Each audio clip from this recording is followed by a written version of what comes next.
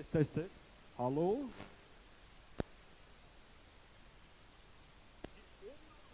Wo muss ich sein?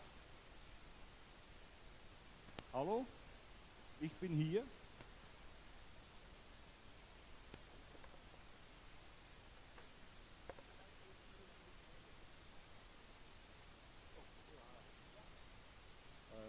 Ja. Hallo, check, check, check. Ich höre mich gut.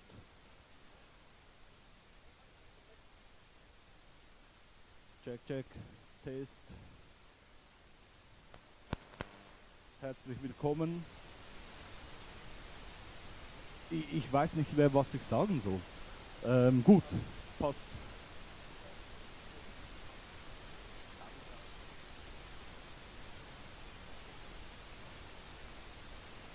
Kann ich die jetzt zur Bühne legen oder soll ich die zur Bühne bringen? Soll ich die eingeschalten lassen?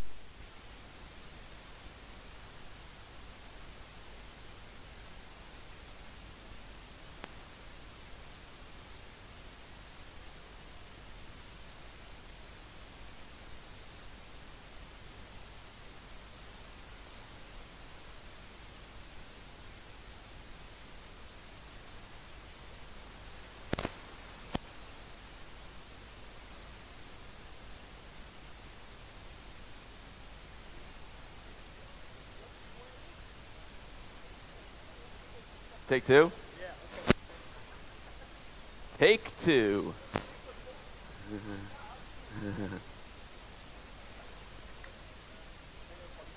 No problem.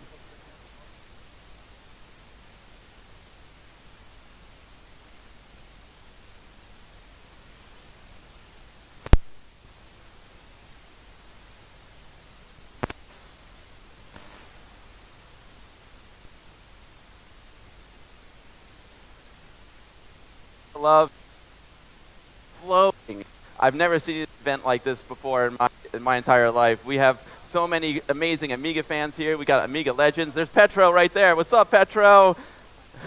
You can say hi to so many amazing folks. I see Dale Luck walking around over there. This is just going to be an amazing, amazing weekend, and I'm so honored to be here with all of you. Look at all of these Amigas, people customizing their Amigas. I've seen some incredible Amiga builds right here. We got a transparent Amiga 1200. We got Amigas hooked up to stereo systems. This is unbelievable. And that's what I love about Amiga, is all of the hobbyists, all the people that modify their Amigas. They put so much love and creativity into their Amigas. It's never been a better time to be an Amiga user.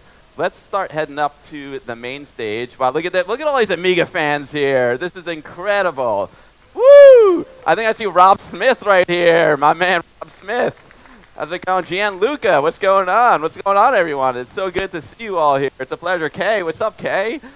Hey, we got Jeff Bruette here. What's up, Jeff? Ron Nicholson, everyone. Ron Nicholson. All right. Woo!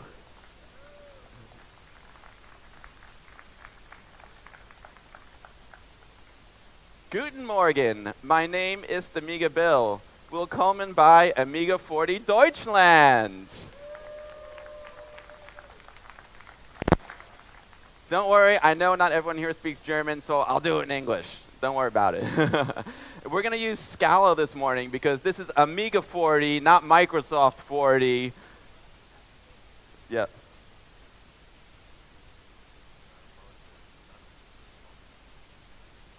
Oh, okay. Okay, sure. Sure. There's still, the Amiga event is so popular, there's still hundreds of people waiting to get in outside. So they want me to kill a little time before we start. I can do a song and a dance. I don't know. Yeah, sing. No, you don't want to hear me sing. You definitely don't want to hear that. But you know, it's really it's an honor to be here. It's a pleasure to be here. I never imagined back in 1988 when I started playing with my Amiga, started the Westchester Amiga user group, that I would 38 years later I'd be here in Germany, giving a talk to amazing Amiga fans, talking to the legends that actually made the machine. It's such an honor. I'm so thankful to be here, and I'm so thankful to be part of this community, and that's what Amiga is all about. The Amiga is an amazing computer, but for me, the Amiga is just all about the community and the people that come here. I've made like the best friends in my life thanks to Amiga, and it's just I'm just so lucky to be here and thankful.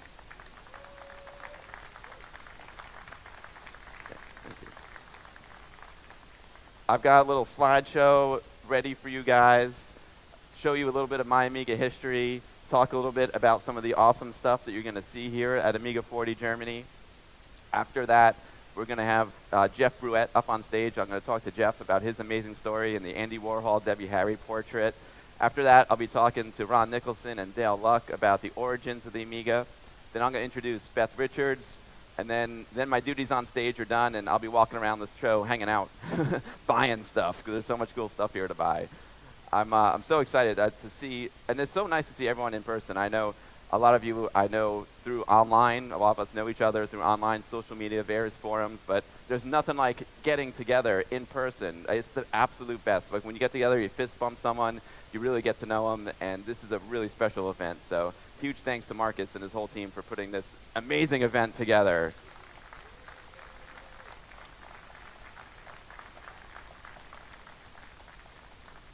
I'm kind of killing time by I'm doing my whole speech already. But we'll wait. I will wait a little bit longer until Marcus gives me the okay. I don't know. There's so many cool things to see here. I don't want to like spotlight too many things because everything here is interesting. But I know just walking around the show yesterday, there's so many cool user groups here. I see we got the Amiga user group of Switzerland here. Love those guys. They're amazing. We got some really cool new Amiga products to check out. I was psyched to see like the Mirari board, and I saw the Home Computer Museum over there. There's so many cool things to see. So many new games. I was grinding it out yesterday on some grind. It was great. There's just I can't believe how many people are involved in doing so many incredible things for the Amiga. The creativity is just like unparalleled. Like all of you all are so talented. I'm just the dude who like talks about stuff, but you guys are the people who actually make the stuff. It's unbelievable. You all give me so much inspiration.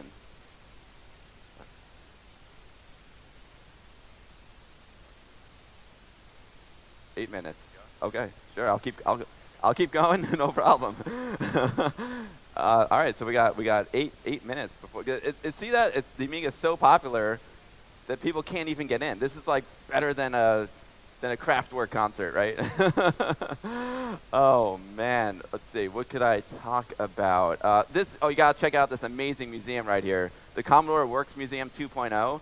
They've got some incredible pieces of history right there. They've got prototype Amiga 1000s. They have Amiga 1000s with the Commodore logo on it before they even put the Amiga logo on it. Incredible.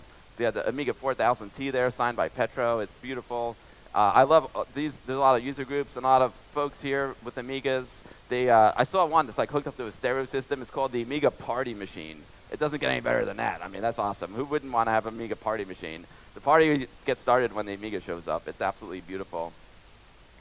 There's a repair corner there, sponsored by Alinea Computer. Our Amigas are getting a little bit old, and they all need a little TLC, just like we do. Get your Amiga recapped, get that Varda out of there. You can head over to the repair corner, get your Amiga repaired. And yeah, there's just so much to do here. It's unbelievable. I can't wait to see all of you. If you see me walking around the show, definitely come introduce yourself. I'd love to talk to all of you because seeing you in person is it's next level. It's so much richer experience than seeing you all online. It's amazing. I mean, this is so cool. Like when I started the Westchester Amiga user group back in 1988, it was great because I had all those friends, and we were in first of all, let's clear it up. It's Westchester, New York, not Westchester, Pennsylvania. There's two Westchesters. It's very confusing, but we're from Westchester County, New York. And then we were isolated. Like I knew all the people in New York and in my little group there. But now, thanks to the power of the internet, like it's brought us all together. Now we're here this is an international event. Like we may be in Germany, but this is an international event. People from all over the world have flown here to come to Amiga 40 Germany, and that is really, really special. I mean, who ever thought 40 years after this machine was launched, there is a line of people trying to get in. They can't even get in. That's how awesome the Amiga is. I got 5 more minutes. Kill time. I'm riffing here. I'm doing my best. I see Trevor Dickinson here. What's up, Trevor? It's so great to see you. I can't wait to see what you got. I love my X5000. It's a beautiful machine. The amount of like passion and love in this community has produced so many unique projects like Trevor's project. So many. Oh, look at that. I see Fred Seda and Lemon Amiga right there. But look at that hat. Look at that hat. Lemon Amiga. Get your fresh squeezed Lemon Amiga goodness at lemonamiga.com. I love that forum. I love all the forums. We're so lucky to have so many great forums. Lemon Amiga, EAB, the Facebook groups, the Reddits. I love whenever I want to see anything wild and crazy, I go to Reddit. That's a wild scene over there. I love the Reddit. I see lots of people documenting the event. I'm so excited about that. I love all the Amiga T-shirts. Oh wow, I can feel the energy. I can feel the Amiga love flowing in the air. All right, still got 4 more minutes. What's up, Chris? I love the bowling ball hat. I love the Commodore football jersey. Awesome, awesome stuff. So, we figured I'd use Scala because Scala is one of the programs that got me started in my career. I love Scala. Like the Amiga was not, everyone thinks of the Amiga for games, right? But it's really just a multimedia powerhouse. And it got so many of us, it launched many of our careers. Many of us creative people, whether you're into video production, film production, whether you're an artist, whether you create art with code and you're a coder, it was the Amiga's creativity that gave us that spark and it changed our lives. Like if it wasn't for the Amiga, I probably wouldn't be where I am today with my career. So it's such an important part of all of our lives.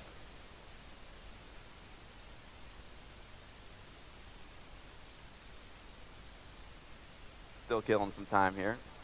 I love that. I love that. It's like a rock concert. People trying to get in. It's just so awesome to see so many of you here in person. I've met so many of you online, and I can't wait to have some beers with you. Who knew? Who knew? Like the largest exhibit of the whole Amiga 40 would be the bar.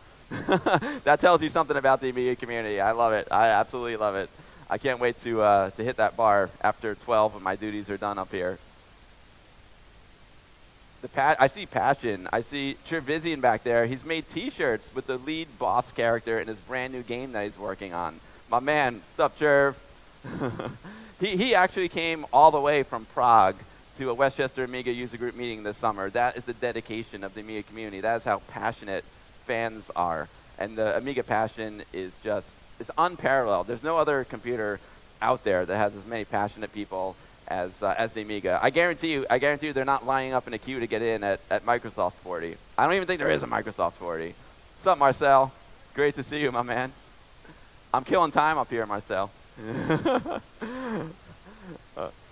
Yeah.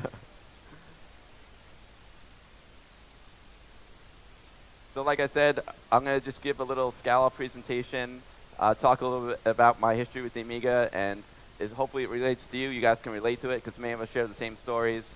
Then Jeff will come up here. He's going to tell an amazing story about the Andy Warhol and Deborah Harry portrait.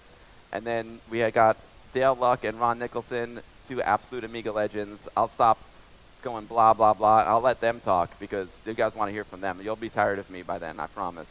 So it's going to be awesome.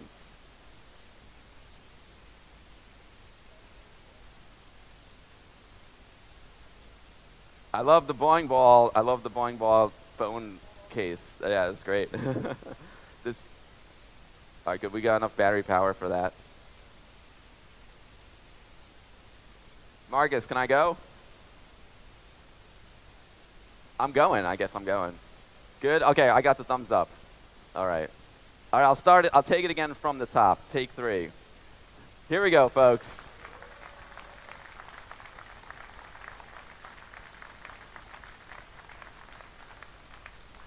Guten Morgen, my name is the Amiga Bill. Willkommen bei Amiga 40 Deutschland. Don't worry, I know not everyone here speaks German, so I'll keep it to English so we can all understand. And we're going to use Scala today because this is Amiga 40, not Microsoft 40. Get that PowerPoint out of here. Scala all the way. And wait until you see the quality of the images. Like, it still looks just as good as anything you'd see on a Windows system. It's amazing. All right, so do you guys want to hear something absolutely unbelievable? It's going to blow your mind. Right now, in New York City, at the Museum of Modern Art, one of the most prestigious museums in the world, the Amiga is front and center. Literally, you come up the escalators, and what do you see? You see Amiga DOS, you see Amiga Workbench, and you see these incredible pieces of art made by the great painter Samia Halaby. Samia uses her Amiga 1000 to create what she calls kinetic paintings. She uses them she programs them in BASIC and C, and they're absolutely gorgeous pieces of work. Samia is amazing, and not only is her artwork at the Museum of Modern Art, but it's also in the Moynihan train terminal, the busiest train station in New York City. It's absolutely mind-blowing. And the Amiga is relevant, not just relevant as a machine that creates modern art, but it's relevant to us because it's what brought us all here today. Speaking of going to Amiga events, I'll never forget it. March of 1990. My parents loaded me into my grandfather's 1977 Cadillac and drove me down to Washington, D.C. for very special events, AMI Expo. Now, I used to go to many different expos, AMI Expo New York, World of Commodore New York, but this one was particularly interesting because Jay Miner, the father of the Amiga, was giving the keynote speech. He gave an amazing talk, and after the speech was over, we saw Jay walking down the hall, and my dad stopped him. He's like, Mr. Miner, can we get a picture? And he was just like, absolutely. Let's get a picture. And he wanted to set up the shot. he wanted to set up the shot with he and I looking at each other as if it was like a business meeting. But I was just like so excited. I was like a deer in headlights. I was just looking at my dad like, whoa, this is J minor. It's amazing. It's amazing. And then Jay started asking me questions. And I told him that I ran an Amiga user group in New York called the Westchester Amiga User Group. And he's like, wait a minute, there's like a 17-year-old kid running an Amiga club in New York? I'm like, yeah, and I told him all about it. And he's like, you know what? This is really, really beautiful because Amiga means friend, and Amiga is all about the people. He had folks from like New Tech and Digital Creations. They all want to talk to him about tech, talk business. And he was just like, hold on, I want to talk to this kid because Amiga is all about the people. And that's the whole theme of this show. That's the exact reason why we're all here today. I mean, sure, I'm super excited to see like all the latest games and hardware and all the cool software that's here, but the real reason why I came all the way here from New York City is to meet with my friends.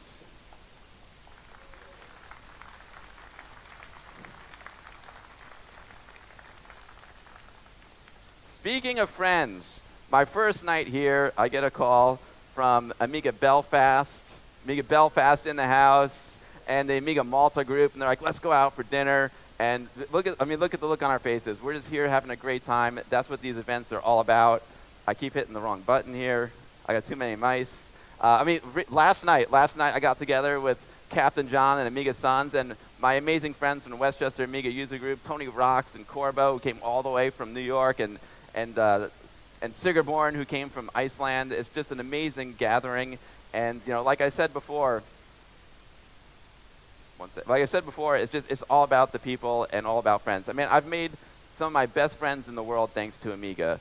When I started the club, I was only like 12 years old when I first joined WOG.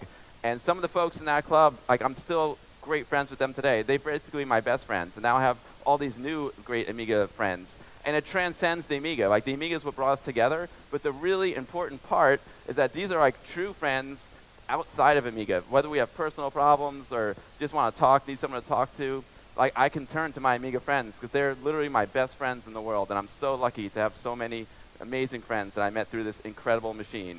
It's a magical machine, and it's all about the people.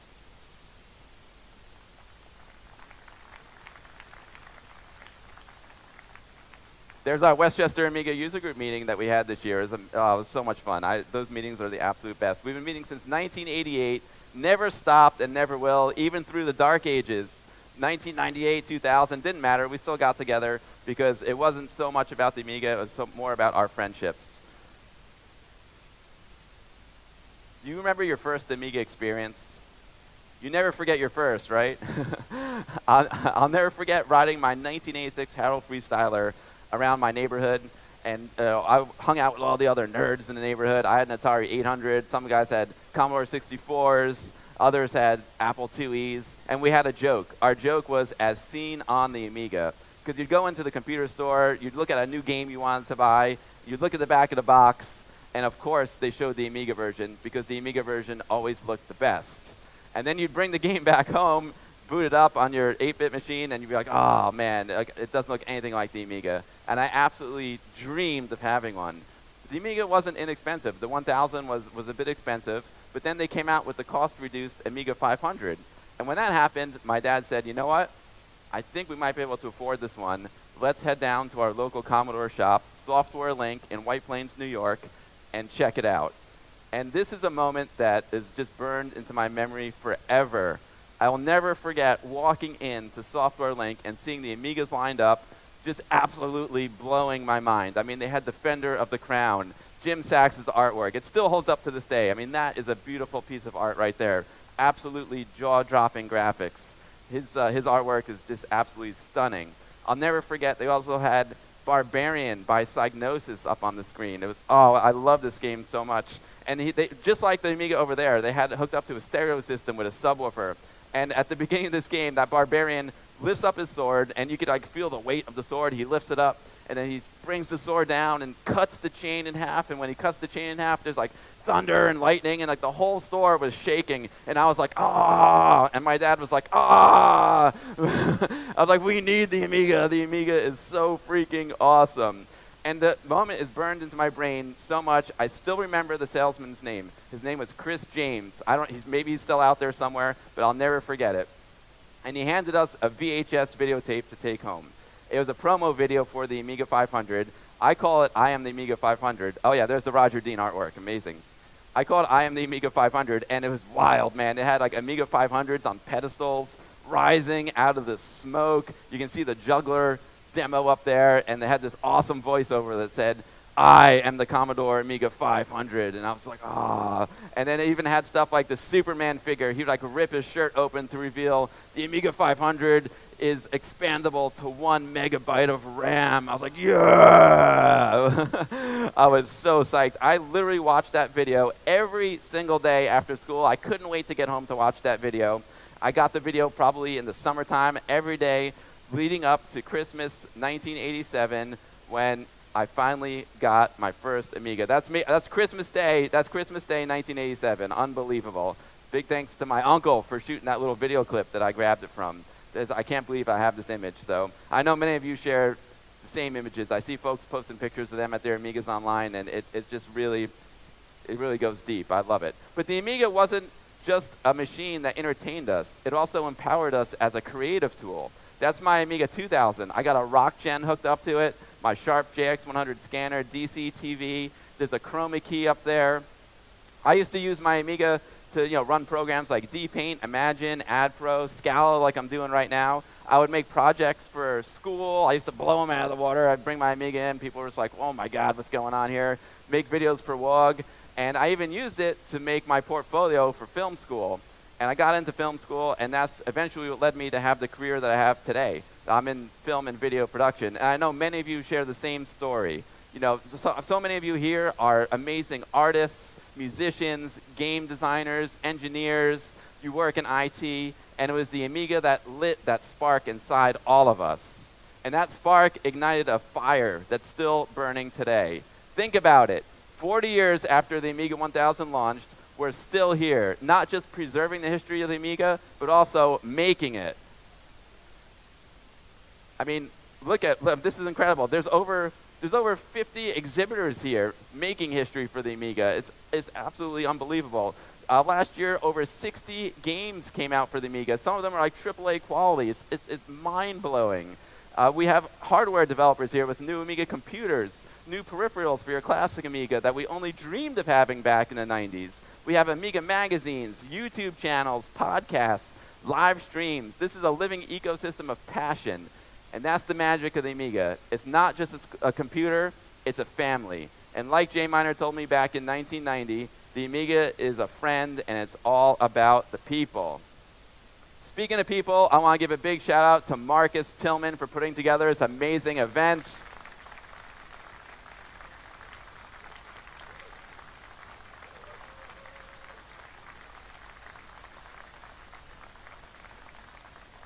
Thank you so much, Marcus, for inviting me and asking me to do this opening talk. I'm humbled and honored. And also his team. Marcus couldn't do it without a team. They're all wearing these red team T-shirts. So if you see him walking around, give him a fist bump, give him a high five. Show them some Amiga love for all their volunteer work and all their hard work. Without them, we wouldn't be here today.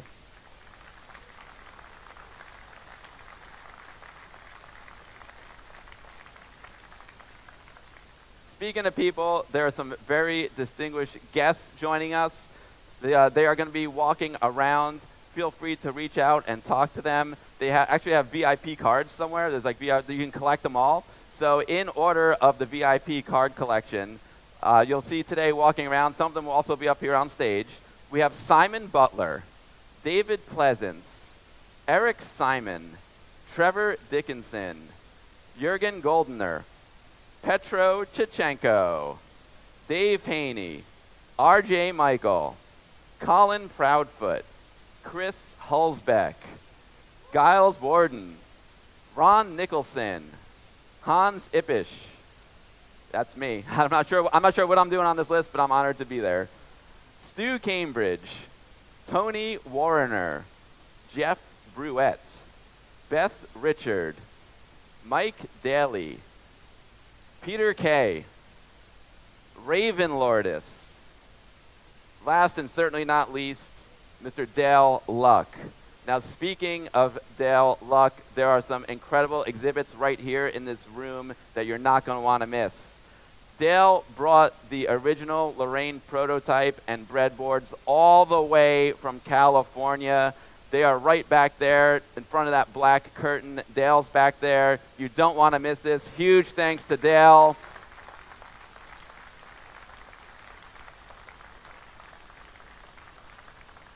This is an amazing effort that Dale brought these boards so far. This is the farthest east that they've ever been. The first, we had, at BCF East, we had the world record for them being the furthest east. Now you guys broke that record, so I'm super, super happy. Dale's going to tell us all about it coming up in a few minutes up here on the stage. And you certainly don't want to miss the Commodore Works Museum 2.0. Marcus gave me a little bit of history behind this museum. There was an old Commodore museum in Braunschweig. I know I'm pronouncing it wrong, but it's the city where they used to produce the Amigas. It was dissolved, and Petro Chechenko and Mario brought most of the exhibits. And now they built a brand new museum called the Commodore Works Museum 2.0. It's right over there. It's absolutely incredible. They've got so many great artifacts. They've got the Amiga MMC, Amiga 500 Ball, Amiga 500 Tiger, Amiga 3000T, the Amiga 3000 UX, the Amiga 3500, and many more. There's that Amiga 1000 I was telling you about with the Commodore logo. I just snapped these shots yesterday when we were setting up. It was awesome.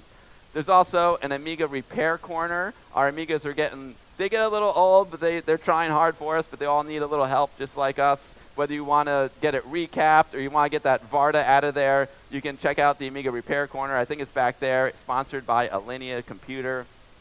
And of course, this wouldn't be possible without all the amazing sponsors to Amiga 40. Huge thank you to all of the sponsors.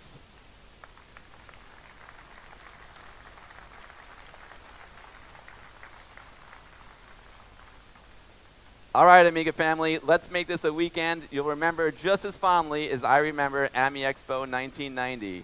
Have an amazing time, and Amiga forever!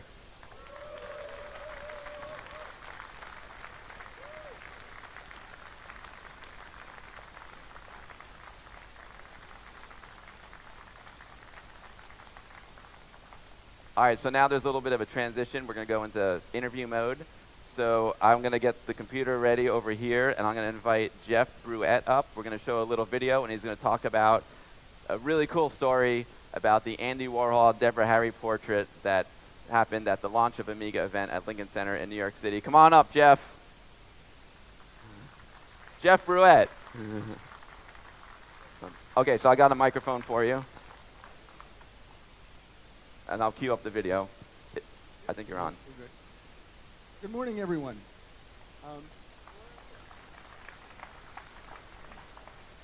Just like Bill said regarding inability to speak German, I don't speak German. I failed it 2 years in a row in high school, so we're going to be going with English. But I'm going to actually begin with a little bit of a story how I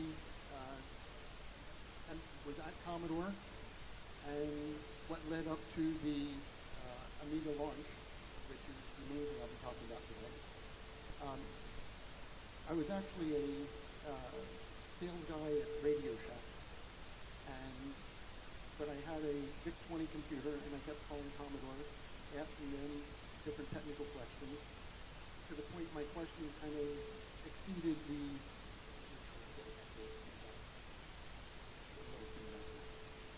Maybe you can stand over here. Okay.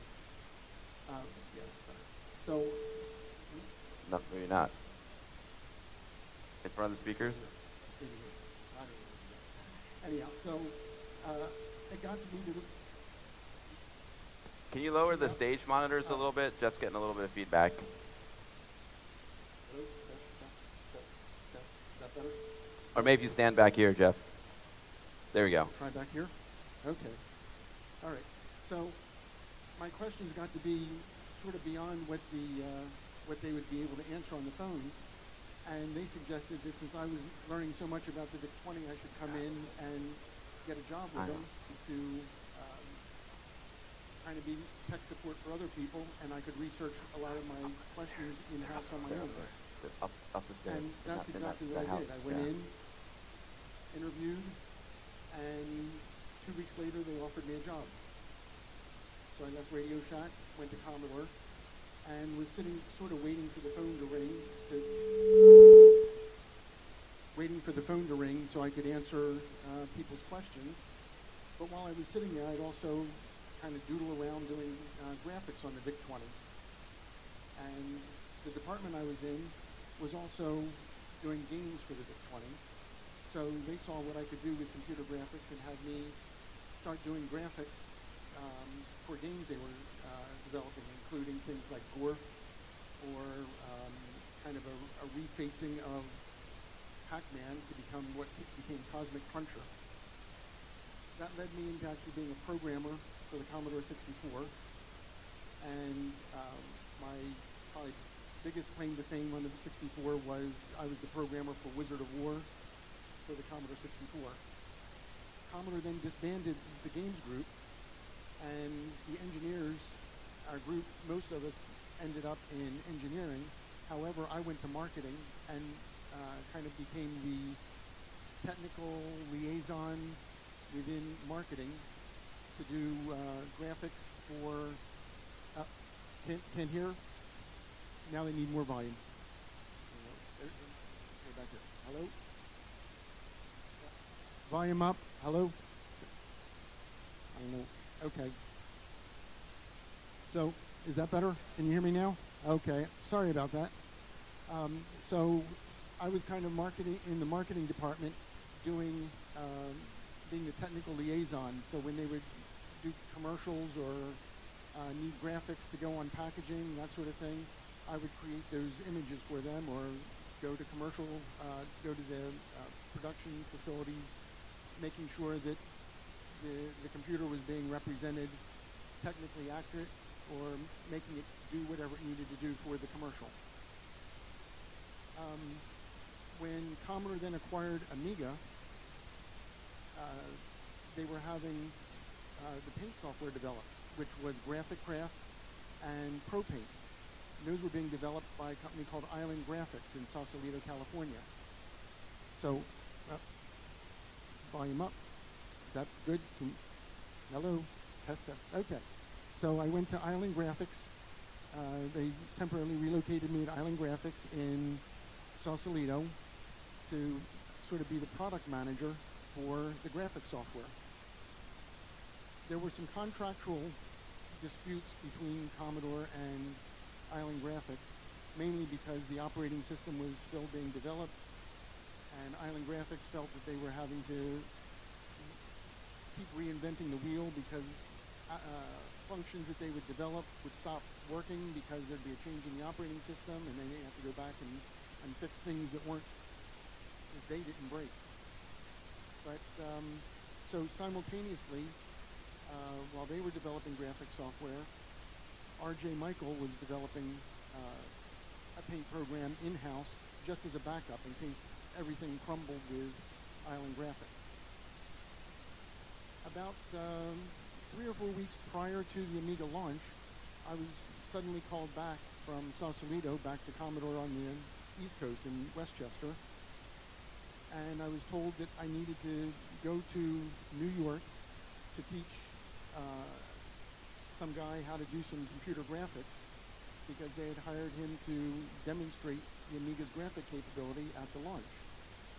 I was kind of frustrated with that. I said, why didn't you just hire somebody that knows how to use a computer? And they said, well, this is Andy Warhol. I had no idea who Andy Warhol was. And, but I was, it was my job, so I packed up my things, and I was talking to one of my coworkers and told him about my frustrations, and he said, well, who is it you're going to teach? I said, his name's Andy Warhol. He was quite enthusiastic. He said, Andy Warhol? I said, yeah, is he somebody special? His response was, he's the guy that did the Campbell soup cans. I interpreted that to mean that this was the guy that designed the labels for the cans on the store shelves. And we didn't discuss it any further. I just took it at face value, and off I went. So I went to Andy's studio in New York and spent several weeks up there working with him, teaching him literally everything from how to turn the computer on to the left and right mouse button and so on. He was very excited about learning. However, it didn't stick with him real well. Even when it came to understanding what program to click to get the paint program to work, we had to rename it Andy, so he would know which program to run, so he would have the paint program. So I was actually, even while I was up there, I didn't realize his fame. I was more excited about the various people that would come by and to visit with him, like at the time, the music group The Cars was popular, and so Rick Ocasek from The Cars stopped by one day. So there was...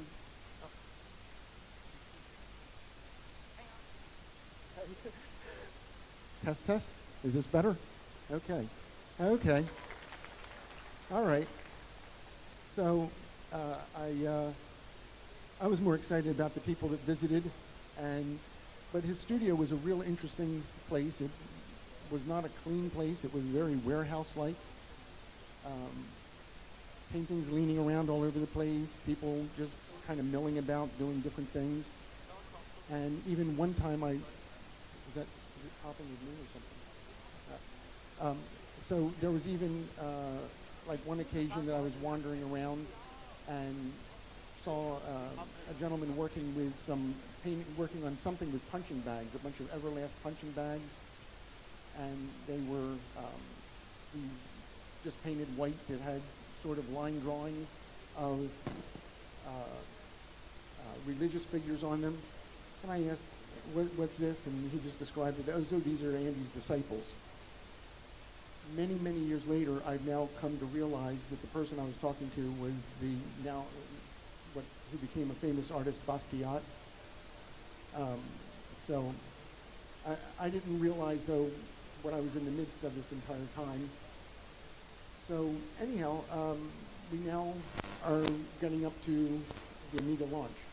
And I think probably this would be a good time to show this video that I prepared that kind of tells the story that people never really realized. Check. I got a question for you. Jeff. Yes. When you showed Andy the Amiga for the first time, I can't help but think about the scene in Star Trek when Scotty picks up the mouse and he goes, "Hello, computer." Was it something like that? I'll be honest. I don't remember. I don't remember what it was like that first time, because for me it was more about I was more focused on the technical aspects as opposed to how this person was reacting to it. It was, I was very much that computer nerd kid. Right. So I was, and particularly being in New York, I was very much out of my element of comfort of,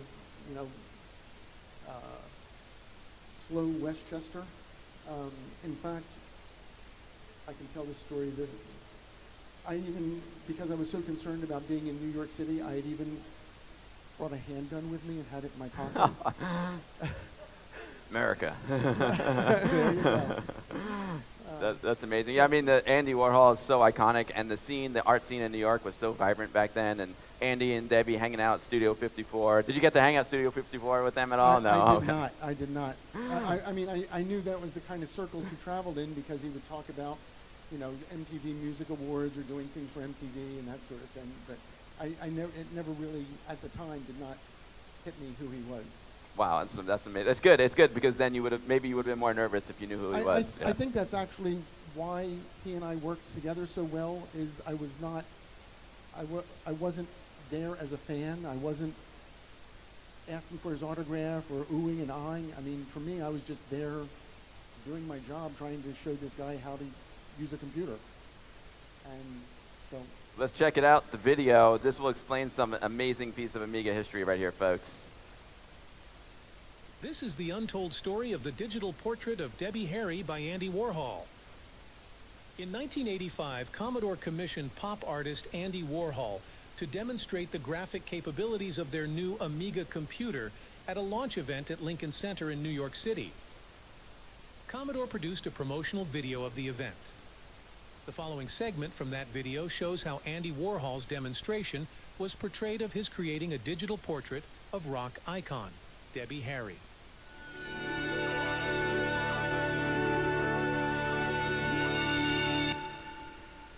Good evening, ladies and gentlemen.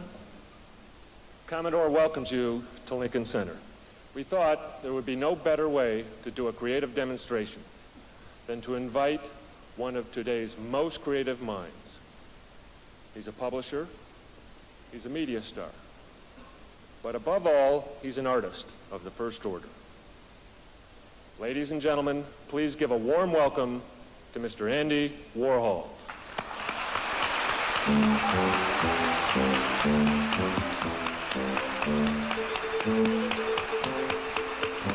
And with him tonight, as a model, is the famous recording star, Miss Deborah Harry.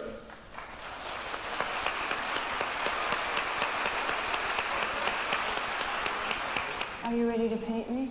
Yeah. Ladies and gentlemen, I'm here tonight to help assist Andy do his first computer portrait using the Amiga computer. First off, Andy is going to take a digital snapshot of Debbie, which is running on this system, and you can see the image up there on that screen. And you just select the image and it comes down. You found it to be very spontaneous, haven't you? Yeah, it's great. It's such a great thing. What more can you say? Well, I can there's say a lot of things. Oh, that looks very good. So now we'll do the hair. So we'll go up to color. Uh-huh. Pick yellow. Andy is selecting from the menu bar, which gives you all the features of the paint system, and he's selecting fill. And this is a slow version of the fill, just so you can see how Andy decides to work. Now this is an instance of a leaky flood fill. Yeah. Well, this is kind of pretty. Mm-hmm. I think I'll keep it. Okay.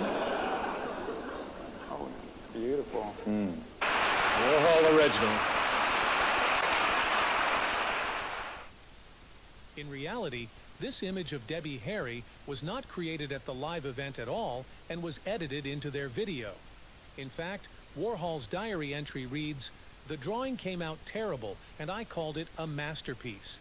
It was a real mess." The live event image actually looked like this. The Debbie Harry portrait that was used in the video had been created earlier in the day during a dress rehearsal for the event. Luckily, select members of the press were on hand for the rehearsal and video recorded Warhol as he created the famous Debbie Harry digital portrait. Here's a lifetime model.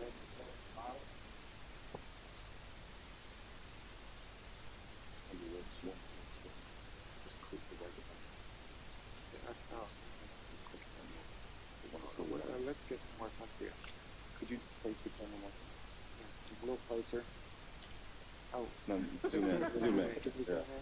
Technology is Yeah, wonderful. zoom in. Yeah, zoom in. Oh yeah, that's great. Okay.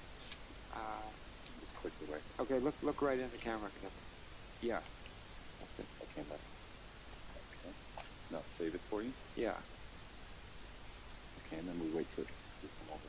Now what's going on is this image is being saved in that machine over there, which has the digitizer software, and we'll bring that disk over here so that Andy can then put his own personal touch in using the Graphicraft Paint program, which is the artist program that comes with the system.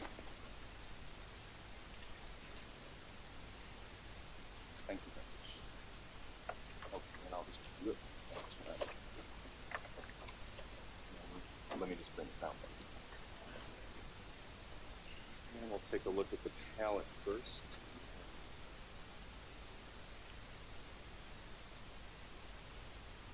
And then we're just getting the file off the disk, which is the image of Debbie that was just taken.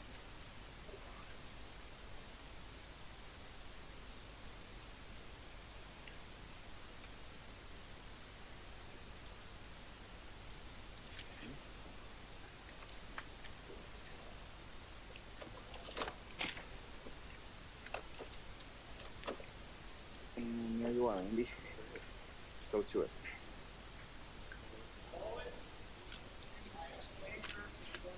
Oh yeah, I'm choosing the color for the hair, and the shape of the brush I want, or the line I want. And so I take the the color and the left button. Using the left button. It's really incredible how much the images that Andy's done on the computer relate to his previous work in doing silk screens and things. There really is a direct relationship in the appearance of the images. I think it's really natural for his work.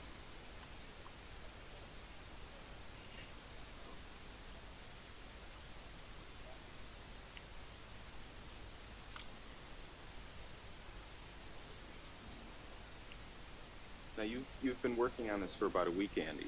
Yeah. You feel it's pretty easy to learn? Oh yeah, it's well, it's the only one I've ever wanted to work on. It's really easy.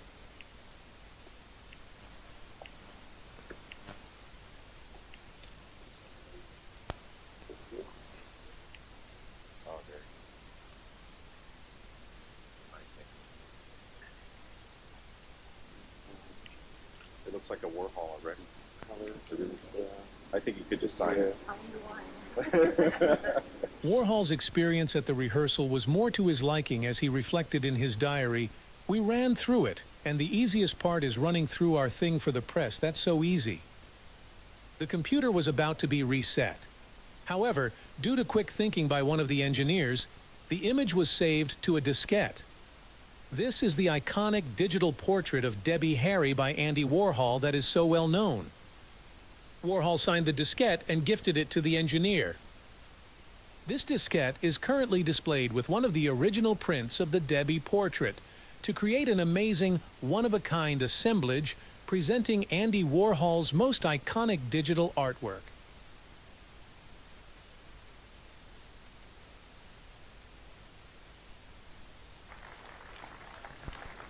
Hello. Okay. So, as you can see, what was been known for so many years and thought to be created at the Amiga launch event actually was not. And I've known this because I'm the engineer that's referenced in this. And Whatever possessed you to save it. That's an amazing, amazing moment in time there. And it was all coincidental. In fact, the reason I saved it was not because it was Andy Warhol, but because it was Debbie Harry. And I thought that Andy would want to have this portrait that he had done of Debbie Harry. That's why I took the disc out, saved it, hunted him down and said, Andy, here's the disc of Debbie. And he said, you can have it. And for whatever reason, I can't tell you why, but for the first time I said, oh, will you sign it? And he signed the diskette, handed it back to me and said, here, it's yours. So I had it for all of these years. But then when we were editing the video and got to the part where it was supposed to be Andy, they had nothing but a bad image. And so I suggested I diskette that I saved from the rehearsal. Maybe that would be better. And I showed the editor what we had. And he said, oh, absolutely. But how are we going to make it look like he's drawing something? Because it's obviously a static image. So I actually unfilled the hair, and he recorded as I pretended to do the fills. That's why the image that you see in the launch video being filled is different slightly from the image that Andy's filling, because he had filled two areas, a black area and a white area, with the yellow hair. But when I unfilled it, of course, all the yellow went to black. So when I filled it again, it went yellow.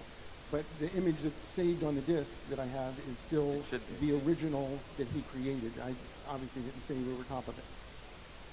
So that's the video that has become so well known. And another.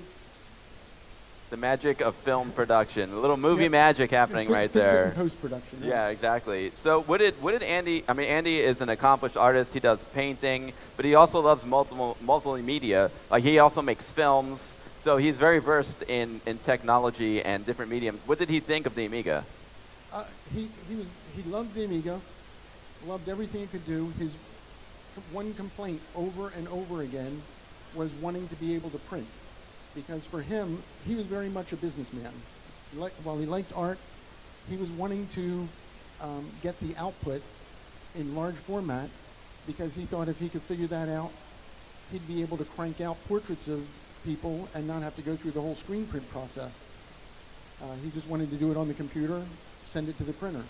But there were no printers really available at that time. In fact, the prints that were made of Debbie Harry's image, there was a contractual limit. Commodore could only print 3 copies. And we found a company that did prints of things like billboards and such, where they used a special printer, a drum-based printer that printed the 3 copies. And I'm happy to say, some years later, the director of marketing was kind enough to gift me one of those prints. So I have the print along with the diskette. But his thing was about printing, not. But he just really enjoyed what he could get on the screen. And he did use the Amiga also for a show he was doing for MTV called Andy Warhol's 15 Minutes. And he invited me back to his studio to help him do graphics for that. So if anybody ever sees the pilot episode of Andy Warhol's 15 Minutes, you'll see Amiga graphics throughout that, title graphics and so on, and some special effects that are done in there. That's amazing, Jeff. I want to show one more of your videos. You've got another video here, and it's just an interesting concept how Andy Warhol wanted to print the images. I found that interesting because the artist I talked about in the opening, Samia Halaby, she said that the Amiga is the art. So she programmed the Amiga, and it's like the Amiga is actually making the art, so the Amiga is part of the art. So when she exhibits it, she wants to have her Amiga 1000 there, because she's like, I just give the Amiga commands, and it is the one that's actually making the art, not me. So it's an interesting contrast. Right. This next video that Bill's going to be showing, I was asked to come to help Andy when he did the interview for Amiga World Magazine. You may have seen it. The cover is like a digital photograph of Andy, mostly purple. I think it's one of the first Amiga World. Yeah, it's one of the most iconic covers of Amiga World Magazine ever. And so I was kind of lucky enough a few years ago to get the actual photographs that were taken throughout that day, and I also had the digital images that were created throughout that day. So this little video is going to show some of those images and the photographs of him working in the studio.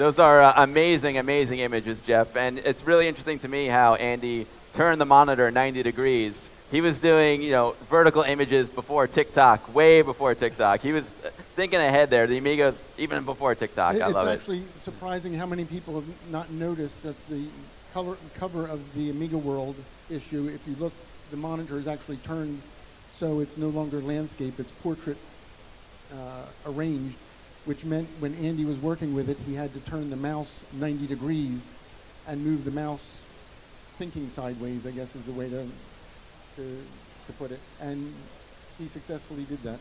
Well, unfortunately, we're almost out of time with Jeff, but if anyone has any questions, feel free to reach out. If you don't have them now, Jeff will be walking around the show, and he'll be happy to answer any questions that you have. Any questions for Jeff? Yes, Trevor.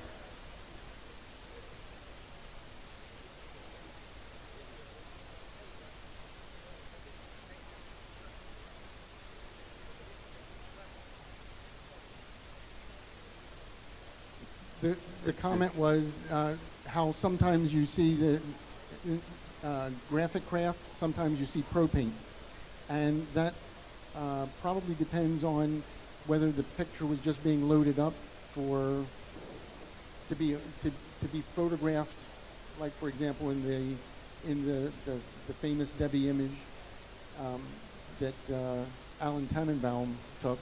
That's kind of the one that goes around with Debbie leaning on the monitor, and so that was loaded back up just for that purpose. And I actually do want to mention, this segment was supposed to be both myself and R.J. Michael, and I kind of stole the whole segment here from him. And so, but R.J. is here, and he's going to be, I don't know whether he's going to be stationed at a table, but he will be doing meet and greets throughout the day. Definitely wanting to see people and say hi to people. I saw him back there somewhere a few minutes ago. I don't see him now. But RJ is here and is looking to meet with people. Jeff, thank you. Oh, one more quick question. Yeah.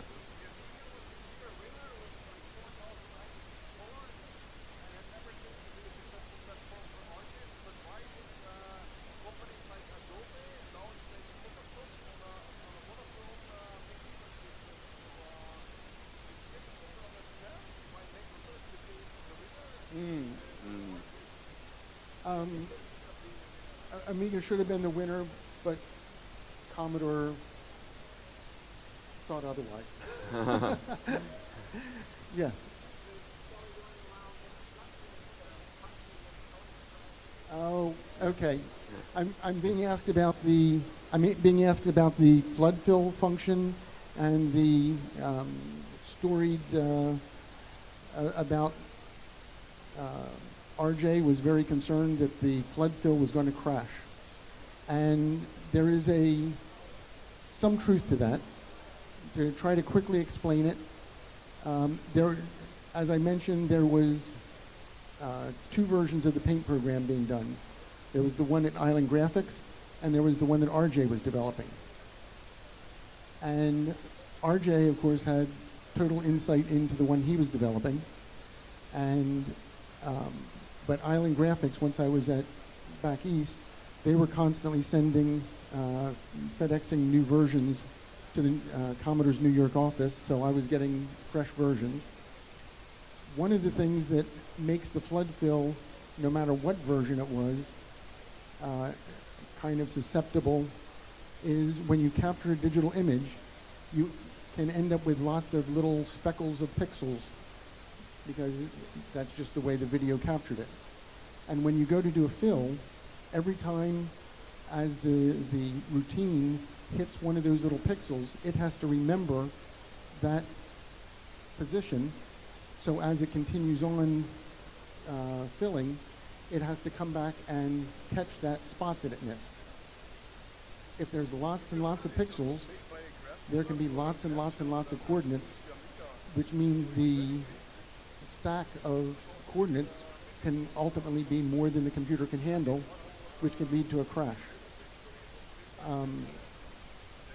I know that I was confident with what we were using from Island Graphics. And so I think RJ was just particularly concerned about that possibility, not knowing if that could be a problem when the image was grabbed. But once you had the image grabbed that didn't have lots of those speckles, it was kind of clear sailing. Jeff, thank you so much for sharing your incredible story. It was an absolute pleasure. Thank you for making the launch of Amiga Video even better. Yeah, and I want to thank everybody for even caring about this, because I hadn't really kind of been on the Amiga circuit, I guess you might want to say, because to me this was just a story where so many of you are into the hardware, the updates, the new development software, and I just guess I didn't really think anybody cared about the once upon a time story. So that's why this story really hasn't been out there for years and years and circulating until just the past couple years. Well, I'm so glad that you found your tribe, Jeff. Thank you, everyone.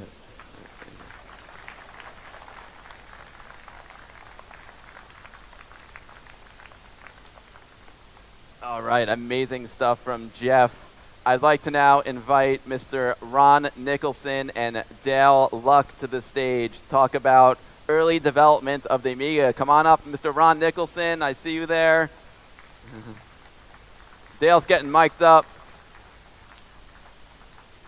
Ron Nicholson, everyone. Come on up, Dale. All right, it's great to see a crowd like this. It's amazing, right? It's absolutely amazing to see so many people here. Well, welcome, guys. It's an absolute pleasure and honor to have you here. The folks have heard enough from me. They really want to hear from you guys. We're so lucky that you guys made the trip all the way out from the States. Thank you so much. So why don't we start with Ron. I know you have a very unique Amiga story. Your name is inscribed in the case of the Amiga 1000 and also the Mac. Can you tell us a little bit about that? Actually, I was the one who told Jay Miner that Steve Jobs asked us to sign a piece of paper that might show up at the inside of the case at the Mac. And when I told Jay Miner, he says, well, we can't let only Apple do that. We're going to do that as well. Good, Jay. All right, Jay. That's right. So the story about how I met Jay is actually, you know, Steve Jobs doesn't like mediocrity. You know, he only appreciates really good engineering.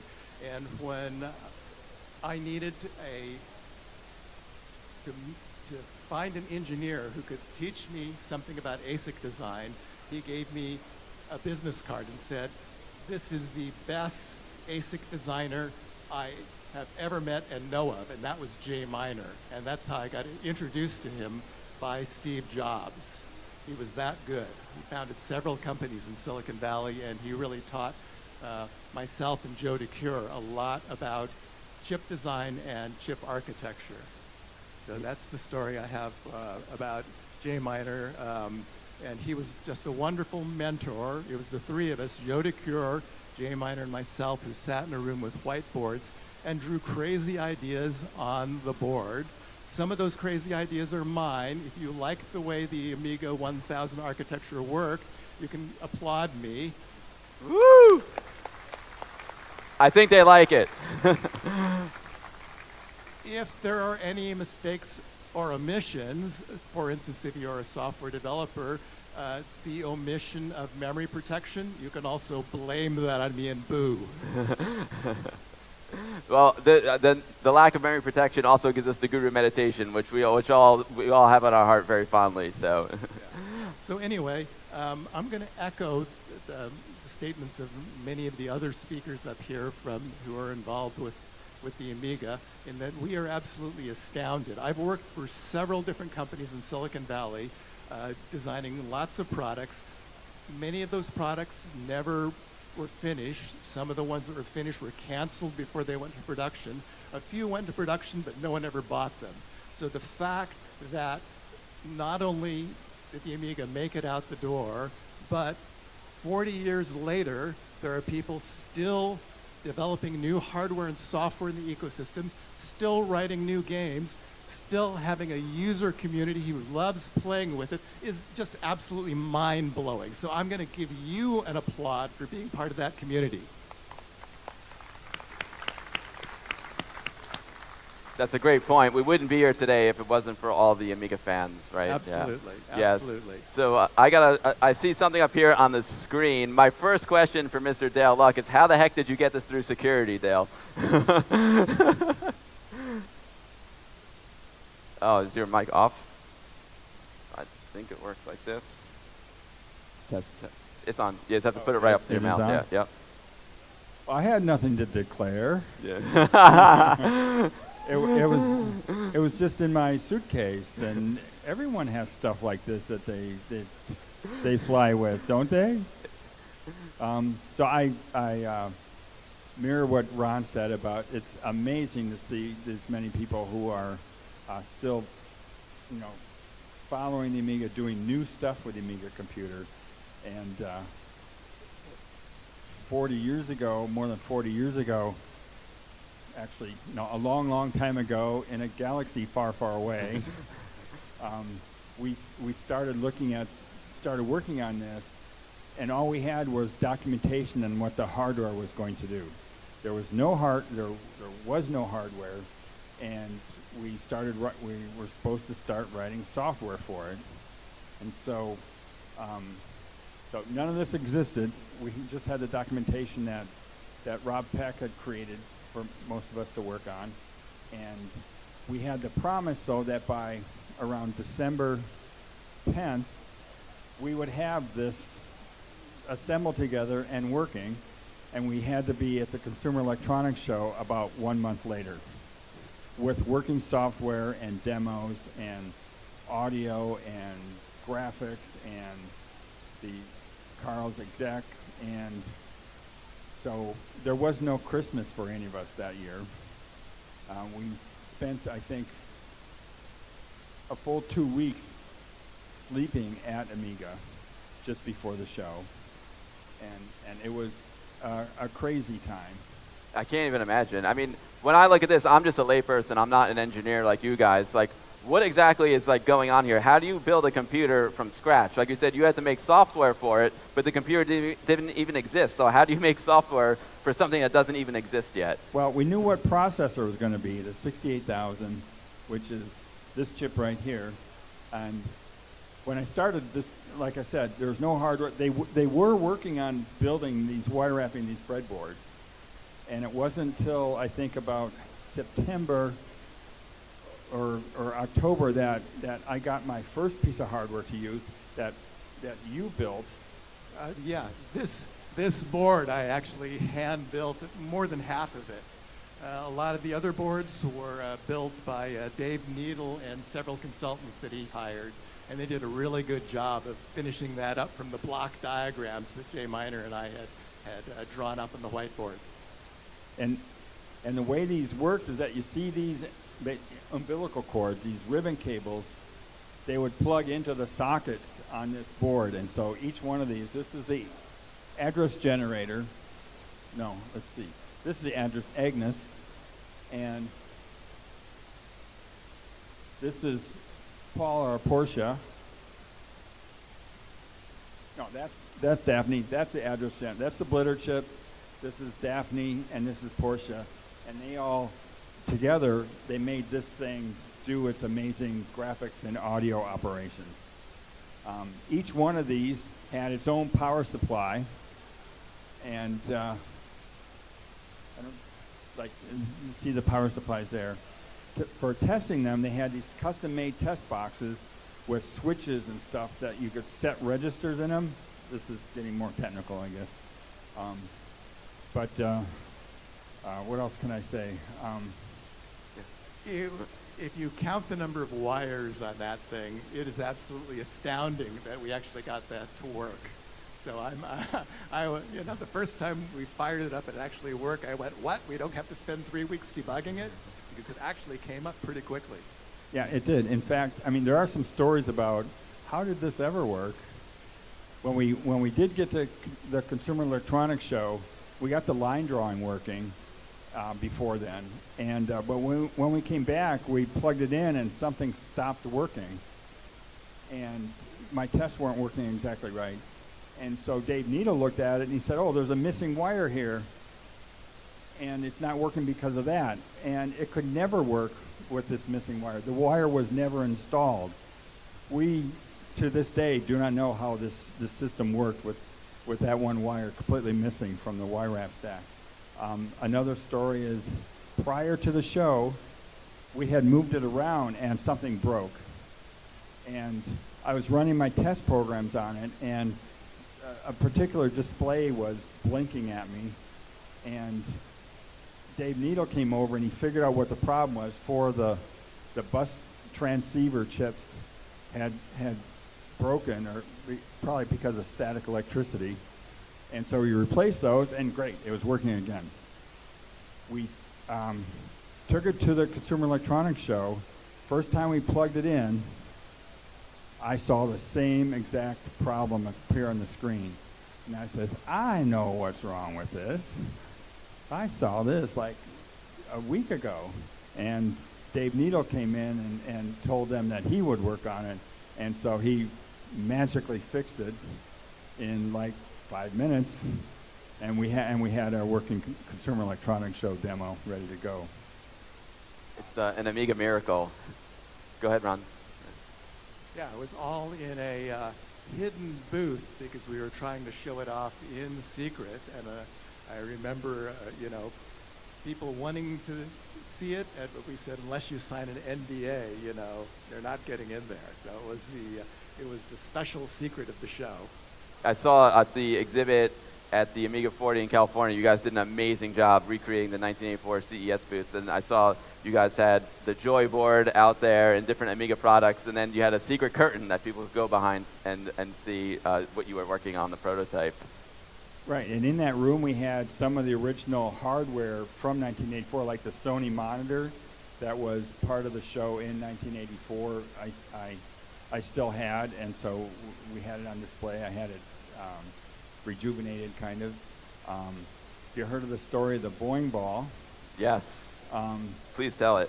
So Sam Dicker originally wrote this fantastic demo, which is this big spinning ball, which we don't have it anymore. We're going to try to recreate it sometime. And it was a ball that was fully the size of the screen, and it spun using color map animation. And me knowing how the play fields worked and the color palette worked, and also being a physics guy back in high school and college, I thought I would like to make that guy bounce. And so I shrunk the ball. So during the course of a week or so before the Consumer Electronics Show, I started actually working on that. And I got a chance to continue working on it on the night before the last day of the show.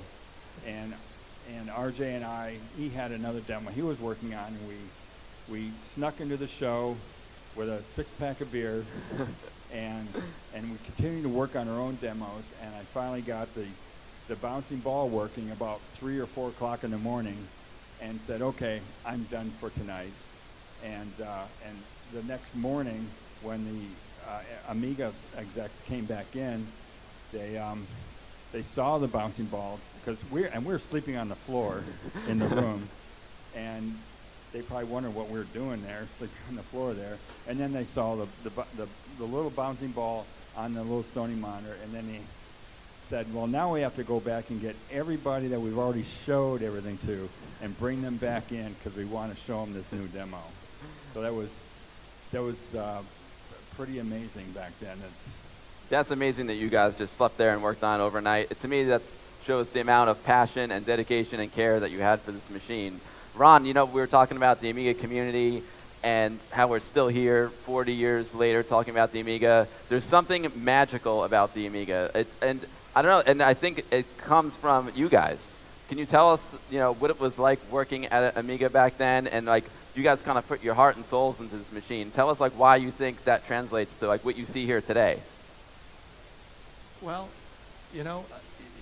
I'd actually have to say a lot of it is we made some really lucky guesses and the lucky guesses turned out surprisingly really well.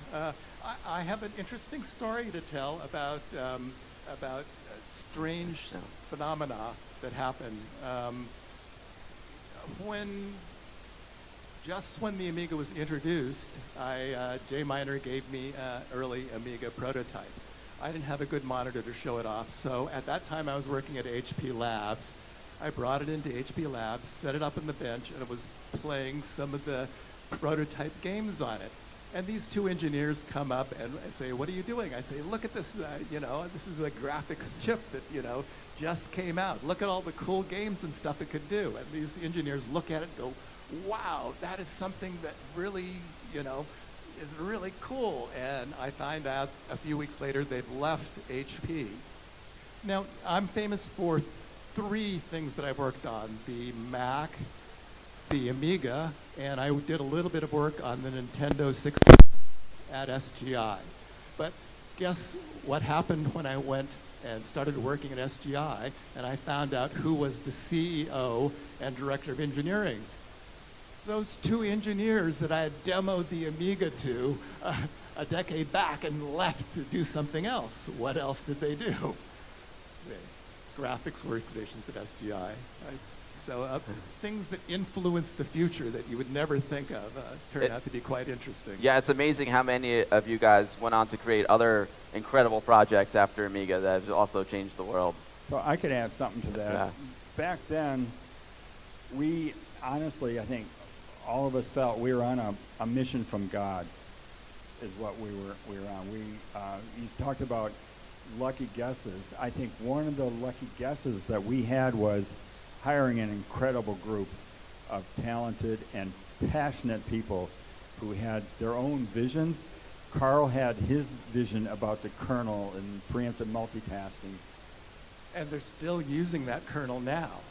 Yes, absolutely. And I'd been working at Hewlett-Packard for 4 years on graphics, and so I had a vision of what we could do with graphics, and Sam Dicker had a vision of what he could do with audio, and so there was this, and RJ had his vision about glitter objects and what animation we could do, and eventually bringing out the intuition. So I think it was really, it's the people.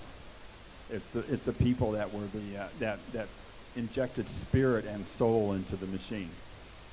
You can really feel that today, and that's why we're all here together right now. And like I said before, like, you guys made something that has changed so many of our lives. Like, so many of us went into the career that we have now thanks to the machine that you guys created. So it's very, very, very magical.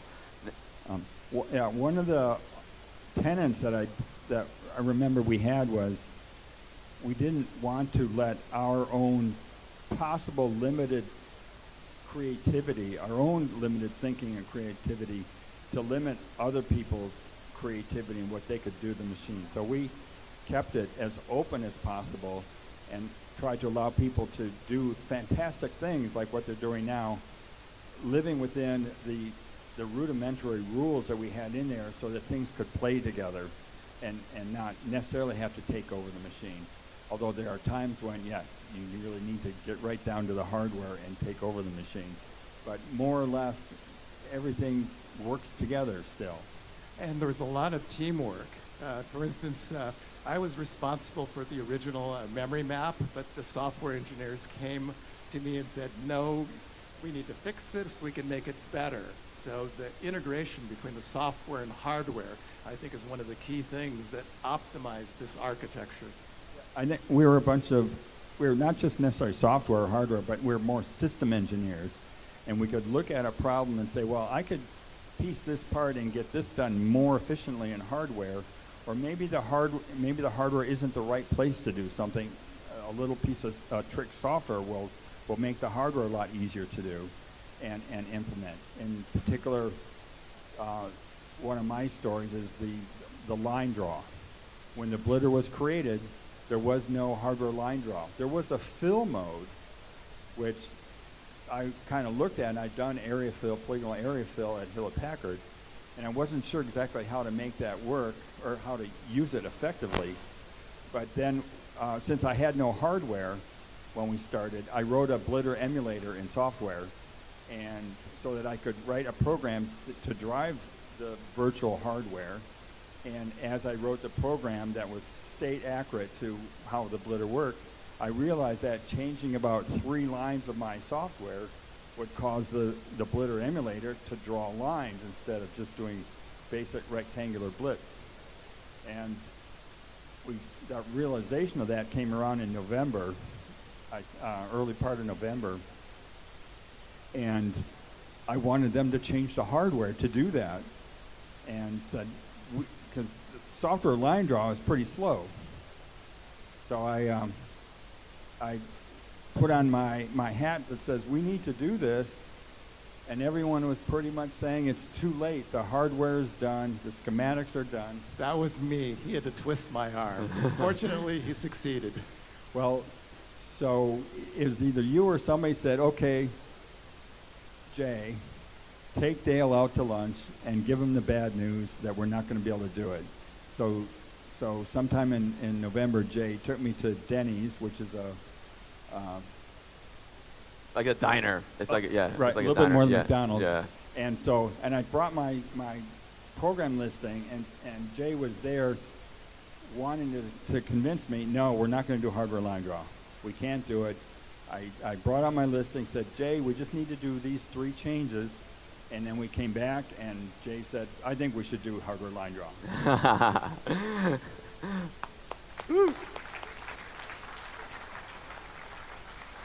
Don't take no for an answer. Just when you believe in something in your heart, you just got to go for it, right? Oh, yeah, when you got a good idea. Yeah, when you have the good idea. Champion it. When you believe in the idea, you go with it. Now, we were talking about the bowling ball. I never realized that bowling ball had different iterations, how at first it didn't spin, it didn't move. But one of the most iconic parts of the bowling ball is the sound, that bong sound. Can you tell us a little bit about the bowling sound, guys? Okay, so that's another story. So after the Consumer Electronics Show, we came back. We wanted to make it better. One of the things I was really missing was a sound when it bounced, and there was a lot of different sounds that were tested that Sam was creating that were more like arcade sounds, and they sounded like boink, boink, boink, and ding, ding, and none of those seemed to work for me. So Sam used his Apple II with a digitizer, and we started hitting things in the office and to see if that would be the right sound. Eventually, we had these, Bob Pariseau took one of these foam bats that we had used for settling arguments at work, and went outside and behind a big roll-up garage door, steel garage door, and he banged on it. He banged on the garage door, and I thought, boom, that sounds like the right sound. So Sam digitized that, and then that's where the bouncing ball sound came from. Amazing. Oh, that's just amazing. I love all these stories. Ron, do you have any, unfortunately, the time is so tight with these talks, but do you have any favorite memories working at Amiga? Anything that really means something to you internally? Anything you'd like to share with the audience that you think they'd like to hear? Well, Dale already said it was an excellent team of engineers, system engineers, software, hardware, documentation, the people, the technicians doing the wire wrapping. It just all came together. Again, given the number of wires there and stuff like that, it's pretty much an amazing effort that we accomplished this, and we couldn't have done that without the great team of people that Jay and Bob Pariseau and Dave Morse put together. Yeah, completely agree. It was a team. It was like a family.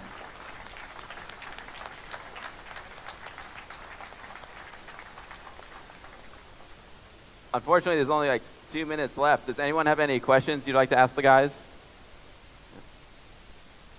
So the prototype, there are stories that you also used this computer from Sage computer technology for getting to port the Tripos operating system. Was that just in the early days, or that to get the operating system up and running, that there was also computer used, third-party computer from Sage computer technology. Right. The Sage was used. It was running a Unix, Idris Unix-like operating system, and Tripos was not part of the concept at that time. Tripos didn't come around till after Commodore bought Amiga, but we were basically Carl was working on there was no disk floppy system or file system that was being worked on at the time.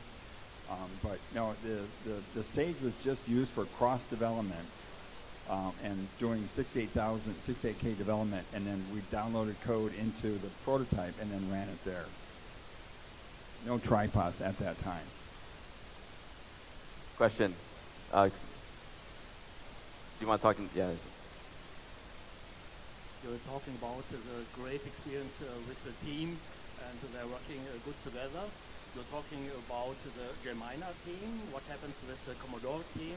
Is this a mixed team at this time? Yeah, this is all done.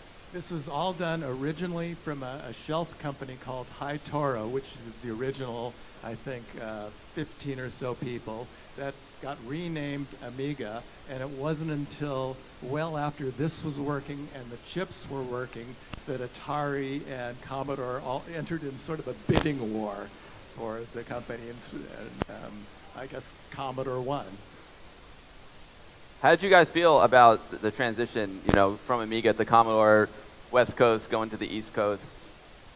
Well, this badge is actually wrong. It says I worked for Commodore. They gave it to me. I actually left before the Commodore purchase, so Dell will have to answer that.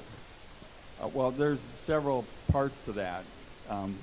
When Commodore first, when we first merged with Commodore, which was about between August and October of 1984, there were mixed emotions that we weren't able to complete the Amiga on our own, but we were also happy that we would continue to get paychecks, and all the work that we had been doing would not be lost, and in particular, it would not get disassembled at Atari and just pieces pulled out for whatever they were going to do.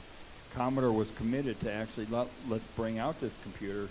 Commodore needed something after the C64, and so I feel that what they were thinking is that they were rescuing Amiga, but at that time Commodore wasn't doing that well either. There was the bottom was falling out of the personal computer market, and I actually had a T-shirt I was wearing that was the Commodore Rescue Team was my T-shirt, or my take on it. So I think it was. I think both camps, Commodore and Amiga, knew that there was something that was synergistic, that we could work on this together, and Commodore allowed us to go from the 5 1/4 inch floppy drive to a 3 1/2 inch, go from a HLS color palette to an RGB color palette. So they also allowed us to each get our own 2 computer instead of 4 guys sharing a Sage. And so Commodore, there would be no Amiga, especially as you have it now, without Commodore entering the picture. It worked out to be a great partnership. But I have to say that when I heard that Commodore had purchased the Amiga and brought it out, it was mixed emotions, because Commodore essentially funded them so they could finish the product and bring it to market. But I did not have a good impression of how well Commodore was, how well they ran the company, and that turned out to be the major issue. But even though Commodore essentially destroyed the project, guess who kept it alive? You guys. Yes, absolutely. There's something I like to say. I say Commodore failed, but Amiga survived. Amiga definitely didn't fail. Do you have one more question? Then we have to move on to our next guest. Yeah. So it's amazing how you guys could manage a team of clever software and hardware engineers. Today they try to reinvent project management methodology like Agile, Scrum. Can you explain a bit how this team was managed? Was there actually a project manager?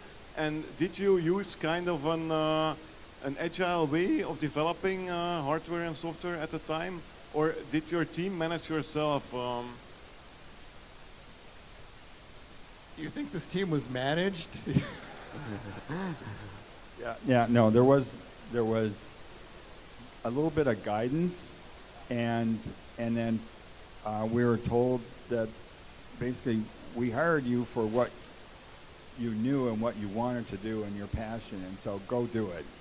And these are the people you'll work with, and everyone had the same philosophy. All the hardware people I worked with and the other software people I worked with, they're all wonderful, talented, and caring individuals, and so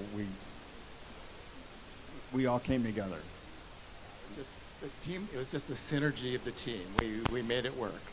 Dale stated it very well. Amazing. Thank you guys so very much. We appreciate your time. It's an honor to have you here. Thank you both so very much. Thank you to all of you. If you guys have more questions for Dale and Ron, you can see the breadboards back there by the black curtain. They'll be happy to answer any questions. Oh yeah, these breadboards I brought from California. They're all in the table back there. And if you see me, hopefully I've answered most of those questions now about what they are. And so I'll see you soon. Thank you guys so much. It was a pleasure. Thank you. Thank you. Thank you. All right, my time up here is about over, folks. I appreciate all of your attention. It's just been an honor to be asked to speak here today. The last thing I'm going to do is introduce our next presenter. I'll be walking around the show, hanging out. I'd love to meet all of you in person. So without further ado, you're going to set up your laptop. Great. Let me just look real quick here. Where is Beth?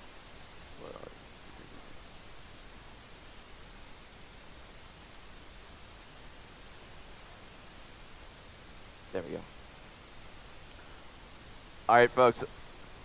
Without further ado, I'd like to introduce Beth Richard. Beth Richard worked as an engineer for Commodore from 1991 to 1994 and was the co-designer of the Grace chip and the CD-TV CR that used it, the MPEG 4000 prototype, which was the reference design for the CD32 full motion video cartridge, one of the 4 designers of the Akiko chip in the CD32, and the lead designer of the CD1200 prototype. I'd like to welcome Beth Richard.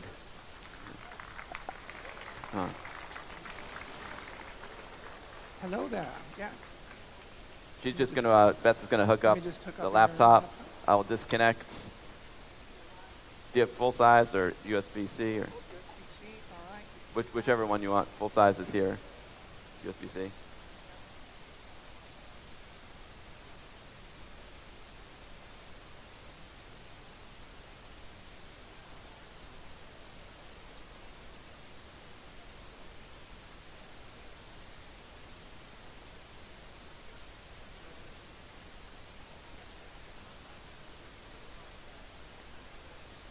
I'll move mine out of the way.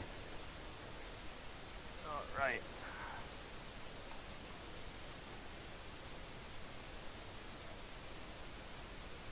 Stop moving them out.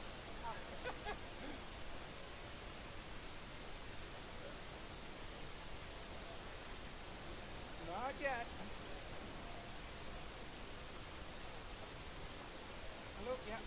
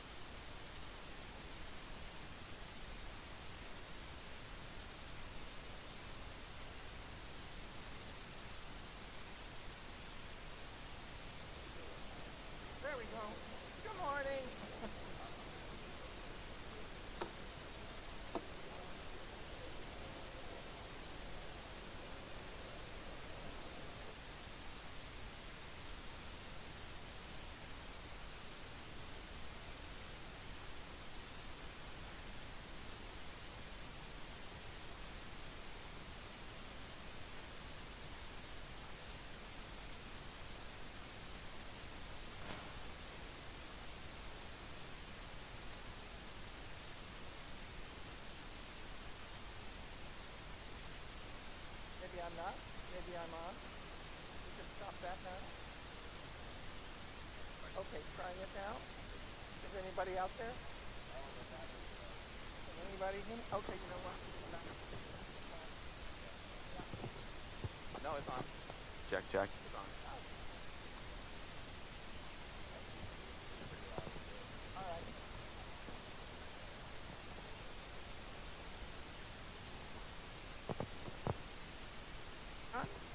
I think I am on. There you are, you're on. I am on. Everybody, welcome to the Amiga 40th anniversary. It's amazing to be here. I was seeing people here from the early days. I am from the ending days of Commodore. So I was there. Okay, is that better? Can we maybe hear it all? I gotta have a little bit more projection, maybe. Okay, so here we go. So I've been seeing the people here from the early days. I was at the ending days. I arrived in 1991. We were just doing some projects involving CDs. It was the first time that Commodore had gotten into that market, and it was something really fascinating to do. I was there for the time of the CD32. I was one of the 4 design engineers on Akiko. And one of the things that's unique to the CD32 and the Akiko is the chunky to planar converter. So in the chunky to planar converter, because it's unique to that, a lot of people don't understand what it does. I have the mouse. I have the mouse. So I've heard things like it is a graphics processing unit. It is a 2-axis shift register or a game accelerator. Or maybe it's a graphics format converter. Or maybe it's a 3D graphics processor. Or maybe it's a bitwise array processor. Or maybe it's a little bit more down. Yeah, a little bit more down. Or maybe it's, where did I leave off? Graphics accelerator. Here, how about that? Is that a little closer? Okay, very good, thank you.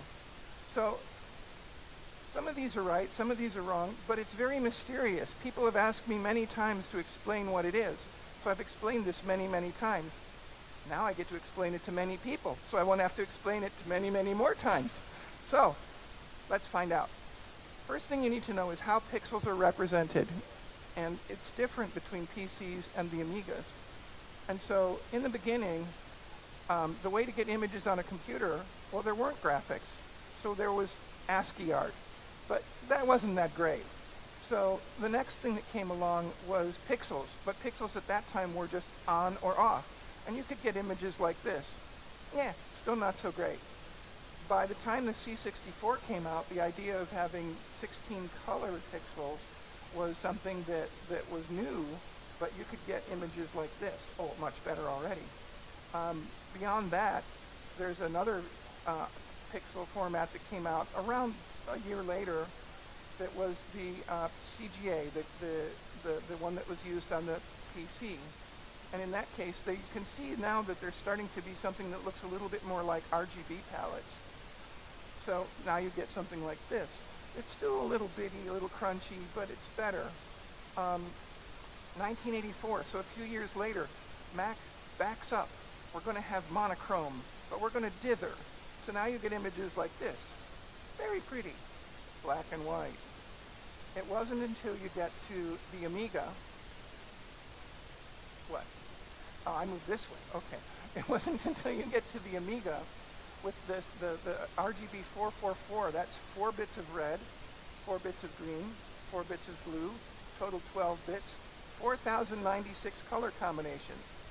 Yeah, there's not enough memory for that, so they broke it up into a 32 entry palette with 5 bits.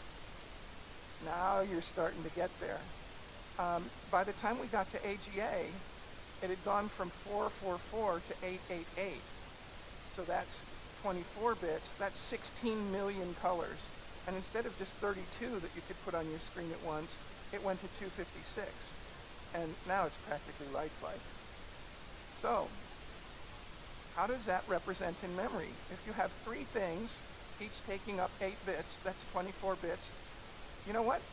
Processors like to work on the registers and data that is the size of the data bus, which is 32 bits.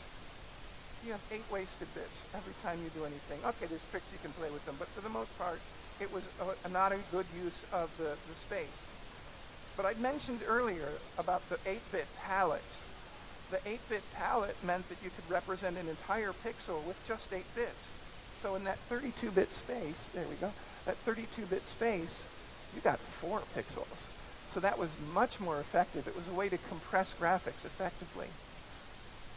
So here's what the input to a palette looks like. You can see 0 to 15. They're represented in hexaddigits as 0 to F. And in binary, you can see all the way from 0000 to 1111. These were the inputs to a lookup table. And the lookup table found the different pixels. So in this case, with this palette, you can see RGB in decimal, 0 to 15. I show it again in hex, 0 to F. And the biggest important thing that we'll come back to many, many times to the rest of this is the version that's in binary, which you can see in this third column here. So, how about these formats? Here they are. You can see them in memory in a little chunk there. There's a frame. This is one frame. It's got a 16-bit address space, a 16-bit data bus, and the RGB 444 pixel format in this machine that deals with this. And you can see how they're all stored together in one little lump of memory space. And we'll zoom in on that. And so you can see that there's a base address, and then there's 16 bits, 2 bytes, so the address increases by 2, by 2, by 2. And that gives you your 4 rows in this little image. And thank you. You're a really nice man. Up late last night. And this is the way it's used in PCs. We're not using PCs. We're using Amigas. There were some really clever ideas that happened early on that Ron and Dale were just talking about, that now we're in a 16-bit address space still, 16-bit data bus, same thing. But this time, instead of putting all the memory together in one piece, it's spread out in planes. And so now there's gaps between each of the pixels, and they're in memory separately. But wait a second, if you look at it, oh, I got a cursor. Does my cursor show up? Yes, it does. If you look at it, here's the pixels that we wanted to get, but they're not in the same place anymore. They're spread out this way. So it's like you're looking at it in the bits within each of these pieces of data represent a pixel spread across different parts of the address space. This actually worked out pretty good for several features on the Amiga, and so that's why it was chosen. So let's take a comparison of these two. There you can see the PC side on the left and the Amiga side on the right. The question becomes, if you were to port software, maybe you were going to take Doom. Everybody remembers Doom from 1984, 1985. And you wanted to put it into an Amiga. How do you get from these chunky bits over here to these planar bits over here? So now I'm going to tell you a tale of 4 engineers, a couple of sandwiches, some time at a picnic table over lunch, and how we do it. Well, the first person to talk about here is Ken Dyke. So Ken, that's a picture of him from 1993. He was a graphics software engineer at Amiga at the time, at Commodore. He is now a senior distinguished engineer at NVIDIA. And he was very frustrated. And the reason is that in order to find software to do this, the first thing you had to do is load in those 32 bits, covering 4 pixels. But they're not in the right direction. So you had to copy. As you watch, you'll be walking across as this process goes on, you'll be watching us walk across these bits in this register 4 here. So you had to copy that bit, copy that bit, copy that bit, copy that bit, copy that bit. You can see this is getting tedious. Copy that bit. Okay, that's pretty tedious. Let's just, keep going here. Copy, copy, copy. We'll jump ahead. Okay, so we're almost done with the first line. We've made our way over to this area in here. So the next one we're going to put in is, pixel number 3, bit 2, pixel number 3, bit 3. We're not done yet, but we've used up all of the bits in that row. Okay, I'll get a little right here. So over and over again, it's the same process. I've got to find a way to reduce the feedback, and maybe our audio friends can help. Okay, well, I'll do my best. So again, we do the same thing over and over. You know what? Let's skip ahead. Let's go all the way to the pixel 3. We're almost full. We're almost full. Pixel 2, pixel. So that took, if you look, we're up to 68 steps at this point on the column on the left there. But we're not done, because now it's just in the processor. We have to put it in the memory where the chips can get to it. So there's a write back for the first set of bits, the next set of bits, the next set of bits, the next set of bits. Now everything's been moved from the original PC frame to the 4 planes over on the Amiga in 72 frames, or 72 steps. I worked this out and did a lot of time fooling around with finding optimal ways and asking my friendly ChatGPT how to optimize. In software, this takes about a half a second to do all of that on a 68 EC020. There's what's inside the CD32. That's 2 frames per second. That's like a slideshow. It's not, yeah, okay. He was frustrated. And then Chris Coley, I wish I had a picture of him from 1993. I don't. He was a systems hardware engineer. He was one of the other people that worked on the Akiko chip. He was, the 2 of us from the Akiko chip were sitting there talking with Ken. And he made a really interesting observation. And that's what Chris is today. He is retired, but he was a senior director and vice president of engineering for a couple of companies. If you've ever seen the phone that came out, that was the Android phone, that was the first one, the Essential phone, he's the one that was the lead engineer on that.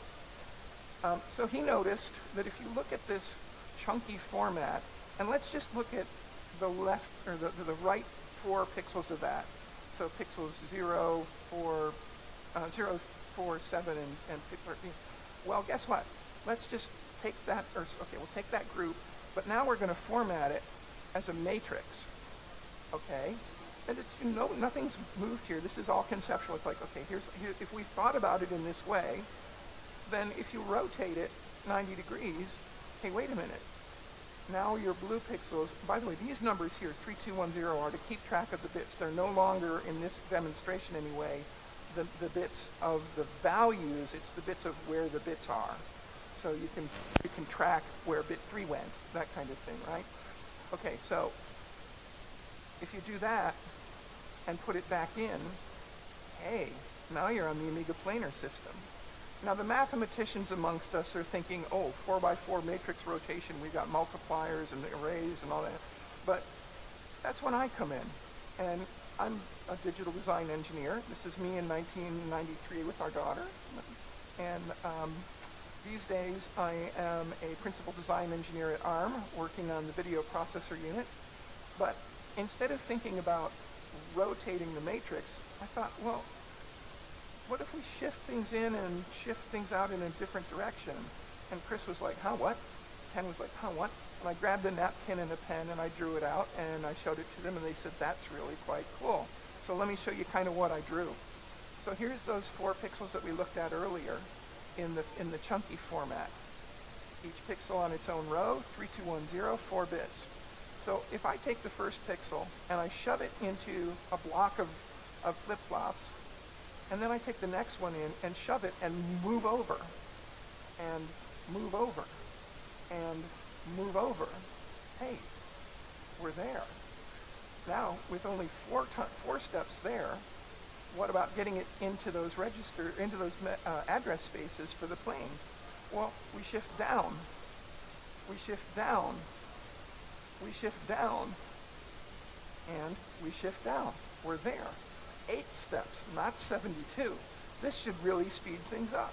And so instead of taking so many software steps, we can do it quickly in hardware. And because the bits are operated on in the processor as big chunks of 32 bits at a time, and you can kind of split it down to 8, it's hard for the processor to work on bits, but it's easy for the hardware to work on bits. 8 steps. So we took this over and showed it to our lead designer of Akiko. So we've brought in the third of 4. And he's also the manager of the multimedia hardware engineering team. I don't have a picture of Headley Davis, but you might recognize this picture from Headley's fame with the Headley Davis Memorial floppy drive. And these days, he's recently retired and living the good life. Best job ever, right? So he came up with something that solved another problem. The problem is, I only worked on 4 bits at a time and 4 registers at a time, but that's not what processors want to work on. They want to work on full 32-bit registers, full 32-bit memory reads. So he took 4 of my blocks.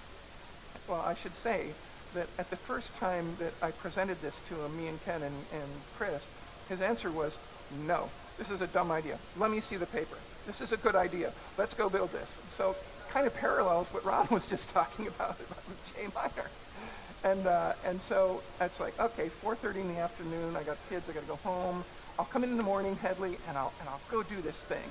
And he's like, cool. I come in the morning, I open up the database of all the schematics, and Headley decided it was so much fun, he implemented it himself. But he spotted something interesting, and that was that you can work on 32 bits at a time if you put 4 of these in parallel. So his method was take those 4 pixels in, shove them in there, shift them over, shove them in there, shift them over, shove them in there, shift them over, shove them in there. Hey, now we've got all 32 bits and all 32 pixels handled. Now you pump them back out. Oh wait, take a look at this. So the first pixel way over here that we want is pixel row 0, column 0, and that matches. The next pixel we want is row 0, column 1. But because they were shuffled, it's way over here. It's not where it needs to be. But you know what? The fix for that is just to hook them up to the data bus and unswizzle that swizzling that was done. When you do that, look what ends up happening. Row 0, pixel 0, row 0, pixel 1, row 0, pixel 2. Ha! So it was just a matter of how you wired the output of this block to the bus in order to put that bus into the memory. There was no more processing steps needed to be done. It was just wiring. So we're still at 8 steps. Here we go. It's been swizzled, put in memory, swizzled, put in memory, swizzled, put in memory, swizzled, put in memory. Chunky to planar is empty. They've all been processed. We've got our big frame on the PC side on the chunky. We've got our planar frame on the other side. 8 steps. So I tried this out, and like I said earlier, nearly 7 million bus cycles on a 640 by 400, nearly a half a second. That's 2 frames per second effectively. Slideshow, right? Okay. 320 by 200, less pixels, so it should be faster. And it was faster.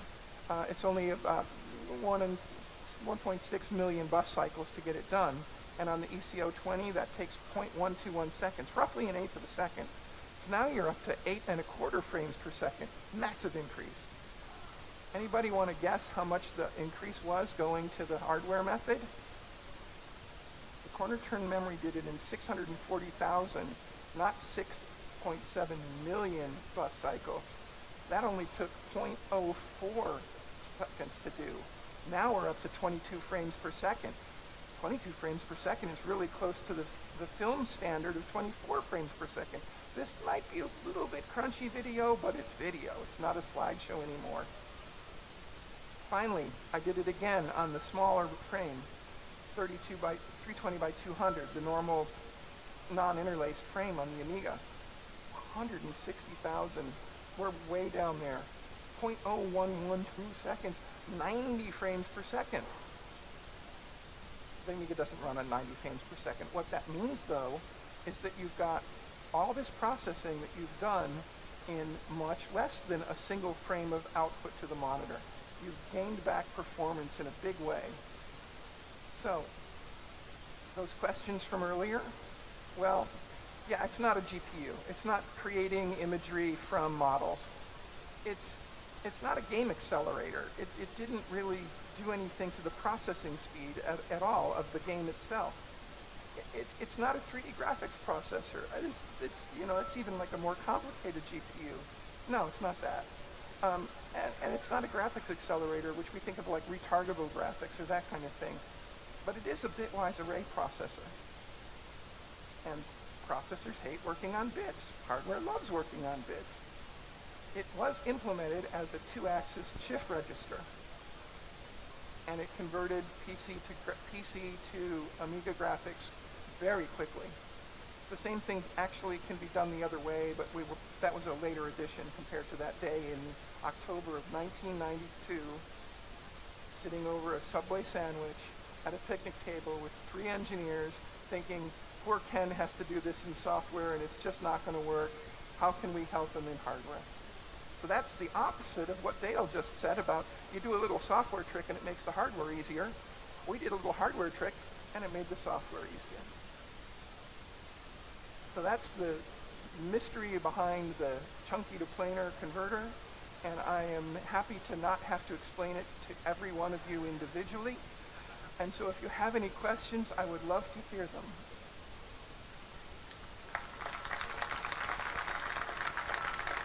Okay, thank you. I'll see if Amiga Bill's around and we can figure out who comes next.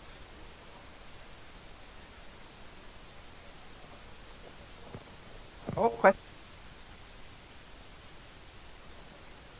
Here, let's do questions. Yeah. Here, let's see if that will be questions. Okay, thanks for the presentation. I have a question. Why you haven't used the DMA, which is embedded on Akiko chip, to avoid the CPU doing the work of loading from chip RAM, then Akiko, then from Akiko again chip RAM, which halves the if you put the PC here, maybe I'll get that to keep the feedback. If you put the PC frame in chip RAM, which you can, then you're right. The DMA will make those transfers for you, and the processor doesn't have to. But still, the DMA engine works on data bus widths. So when I did the metrics for finding out how fast the hardware did it, I did use the DMA for that.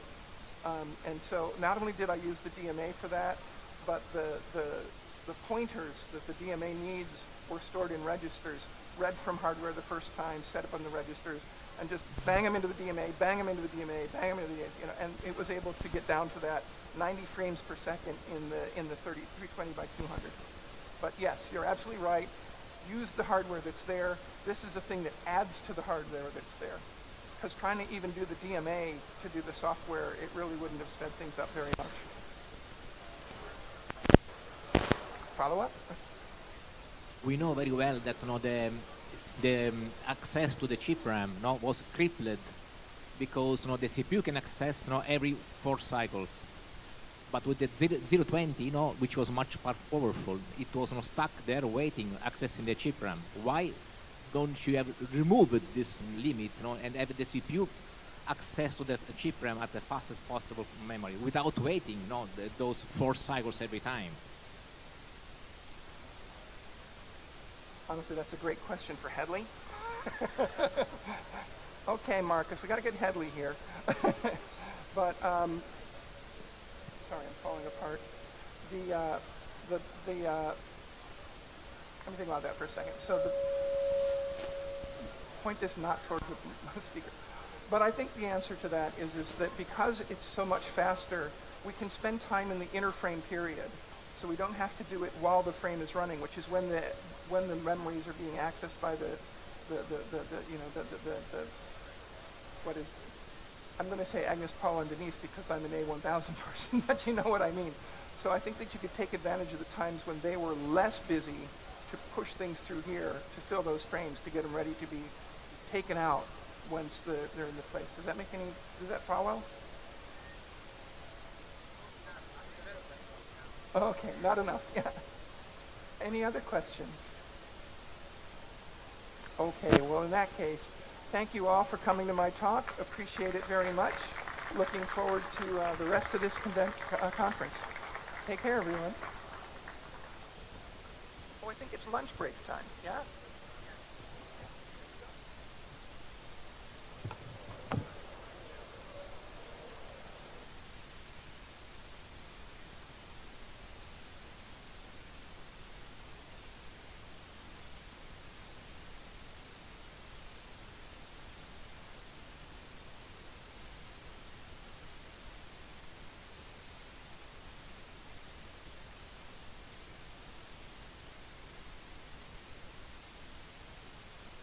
2, 3, 1, 2, 3. Ah, schau mal, wenn man den richtigen Knopf findet.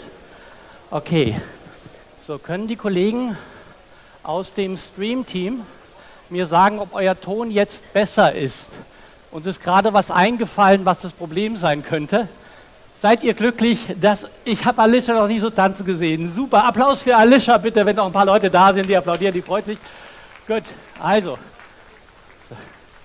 Wir sind nicht verantwortlich, wir haben nur geholfen. Also bitte keine Tomaten auf uns. Aber dann stellen wir es auch. Das heißt, Alicia, wir testen jetzt den zweiten Sender auch. Und wenn der auch funktioniert, müsstest du jetzt ein besseres Signal kriegen. Und alle Menschen zu Hause müssten auch besser hören. Hoffen wir. So, Achtung, ich nehme mal das zweite.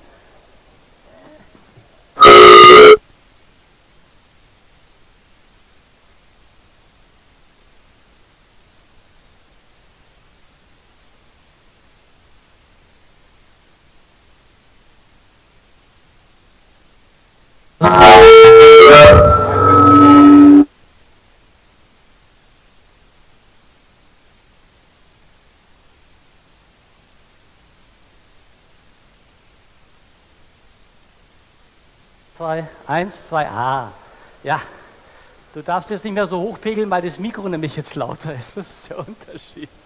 Okay, also, das heißt mit anderen Worten, Alicia, das ist das zweite Mikrofon, auch glücklich, super, dann haben wir auch das erledigt. Beide Mikrofone laufen, die Handkeulen sind auch hochgeschaltet, die Welt ist gut, ihr werdet heute Nachmittag, da sind wir dann als Dinosaurier auch auf der Bühne, uns besser verstehen, das freut uns ja schon mal alle, tut uns leid. Wie gesagt, wir sind nicht verantwortlich, wir haben gedacht, wir helfen mal. Bis später. Okay.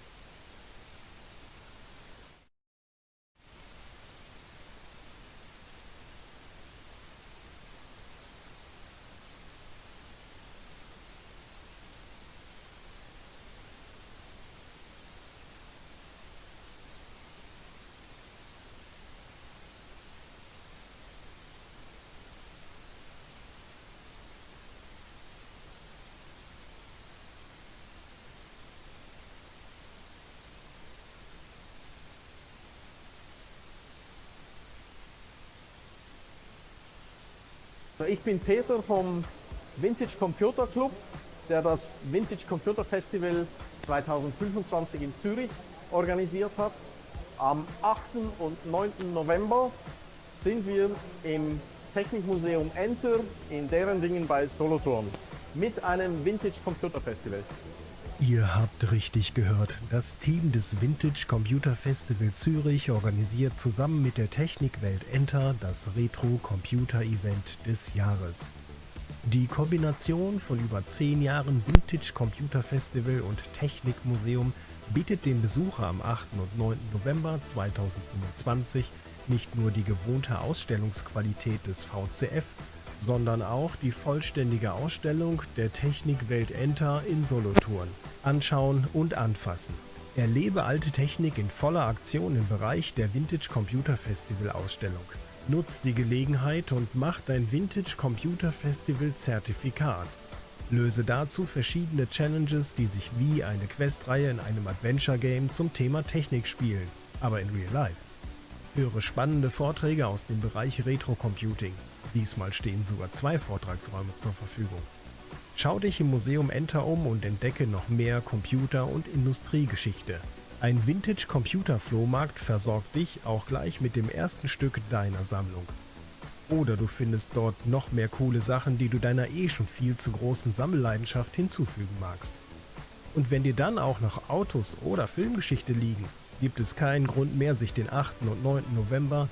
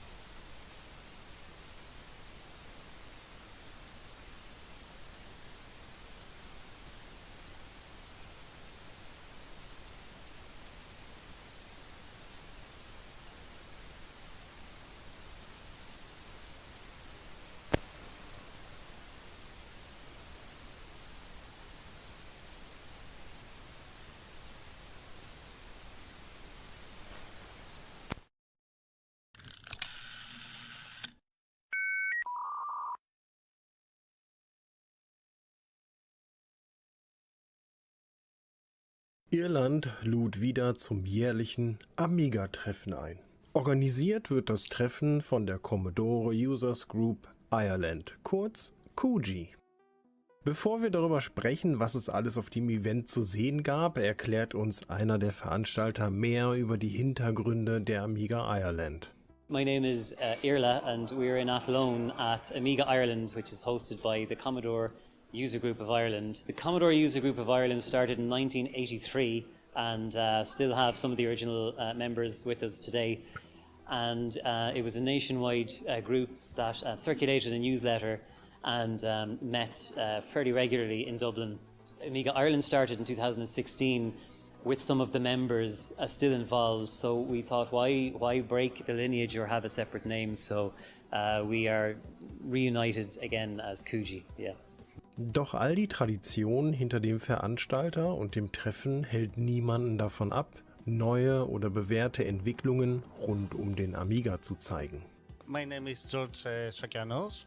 I'm coming from Greece, Athens, and I'm participating here with my Amiga next generation A1222 that is going to be released soon, and I wanted to give the visitors a chance to test it. I have it in my possession because I am a beta tester for Aeon and Hyperion. It is a good chance for someone to test it before they go and buy it, or if they have questions, we can discuss about them and see how the computer behaves, if it covers their needs and all this stuff. My name is Ben. I am a new member of the Commodore user group, let's put it like that, but I'm a member of a hackerspace and I have a background in technology and all sorts of interesting things, so of course a community like this is of interest to me. So on my table I'm trying to build a demonstration of a packet radio network, reliving technology as it was in the late 80s, early 90s, without using an ISP. So we don't have POTS phone systems anymore. Using old dial-up is not necessarily possible, even if it is out of fashion, and we think that using old technology such as retro computing with older technology like packet radio means we can do something really cool and independent without needing anyone else in the way helping us out. Chats, BBS, file sharing, we can do it all ourselves. First things first you'll need to do is you'll need to become a licensed radio amateur. So it depends on the jurisdiction, but it will consist of a bit of study. You go to your local representative, do an exam, get your call sign. Once you have that, the world's opened up to you. To get started with packet radio, you'll need something like an old taxi radio on 2 meters or 70 centimeters. Relatively easy to find in the likes of eBay or other small groups. And a terminal node controller is usually a piece of hardware. You can do it in software on Linux with things like Direwolf. But that's basically what you need. The Raspberry Pi is kind of all you need computing-wise. You don't need a lot of power. But specialist boards, they're pretty cheap. I'm using one called a Nino TNC. It comes in kit form. And for 200 or so euro, you can have a really cool independent station running with what you need. So if you're interested in packet radio, there is a group online, we are on Discord as well, called the Online Amateur Radio Community. We're not a club, we're a community across many jurisdictions. We've got members in Sweden, Switzerland, Germany, UK and Ireland. We are trying to build this network for the radio side of things. From the computing side of things, there's the Commodore User Group of Ireland's website on both Gemini space and the main internet. And then the TOG hackerspace in Dublin is our main hackerspace. TOG.ie, we are open most days of the week, and we have meetups for people to do electronics, hardware, software, you name it. Well, hello, my name is Ricky Sickinger. We're working on a game called Roadcrafts, and our company is called Badger Punch Games. And I am the programmer on this project, and yeah, I'm Henning Ludvigsen. I'm the artist in Badger Punch games. Yeah, we're working on a game called Roadcrafts, which is an Amiga game, and we're hoping to release it early 2024, maybe in a couple of months' time. It's a roguelike, turn-based roguelike, which means roguelikes have this thing where you procedurally generate levels. It's random generation, so every playthrough is different. And being a roguelite, you only have one life, so you try to get as far as you can in the game, and then at some point you either die or you win the game, which is a pretty interesting experience. And also some of the abilities, and you can pick up potions and stuff, and these are randomized for every game, so you never know what you're starting with or what you get when you start the game, which makes it an interesting experience.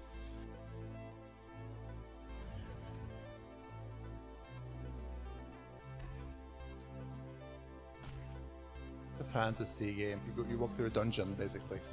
So it's an isometric game. We never tried isometric before, so we wanted to expand on some previous games we made and like take it one step further.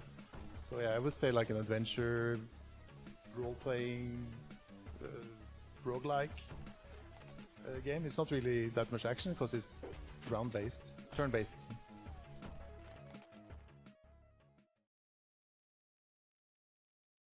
So we just announced our publisher, which is Thalamus, which is the old publisher from back in the days, which is still active and still has an ongoing history, which we're very proud of to be part of. So Thalamus will be releasing it on their store. So my name is Stephen Leary. I go by Terrible Fire on forums and discords and things, but yeah, that's I make old computers go slightly faster, make hardware for the Amiga, some software as well. So other people produce commercial cards or better cards. There are definitely better cards than my stuff out there, but mine is designed to be built by somebody at home in the simplest possible way, and it's meant to be as cheap and easy to produce at home so that it can be mass produced and so that everybody can have it. It's like democratization of Amiga hardware, and that's really what I wanted to do. I didn't want to make a lot of money out of it because I made no money. I didn't want to maybe be the best, absolute fantastic card with all the features. So this is the latest one I've actually let go of and released. It's called the TF1232. I had a previous version of this without the FPU, but this one I've finally given in and put the FPU on the 1232. So it's a pretty cheap board, and it can actually run at both 50 and 25 megahertz. So that means you can use some of the older, cheaper chips on it. You can probably produce a card like this for under 130 euros, and that was becoming the sort of territory where 8 megabyte RAM cards were at a few years ago. So I'm really proud that we've got some really, really low-end cheap options for people. And this is one that people may not know about. It's an 060 card for the CD32. It's a card that can make your CD32 perform like an Amiga 1200, a high-end Amiga 1200. Neben den Dingen, die man auf den Ausstellertischen entdecken konnte, wissen die Besucher aber noch anderes zu schätzen auf dem Amiga-Event in Irland. I think that the Amiga Ireland is one of the best events for Amigans, because it is based on the community, and everyone has their own passion for that, and present all the things that they like to develop on Amigans and how they use it. It's not that big like the event of Germany, but it is less commercial, and that's what I loved for Amiga Ireland, the event. I think I've been to events like Amiga. I was at Amiga 37, and I go to Revision usually. Those are very different events with bigger names, a lot more activities. Here it's more low-key socializing. This is kind of like a scaled-up version of the Scottish Amiga user group. We have those in halls in Scotland. I think we could maybe have like last year we had Ron Nicholson here, and it was really amazing to meet Ron Nicholson and talk to him. Some people like that coming and just having maybe a keynote speaker. That's all I would change here. Nothing else. If you have an interest in retro computing, I mean, why wouldn't you come here? I mean, this is everyone's history now. I mean, no excuse not to. So far, I'm really loving it. Like yesterday was kind of calm and stuff, so you were a bit not worried, but it was kind of a nice chill atmosphere. And now today, you see everything is like ready, and people are coming in and playing the games and stuff. So yesterday we spent most of the day just setting up and chilling out. Today is a little bit more action for people coming and playing our games and stuff. And Yeah, I think it's very good. They were talking about next year they will do a buffet or something on Friday or Saturday, so that'll be easier access to food, so we can stay here at the venue and eat and stuff. That would be very nice. Die ruhige und sehr persönliche Atmosphäre auf dem Amiga-Treffen in Irland ist genauso gewollt. You know, in Germany, they had an awful lot of what you call celebrities. I know from personal experience and from doing surveys most years that meeting VIPs here isn't the highest. Maybe it's the second or third highest, but the primary thing that people are here is to meet like-minded people, actually. While we would be interested in maybe doing something like that, we can't do it if it would take away from the kind of interpersonal experience. Doch was wäre ein Amiga-Bericht von BBS Index ohne das traditionelle Amiga-Wortspiel? AMIGA, awesome machine in games always. Always magical, inspirational graphics and awesomeness. Wo wir gerade schon im Ausland auf einem Amiga-Event unterwegs sind, in Griechenland gibt es auch eines. Amicab is the annual event that we organize in Greece, in Athens. Mainly in Athens because most of the visitors are from there. The biggest amount of our communities live in Athens, so we do the events there. Amicamp is the biggest Amiga event in Greece, and it's dedicated to Amiga. We don't have any other retro computers. We gather all together with our computers there, and we discuss about the Amiga, the community, and how we can do things with these computers, and how we can cooperate to create different stuff depending on what anyone wants to create. Zu all den Amigas mischten sich nicht nur Besucher und Aussteller, sondern auch die weltbekannte Cosplayerin Raven Lourdes. Diesmal als Bobbin Threadbare aus dem LucasArts Adventure Loom. Am Tag davor nahm sie die Rolle von Jumping Jackson an. Die freundliche und ruhige Atmosphäre zeichnet das Amiga-Treffen in Irland gewollt aus. Doch benutzen Amiga-Fans auch andere Computersysteme? We used the ZX Spectrum recently to prop up a projector, actually. We needed an extra few centimeters. Ach so, naja, das ist auch ein Use Case, also ein Use of Case. Okay, ich mach Schluss, bevor die Witze noch schlechter werden. Wer mehr zum Amiga Irland Treffen wissen möchte, kann sich unter kuji.ai informieren.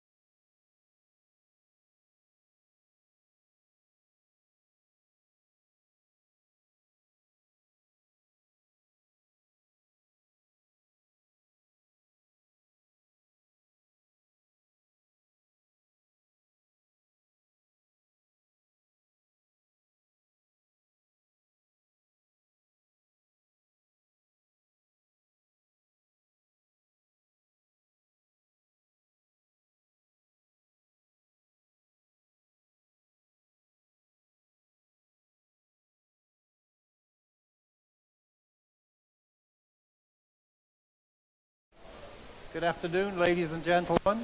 I hope you enjoyed your lunch. This is the 10th anniversary of David and myself talking together. We talked at Amiga 30th here in Neuss, and this is the first time since that date that we've again talked together. In the 92 to 95, we were joint managing directors of Commodore UK, and that was Commodore, Middle East, and Africa. So we actually did have sales in Africa at the time.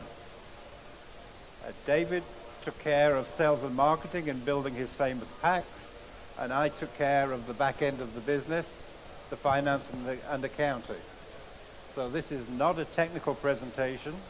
This is a presentation of some stories of the business. Because one of the questions we get asked regularly is, why did Commodore go bust? And the answer to that, there's lots of answers to that, but I'm going to tell you a story that typifies what was happening at Commodore. And when I've run through a couple of stories, David is going to talk about his Commodore experience and the new Commodore that's recently arisen, which is, again, what we are both involved in as the new Commodore project. So back in 1993, Commodore International had announced that they were in difficulty financially. And that meant there was a potential of insolvency of Commodore going bankrupt and Commodore UK going bankrupt. I was the legal director, the only legal director of Commodore UK at that time, and under UK law, I was personally responsible to the creditors of Commodore UK for any decision that Commodore made, and if we made bad decisions, I could be personally sued by creditors. Now, in 1992, Medi had done a deal with SCI, the manufacturing company, to make Amiga 1200s in Scotland. So all our Amigas in 1992 came from SCI. We had a successful year. We sold something like 400,000 machines, and Medi didn't pay the bill. So Commodore owed SCI $8 million by the end of 92, and Medi wanted SCI to build machines for Christmas 1993. So he did a deal with SCI that said, you build machines, we'll ship them to the UK will pay you the price of the machines plus $50 off the debt for every machine they sell. That way they sell 400,000 machines again, you'll get your $8 million back. And one day this contract arrived on my desk, a contract between Commodore International and SCI. So where we were going to send them money. I immediately sent it to my lawyers and said, this is disastrous. How can we pay an extra $50 when we, Commodore UK, don't owe that money? My lawyer said, don't worry about it. Commodore UK is not a party to this agreement. You're not bound by it. It's only with Commodore International and SCI. So we come to the Christmas season, we start selling machines, and I start sending money to SCI, counting my debt, which is only the value of the machines. Everything was going well for about a month, and I got a call from Media and said, I need you to send $500,000 to New York. I said, so if I do that, we can't pay SCI. Don't worry about SCI, that's my problem. So I send the money to Commodore, I write it off my debt, and we come to the day where we owe nothing to anybody in Commodore or SCI because we've paid for all the machines we've bought. So out of courtesy, I call SCI and say, we're not going to send you any more money because we don't have any more debt. SCI said, you can't do that, that's illegal. That Sunday, I got a call from Mehdi Ali, and the chairman of SCI, and said, you've got to pay SCI more money. I said, I can't pay more money because the money belongs to the UK creditors. I don't owe anything. We're not paying any more. It would be illegal for me to pay. So Mehdi, being Mehdi, said, find a way to make it legal. So I said, if you can find a lawyer in the UK who's reputable, who will explain a way to make this legal, I'll do it, but until then, I'm not moving. The upshot was, 6 months later, SCI sued Commodore International, Commodore UK, and me personally for $6.5 million. We go to the High Court in the Strand, where the judge is wearing a wig, the barristers are wearing wigs, very formal. The first witness was the chairman of SCI. He came on the stand and ranted for an hour and a half about how Mehdi was a liar and a cheat. Everybody in Commodore were liars and cheats, couldn't stand up to any agreement, and it was terrible. After he'd finished ranting for an hour and a half, our barrister stood up, held up the agreement between Commodore International and Commodore UK and said, do you recognize this agreement? He said, yes, this is my contract with Commodore. Is that your signature on the last page? Yes, it's my signature. Did you read it before you signed it? He said, well, no, I relied on my general counsel. I didn't read it. Thank you, no more questions. The general counsel gets up on the stand, rants for another hour about how terrible Commodore is and we're all liars and cheats. Comes to our barrister, holds up the contract. Do you recognize this document? Yes. And you asked your chairman to sign it? Yes. Did you read it before you asked him to sign it? Well, no, I was concentrating on our annual general meeting. I relied on the finance guy. Next man up, the finance guy comes up. Do you recognize, same rant and rave, do you recognize this document? Oh, I've never seen it before. It's not the document I negotiated with Commodore. Well, what do you think happened to the document you negotiated with Commodore? I don't know. I went on vacation, and when I came back, it was signed. Witnesses. Commodore's general counsel got up. Do you recognize this? Yes, it's a document that I negotiated with SCI. And Commodore UK is not a party to this agreement. No, we didn't want UK to this agreement. No more questions. At lunchtime, this is the third day, at lunchtime, their barrister came to our barrister. What will it take to get out of this lawsuit? And we wanted to work with SCI as we were still trying to buy Commodore at that time, so I just said, cover our costs and we'll be good. So business can fall apart really easily. And that was an example. $6.5 million disappeared from SCI because Commodore were being cute in the way they structured that agreement. But I can't say it was ethical, but it was what happened. Yes. Football. So one of my favorite perks of running Commodore was we were shirt sponsors for Chelsea Football Club.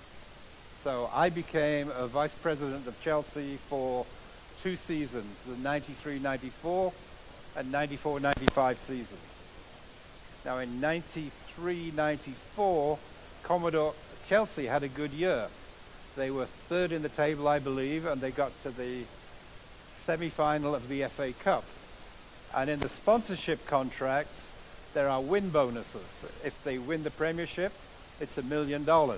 If they win the FA Cup, it's $1 million. And if they do slightly less well, it's a lower amount, but it's up to $3 million of exposure. So what do you do as a sponsor? You go to Lloyd's of London and get insurance cover to insure you against paying out in the event that Chelsea do well. Now, Lloyd's being insurance brokers, they base the cost of insurance on the history, and in 93, Chelsea did well, so they tripled our premium from £120,000 to £360,000, that was a lot of money. So then you do a calculation. There is an alternative to Lloyd's of London. It's a bookmaker like Ladbrokes. So we calculated the odds of Chelsea winning the final, winning the semi, all the things that we had to cover, And I worked out that we could cover that for £140,000 as opposed to the £360,000 insurance. Now the thing is about a bookmaker is you can't just walk in and say, I'm betting £160,000 on Chelsea to do these things, because they would immediately change the odds. So we hired a team of consultants who, 60 of them, at 2 o'clock on a Tuesday afternoon, walked into 60 different bookmakers across the country and all placed £3,000 on Chelsea, covering our odds. By the next morning, the odds of Chelsea winning the FA Cup had gone from 14 to 1 to 3 to 1. So if you see a big shift in the odds of a team doing well, it's not necessarily because the bookmakers think anything's changed, it's just that the shirt sponsor has covered their bets. Okay. Okay, my turn. And boy, have things changed in the last few months. It's just incredible. Anyway, what I'm going to do, a lot of you know my history, a lot of you don't. So if you don't mind, I'm going to very quickly go through my history with the old Commodore. And then I'm going to talk very briefly about the new Commodore. So let's get started. Should be ready to go, I think. Unfortunately, I forgot my glasses, so I can't really see very well, but I think we're almost ready.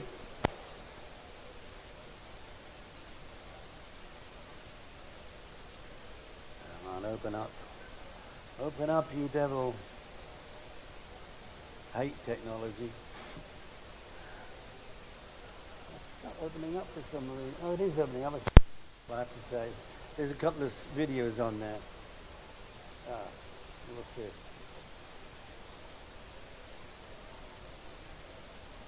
I don't know what it's saying here. Maybe I'm in the wrong file. I don't know. I need some help. Somebody, please. Well, it just said it was something wrong with that file. I just need to find the file again.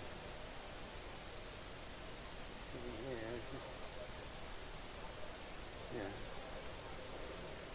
I'm sure it's this big file here because there's a video on it. I'm sorry, ladies and gentlemen. Please forgive my amateurism. I wish I'd got my glasses. I can't really see them. What does it say?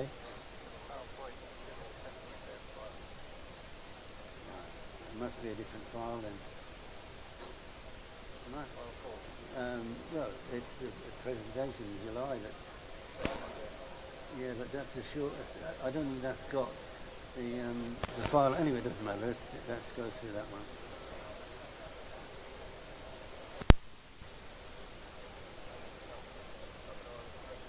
Let's do USB it then. It should be on the USB. No, I know it is on the USB, definitely.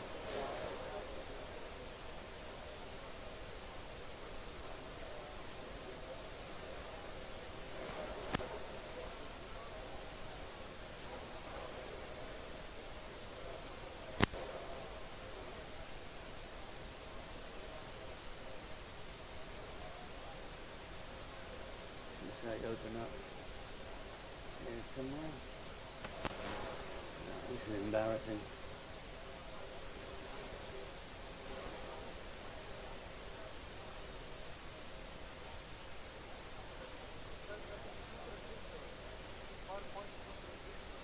Yeah, I'm just trying to open it up on the USB port. I want to open up my this USB file.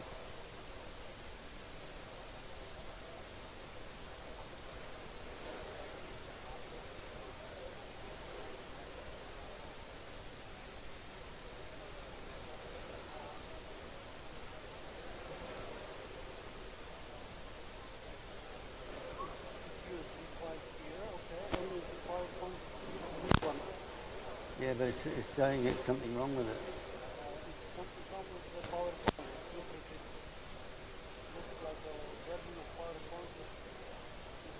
That was working a few minutes ago, so it is licensed. Of course it is.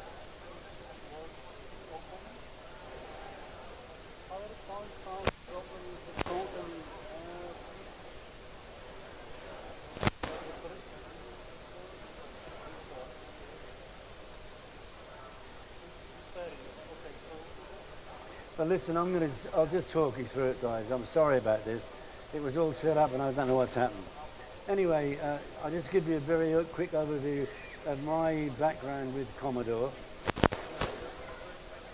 Yeah, I joined Commodore in June of 1983 and I was recruited, hello Robert, I was recruited as a salesman to introduce the Commodore PET into the retail market. Now, I'd only been with Commodore a few weeks when I realized that, to be honest, I believed that Commodore would ultimately go bankrupt. Why? Because they clearly had no business plan. Because within a few weeks of me joining them in that specific role to sell pets to the retail market, they announced that they were not going to make any more pets. So I'd been recruited for no reason whatsoever, which could have meant the end of my career with Commodore. But luckily for me, the consumer, which had the VIC-20 and had not long recently opened, launched in '64, it had a sales manager and a key accounts manager who looked at, the key accounts manager looked after all the big retail stores, and he decided to leave. So I was moved into that role. Anyway, the thing that I did that changed the face of computing really, was I came up with the concept of, from now on, we don't sell computers, we sell dreams. Looks like it's up. So,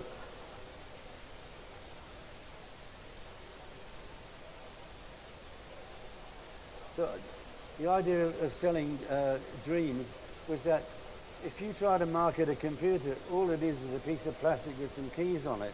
And it's very, very difficult to market that in any meaningful way. So I came up with a concept of bundling, with putting lots of good games in it, always making sure that we had some productivity software in there, word processing and art packages, so that the parent could justify the purchase, because we all know that the kids wanted to play the games, but if you could say, I'm buying this for my son's education or my daughter's education. So I came up with that concept. And over the years, we kept the 64 alive with different packs. We did 2 packs a year, actually. It's just an examples of the packs. I'm going to picture this very quickly, just so you can get the concept. Okay, for example, this pack here, the Connoisseur Collection, I think we were the first computer that had a mouse in it. We had a product called Neos Mouse and Cheese, which was an art package. And so that was an example of the things that we did then. In August of '84, Commodore bought the Amiga company and product.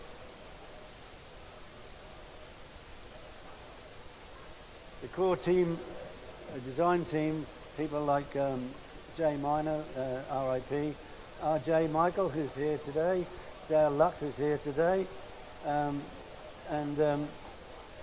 several other people who are part of the design team are actually here today, and I'm sure they'll be glad to chat with you. First product we launched, as you probably know, was the Amiga 1000.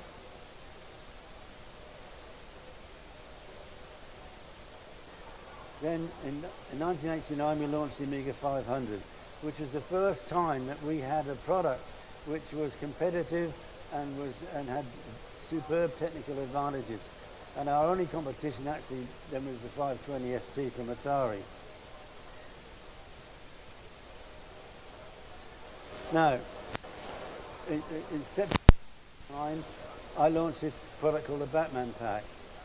Basically what I did was I went to Ocean Software, who had just come back from Hollywood and having just paid $1 million just for the rights to use the name Batman the Pack. Batman the movie, sorry.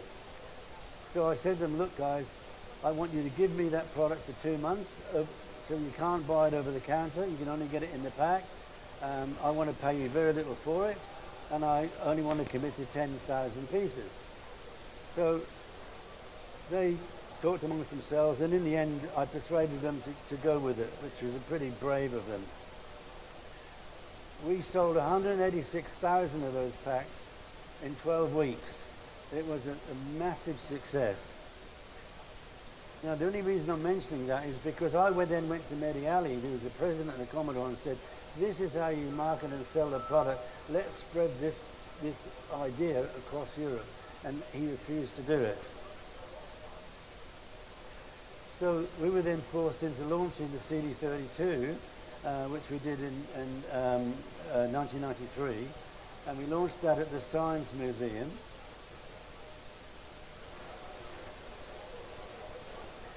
We used a TV presenter called Chris Evans, who was a really up-and-coming TV presenter at the time, to co-launch the machine.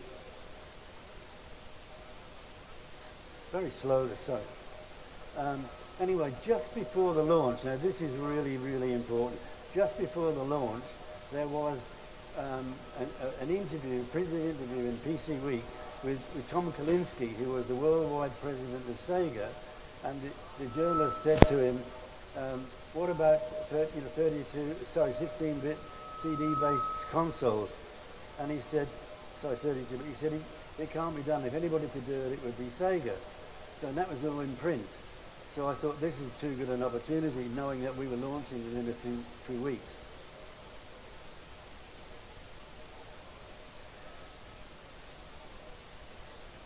This should work. I hope this works. At that time, Sega's advertising, quite clever, terrible advert, but quite clever advertising, was to be this good takes ages, to be this good takes, spin the word round, Sega. I'm going to skip that. So we thought that was too good an opportunity to miss, so we did that. And if you notice, it's right outside Sega's head office. Because I was able to say it, because Sega themselves had said it. To be this good will take Sega ages. We also did that. After Sega's new baby, Amiga brings you the mother. Okay. Now, after that, very quickly after that, Commodore went bankrupt. And in 2015, I was invited to be a speaker at the Amsterdam Amiga 30 celebration, and I've been out of the industry completely for all those years. Sorry. Anyway, it's a curveball I did not expect.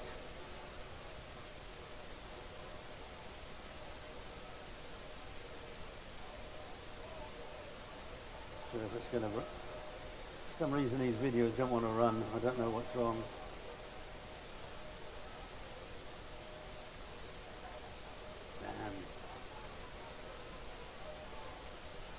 No, sorry. Should close that down. Anyway, so let's talk about the new Commodore. Quite an interesting story actually, because the guy who's led the whole resurgence and buying back Commodore is a guy called Perry Practic. His real name is Christian Simpson. Anyway, I never knew of him. I'd not met him, or I didn't even know about him. And he sent me a message and said, can we have a video conference? And I said, yeah, sure, not knowing anything of what it was talking about. So on this conference, he said, David, he said, we're in the process of buying Commodore back. Would you give us the honor of endorsing us? And I said, no. He nearly fell off the chair. Why are you saying no? I said, I'm not going to endorse you. I want in. You cannot have a new Commodore if I'm not involved, because I am Commodore through and through. 12.5 years with Commodore, the most successful division of the company, and I work for Commodore in America and in Switzerland. Anyway, cut a long story short, I am now involved, very much so, with Commodore. It went between different things, but my role now has been finally decided, and I'm the brand ambassador for Commodore, which means I can come to events like this, as I do all the time anyway, and get paid for it, which is rather nice.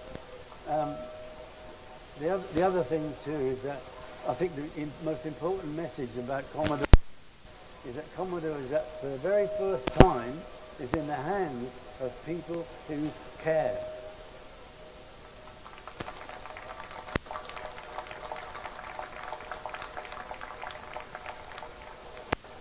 Now, I know a lot of people are going to ask about new projects and things.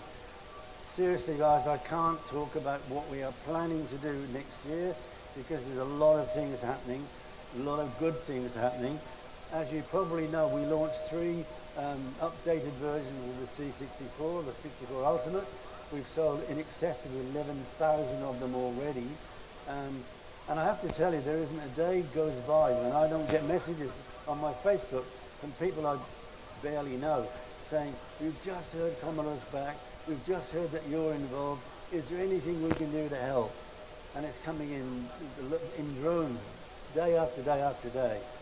And in this event today, there are many, many people who are involved in the new Commodore, including, for example, Leonard Tramiel, who up until this time, anything anybody wanted to do with Commodore, he's been very negative about it. But he is actually now involved with our Commodore, and we asked him what title he wanted to be, and he said CTO, which we already got a CTO. He said Chief Tramiel Officer, which is quite funny, I think, in a way. Anyway, guys, that's really all I want to say. I've got a stall here at the back of the room. If you want to come and talk to me personally, I'm very glad to speak to you. Happy to sell you something. I've got my 4 books on sale and other items and stuff. But anyway, for me, it's been fantastic to be reunited with Colin. Colin is involved in the new company. Thank you and God bless. Is that all right? Yes.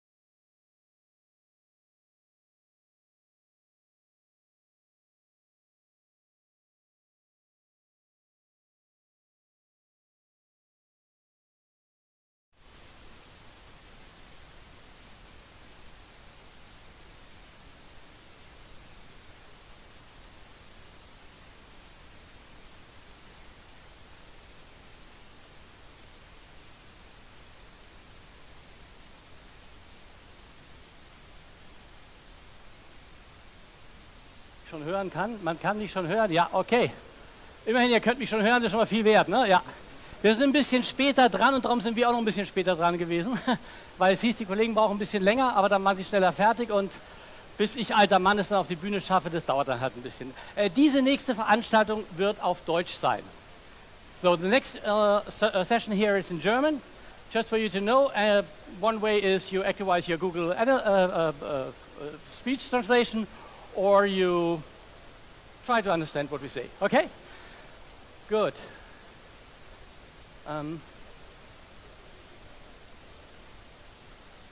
Alles klar? Machen wir erstmal den zum Einpegeln. So, pass auf, ich mache jetzt nochmal einen Soundcheck, weil ich würde ein Mikro dabei haben. Wundert euch nicht, wenn es gleich pfeift, dann pfeift's. Das ist nicht, weil mir irgendjemand hinterher pfeift. Die Zeiten sind lange vorbei. Das ist nur, damit die Kollegen herausfinden, ob irgendwo, wenn ich hier rumlaufe, weil es könnte sein, dass ich zu euch komme, dass die Kollegen mitkriegen, ob es hier pfeift. Es pfeift nicht. Das ist schön. Jetzt bin ich, okay, hier haben wir ein bisschen Aussetzer, so weit hinter darf ich nicht. Aber hier sind wir wieder zu Hause. Wir hören und wir hören auch hier. Entschuldigt bitte, ich muss hier nochmal gerade ganz kurz durch. Und dann hör auf zu arbeiten, André, ist schlecht für dich. So, und hier auch. TV stations embrace the theme with computer show and computer club on the screen. And thanks to those who build museums with care and host great shows for us to share. You bring the past to life anew and inspire what we love to do. We're the Digistars, keep it real, sharing retro love with timeless zeal. To our friends who cherish the past, yeah. Let's make sure the memories last. Thank you, friends, for all you do. You're the heart of this retro crew, with joy and pixels shining through. We're Digistars thanks to you.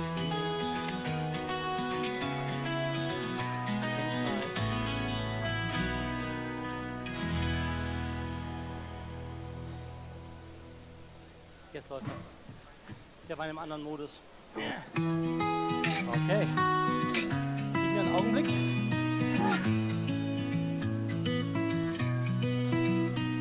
Through floppy disks and dust delight,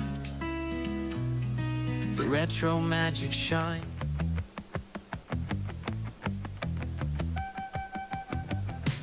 Power in a box, stories to unlock. Welcome to Amiga Talks. Power in a box, stories to unlock. Welcome to Amiga Talks. Einen wunderschönen guten Nachmittag. Schön, dass so viele von euch Zeit gefunden haben. Ich weiß, es gibt so viel zu sehen und ihr müsst mit dem hässlichen Stück, was hier auf der Messe rumläuft, jetzt Vorlieb nehmen. Aber ich kann es jetzt auch nicht ändern. Ich bin hier, mein Name ist Christian Spannig. Der eine oder andere hat vielleicht ein Amiga-Buch von mir gekauft. Der eine oder andere hat vielleicht eine Sendung von mir gesehen. Ich war jung, ich brauchte das Geld. Okay? Was euch gefallen hat, ist schön. Was nicht gefallen hat, vergesst es einfach. Ich freue mich, dass ihr hier seid. Und wir wollen heute bei der Dinosaurier-Zeitreise-Sendung über den Aufstieg des Amiga reden. Morgen reden wir über den Niedergang, heute wollen wir den Aufstieg reden. Und dazu habe ich mir einen Gast eingeladen und wir haben ein paar Einspieler für euch und wir hoffen, wir können euch ein bisschen unterhalten in der nächsten rund halben Stunde. Wir sind also heute in den 80er Jahren unterwegs, okay? 80er Jahre. Wir werden uns gleich noch daran erinnern, was das heißt. Ups, da liegt ein Mikrofon, ist auch gut. So, 80er Jahre. Es gibt zuerst eine schlechte Nachricht. Und die ist, dass wir eigentlich zu zweit hier sein wollten. Mein Kollege, der Hannes Rügheimer, der viele Bücher mit mir geschrieben hat, ja. Liebe Amiga-Gemeinde, ich wäre so gerne bei euch gewesen, aber mich hat's erwischt. Ich liege hier mit einer heftigen Erkältung da nieder. Ich wünsche euch eine tolle Amiga 40, bin im Gedanken bei euch. Und es tut mir leid, dass ich es leider nicht persönlich schaffe. Ja, ich habe Hannes genötigt, dass er zwei Dinge tut. Erstens, eine kleine Botschaft an euch schickt. Und zweitens habe ich gesagt, guckt ihr den Livestream an. Hannes, alles Gute, dass du bald wieder gesund wirst hier vom Publikum. Ihr dürft ihm einfach mit eurem Applaus alles Gute wünschen. Dankeschön. Okay.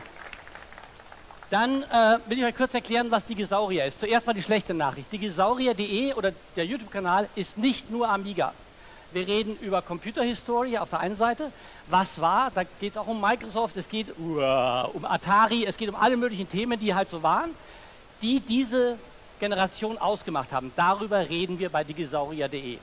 Das Zweite, was wir machen, wir versuchen nicht nur diese Historie zu konservieren mit Interviews, mit langen Gesprächen mit Leuten und mit Einspielern, sondern wir versuchen auch ein Stück weit Orientierung zu geben heute. Ihr alle kennt diese YouTube-Unpacking-Videos, du machst auf, innerhalb von 30 Sekunden zeigt dir jemand, wie alles geht und bei dir funktioniert es nicht. Das ist halt der Unterschied zu Anwenderkurs früher. Neuester Anwenderkurs, da haben wir das anders gemacht.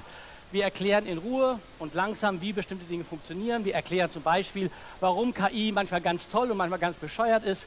Wir erklären aber auch, wie man den Umstieg auf Windows 11 macht, für alle, die davon betroffen sind. Herzliches Beileid. Also wir versuchen, ein Stück weit Orientierung zu geben in dieser Welt. Und das Dritte ist, wir reden über Themen, die uns alle irgendwie auch ein bisschen bewegen. Was macht zum Beispiel aus, wenn plötzlich KI in der Welt ist? Was heißt das für die Jobs? Was heißt das für uns? Auch darüber wollen wir reden. Oder was passiert eigentlich, wenn Mediamarkt wirklich von einem chinesischen Investor gekauft wird? Ihr wisst, das Thema geht um, also was passiert dann eigentlich? Diese Themen besprechen wir auch. Das alles findet ihr bei digisaurier.de. Die Webseite seht ihr hier hinter mir sozusagen. Das heißt, wenn ihr Lust habt, kommt dort vorbei. Übrigens den QR-Code da oben, wenn ihr den scannt, dann kommt ihr auch zu uns. Oder ich glaube, hier haben wir den auch. Also könnt ihr gerne machen. Und solltet ihr nicht wissen, wie ihr euren Kaffee trinken sollt, wir hätten auch ein Tässchen für euch. Das könnt ihr der Freundin dann besorgen. Oder Shirts oder was auch immer. Haben wir nämlich auch auf einigen Wunsch hin gemacht. Das sind die Dinge, die wir machen. Es gibt einen Podcast, es gibt einen YouTube-Kanal und es gibt die Webseite. Wenn ihr Lust habt, guckt gerne mal vorbei. So. Ich schaue gerade, ob ich Jungvolk sehe. Ja, ich sehe Jungvolk. Pass mal auf. Du da in zweiter Reihe, genau. Weißt du, warum deine Eltern so sind, wie deine Eltern sind? Nee, ne? Nicht wirklich. Okay. Hast du jemals Jugendbilder von deinen Eltern gesehen? Von deinen Großeltern? Das waren nur die geschönten Bilder. Die Wahrheit, glaub mir, sah anders aus. Wir reden von den 80ern. Wir machen jetzt einen kleinen Zeitsprung in die 80er Jahre. Und wie gesagt, das war die große Zeit vom Amiga. Und wir haben gedacht, wir zeigen euch mal, was damals so los war. Erinnert ihr euch noch? Samstag 18:15 Uhr, Formel 1 lief im Fernsehen. Erst Peter Illmann, dann Ingolf Lück, später Stefanie Töking und Kai Böcking. Die Musikvideos liefen und wir saßen davor, als gäbe es nichts Wichtigeres auf der Welt. Die neue deutsche Welle klang langsam aus, die Synthesizer übernahmen. Modern Talking, Nena, Wham. Unsere Eltern verstanden die Welt nicht mehr. Im Kino, Zurück in die Zukunft, Ghostbusters und 1987 dann der absolute Knaller Dirty Dancing. Millionen Deutsche im Kino. Und die Mode erst. Schulterpolster so breit wie ein Türrahmen, Karottenjeans, Taillen hoch an den Knöcheln, eng dazwischen. Naja, Neonfarben überall, je knalliger, desto besser. Stulpen beim Aerobic, Neonstulpen. Wir sahen aus wie wandelnde Textmarker. Und wir fanden's geil. In der Spielzeugkiste? Der Zauberwürfel. Wer den in der Pause lösen konnte, war der King. He-Man mit seinem Zauberschwert, Monchichis, diese süßen Affen mit dem Schnuller, Glücksbärchis, Slime von Mattel, eklig grün, perfekt, um die Geschwister zu ärgern. Und draußen? BMX-Rad für die Jungs, Rollschuhe für die Mädels, 3 Fernsehprogramme, keine Handys, kein Internet. Aber ehrlich, das reichte völlig. Und dann stand er da, in unserem Zimmer, der Amiga. Während andere draußen Fangen spielten, luden wir Turrican von Diskette. Klack, klack, klack, 5 Minuten warten, dann Chris Hülsbecks Soundtrack. Gänsehaut. Blue Byte brachte die Siedler. Faktor 5 aus Köln den besten Jump'n'Run ever. Deutsche Entwickler, wir waren stolz. Der Amiga hatte 4096 Farben, der PC 16. Wir fühlten uns wie die Könige der Pixelwelt. Das war der Amiga. Ein Stück Jugend, ein Stück 80er. Eine Zeit, als Computer noch Abenteuer waren. Wir kommen zur Digisaurier-Zeitreise auf der Amiga 40. Wenn man die Klamotten so sieht, klärt sich einiges, ne? Also, hattet ihr auch so wer hatte Schulterpolster? Hände hoch, wer hatte Schulterpolster? Ja, okay, die 3, die sich melden und die anderen sagen, da will ich nicht mehr drüber reden. Es ist jetzt draußen in der Welt LiveStream, okay? Also, der Kern ist, ihr habt auch gesehen, wir haben tatsächlich geschafft, den jungen Christian, den aus den Ende 80er, Anfang 90er Jahren wiederzubeleben. Die Kollegen von Hey Gen haben das möglich gemacht, dass wir mit meinem eigenen jüngeren Ich sprechen können. Der wird auch morgen nochmal auftauchen. Jetzt habe ich einen dabei, der war auch mal jünger. Ja, das stimmt. Aber jetzt ist hier bei mir Hermann Achilles. Hermann, du warst bei Areolasoft und warst beim VOD, dem Verband der Unterhaltungssoftware Deutschlands. Richtig. Das waren deine Jobs. Jetzt ist es so, du hast mir erzählt im Vorgespräch, du hast ja bei Areolasoft gearbeitet, sagt, es wäre total schwer, Infos über Commodore überhaupt zu kriegen, auch für euch. War das wirklich so? Naja, es gab eben noch nicht das Internet, man konnte nicht recherchieren und ähnliche Dinge und man musste alles aus den bekannten Medien, sprich Zeitschriften oder Zeitungen, holen. Und ganz ehrlich gesagt, im Fernsehen habe ich also über Computer wenig gehört zu der Zeit.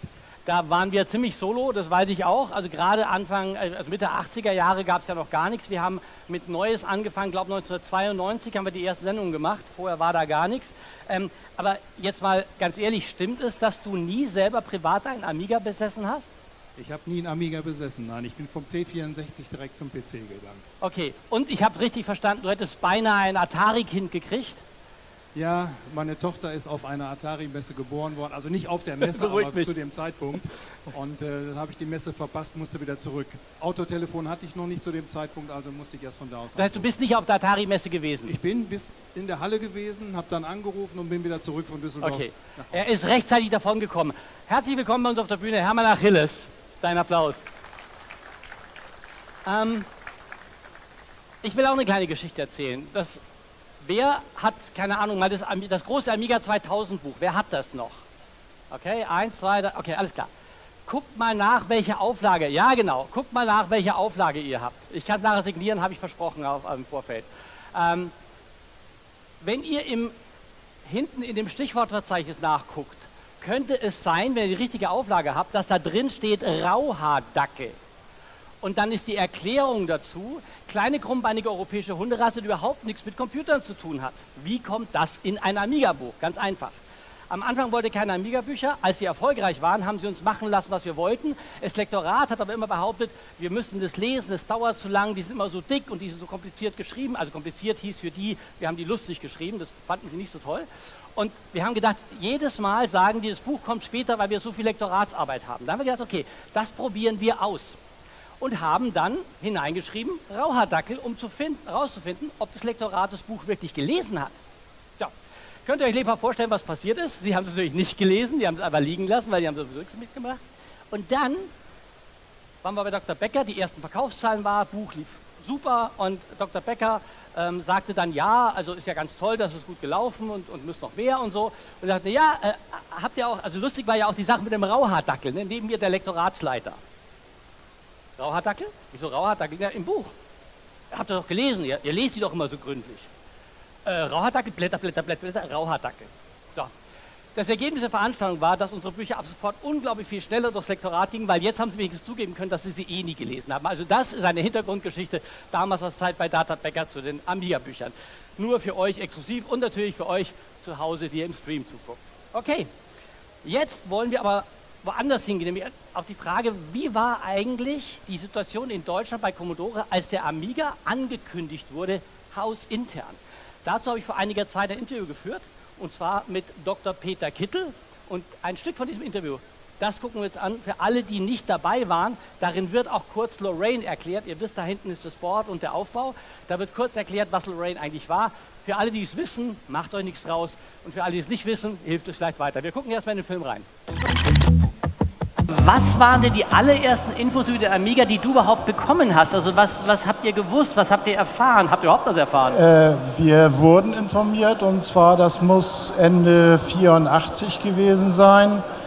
Da wurde die gesamte Supportmannschaft zu einem Meeting beordert. und vorher schon gesagt, alles hochgeheim, ganz secret, nichts weiter erzählen.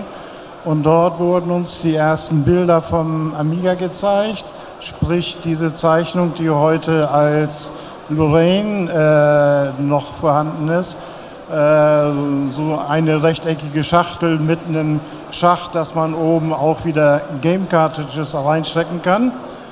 Ein kurzer Einschub. Lorraine war also eine Art Prototyp vom Amiga. Die Bilder, von denen Peter Kittel hier spricht, sind irgendwann einmal auf einer Veranstaltung abfotografiert worden und geistern durch das Netz. Die Designs sind teilweise wirklich futuristisch, finden wir so. Da haben wir gedacht, was wäre, wenn das einer mal als Modell bauen würde? Und siehe da, mit ChatGPT haben wir diese kleinen Modelle erstellen lassen. Immer mit einem Digisaurier auf dem Monitor. Natürlich in Amiga-Grafik.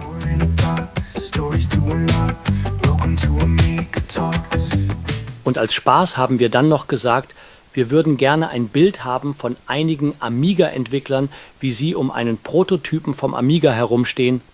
Bitteschön. Und jetzt geht es weiter mit Peter Kittel und seiner Geschichte. Und vor allem hat man uns da gezeigt 2 Videos. Das eine Video waren so die Demos, die man später auch auf der Extras-Diskette hatte, also mit diesen Flächenfüllen. Und ich glaube auch schon mit dem Bouncing Ball. Alles sehr eindrucksvoll für die damalige Zeit, weil ich hatte mich mit einem Kumpel zusammen, der sich mit Grafik beschäftigte, schon mal mit Flächenfüllen beschäftigt und was es da alles für Komplikationen geben kann. Und das Ding machte das in Hardware und fürchterlich schnell. So, und wie gesagt, das eine Video waren diese Demos. Und dann gab es ein zweites Video, was daraus bestand, dass jede Menge Firmen mit einem Vertreter dort auftraten und der alle mit warmen Worten sagten, wie toll sie die Maschine fänden und was für tolle Produkte sie für den Amiga dann eben produzieren wollen, inklusive Microsoft, inklusive IBM und alles, was damals Rang und Namen hatte. Und dummerweise waren das Videos im U-Matic-Format, für das es kaum Abspielmöglichkeiten hatte, und die verschwanden nach diesem Meeting wieder in einem kleinen Koffer, der also fast mit Security-Personal dann zum nächsten Vorführort bei einer anderen Commodore-Niederlassung weiter transportiert wurde. Also wir haben es leider nie wieder gesehen. Das verschwundene Amiga-Video. Also, IBM hat gesagt, wir machen was für eine Commodore Amiga. Dann hat Microsoft gesagt, wir machen was für eine. Wart ihr auf dem Video drauf als Ariolasoft damals, Hermann? Das kann ich dir gar nicht sagen, das weiß ich nicht. Aber ihr habt ja wirklich was gemacht. Was waren die Produkte bei Ariolasoft, die ihr damals für den Amiga so in der Pipeline hattet, die ihr gemacht habt oder die ihr übersetzt habt? Es kamen ja die meisten Produkte aus UK oder England und ich erinnere mich so an verschiedene noch. Meistens waren es irgendwelche Raumfahrtspiele oder sonstiges. Einige Adventure waren auch dabei und Schach wurde auch übrigens vermehrt gemacht. Und es gab natürlich auch deutsche Produktionen. Was war das? Das war zum Beispiel Fußballmanager. Oh, der war kompliziert, oder? Ja, der war schon kompliziert. Weil es waren mehr als 2 Disketten, wenn ich richtig weiß. Ja, wir hatten da später Spiele, die hatten 34, 36 Disketten. Überlegt euch das. 34, 36 Disketten. Und Diskette 33 sagt, read write, kennt ihr? Ne? Das war Spaß für die Anwender. War für euch auch nicht so schön, ne? Nee, das war nicht schön, weil es gab immer wieder Reklamationen, dann wurden die ganzen Sachen ausgetauscht, das ging hin und her. Das war sehr, sehr kostenträchtig. Ja. Also wir reden von einer Zeit, wo wir noch kein Internet hatten, wo es nichts zum Downloaden gab, wo der Vertriebsweg eigentlich vor allem ja klassischer Handel war. Über wen habt ihr denn damals die Sachen unters Volk gebracht? Also Hauptvertriebswege waren damals die klassischen Kaufhäuser und ich kann die ja mal nennen, Horten, Hertie, Karstadt, Kaufhof. Wer kennt diese Namen noch? Ja, okay. Der Junge ist gegangen, er sagt, nee, ist gut jetzt, ne? Das ist in Ordnung, kommt ja nochmal zu mir, nee, verstehe ich gut. Der will zocken, ne? Das ist auch in Ordnung. Gut. Es gab natürlich auch schon einige Spezialhändler, ja. Ganz klar. Es gab aber auch ein Problem, zum Beispiel Quelle war ja auch ein großer Versender, die viel verkauft haben, aber da konntet ihr nicht so einfach was machen, ne? Naja, Computerspiele waren im Gegensatz zu anderen Medien, wie zum Beispiel Musik, Produkte, die kein Verfalldatum hatten. Obwohl sie eins hatten, es stand aber nicht drauf. Ja. So, Quelle musste ein halbes Jahr im Voraus, musste der Katalog bestückt werden, dann kam die Auslieferung und innerhalb von 12 Monaten war so ein Produkt schon längst überholt, da gab es nämlich schon das nächste. So, und dann wurden die nicht verkauft und dann gingen die wieder zurück und dann hatte man Altware. Und dann hört man ja auch, dass das eine oder andere Spiel nicht ganz so rechtzeitig fertig geworden ist. Also ich habe heute von einem gehört, das mit 29 Jahren Verspätung kommt, aber war bei euch nicht so schlimm, aber wenn es nicht fertig wurde, konnte es ja auch nicht in den Katalog, ne? Das war ein Riesenproblem, weil dann durfte man Strafen zahlen. Ach, das war richtig teuer? Klar, der Katalog war gedruckt, ich glaube, das waren Millionen Auflagen. Ja. Und wenn dann das Produkt, was da drin ist, nicht da oder nicht verfügbar war, das war schwierig. Okay. Jetzt muss man kurz über solche Veranstaltungen wie diese hier reden. Es gab damals, ich weiß, wer war schon mal früher auf der Commodore Hausmesse, auf den Amiga-Messen? Wer von euch war da schon mal? Auch viele. So. Und jetzt pass auf, jetzt erzählt euch der Hermann, warum diese Messe für die Games-Branche so wichtig war. Hermann, warum war sie wichtig? Ja, es war überhaupt erstmal das Schaufenster für den Amiga überhaupt in der Öffentlichkeit, weil dann kamen ja die Medien zusammen, haben darüber berichtet. Und ich kann mich daran erinnern, dass in Köln die Halle 10 einmal am Samstag geschlossen wurde, weil 50.000 Leute in der Halle waren. 50.000 in Halle 10. Ihr kennt das heute noch von der Gamescom, so heißt sie, glaube ich. Ja. Und dann wisst ihr, was das bedeutet, wenn 50.000 Leute auf einmal in eine solche Halle sind. Und jetzt muss man sagen, diese Gamescom hat ja einen Vorläufer, die Games Convention. Und dieser Vorläufer hat eine gewisse, wie soll man sagen, Elternschaft von den Amiga-Messen, oder? Erzähl, wie es war. Sag's uns ganz ehrlich. Also im Grunde genommen ist die Idee der Games Convention entstanden aus den großen Amiga-Messen, die wir in Köln hatten. Und wir mussten einen Partner suchen, der da mitmachte. Und der hat sich leider erst dann in Leipzig gefunden. Es gab ja zwischenzeitlich noch die CeBIT Home zweimal, aber da gab es Schwierigkeiten mit der IFA und so weiter. Und unsere Branche hing immer in der Luft. Und für uns war es wichtig, eine Messe zu haben, die publikums- und medienwirksam war. Und das konnten wir nur dann machen, indem wir viele, viele Menschen zeigten, so wie hier auf diesem kleinen Raum. Ich finde das toll, ich fühle mich zurückversetzt in die Amiga-Messe. Da war das nämlich genauso. Unwahrscheinlich viele Leute da, die viel zu erzählen hatten, viel zu diskutieren hatten. Und das hat letztendlich dann auch die Verbreitung gebracht.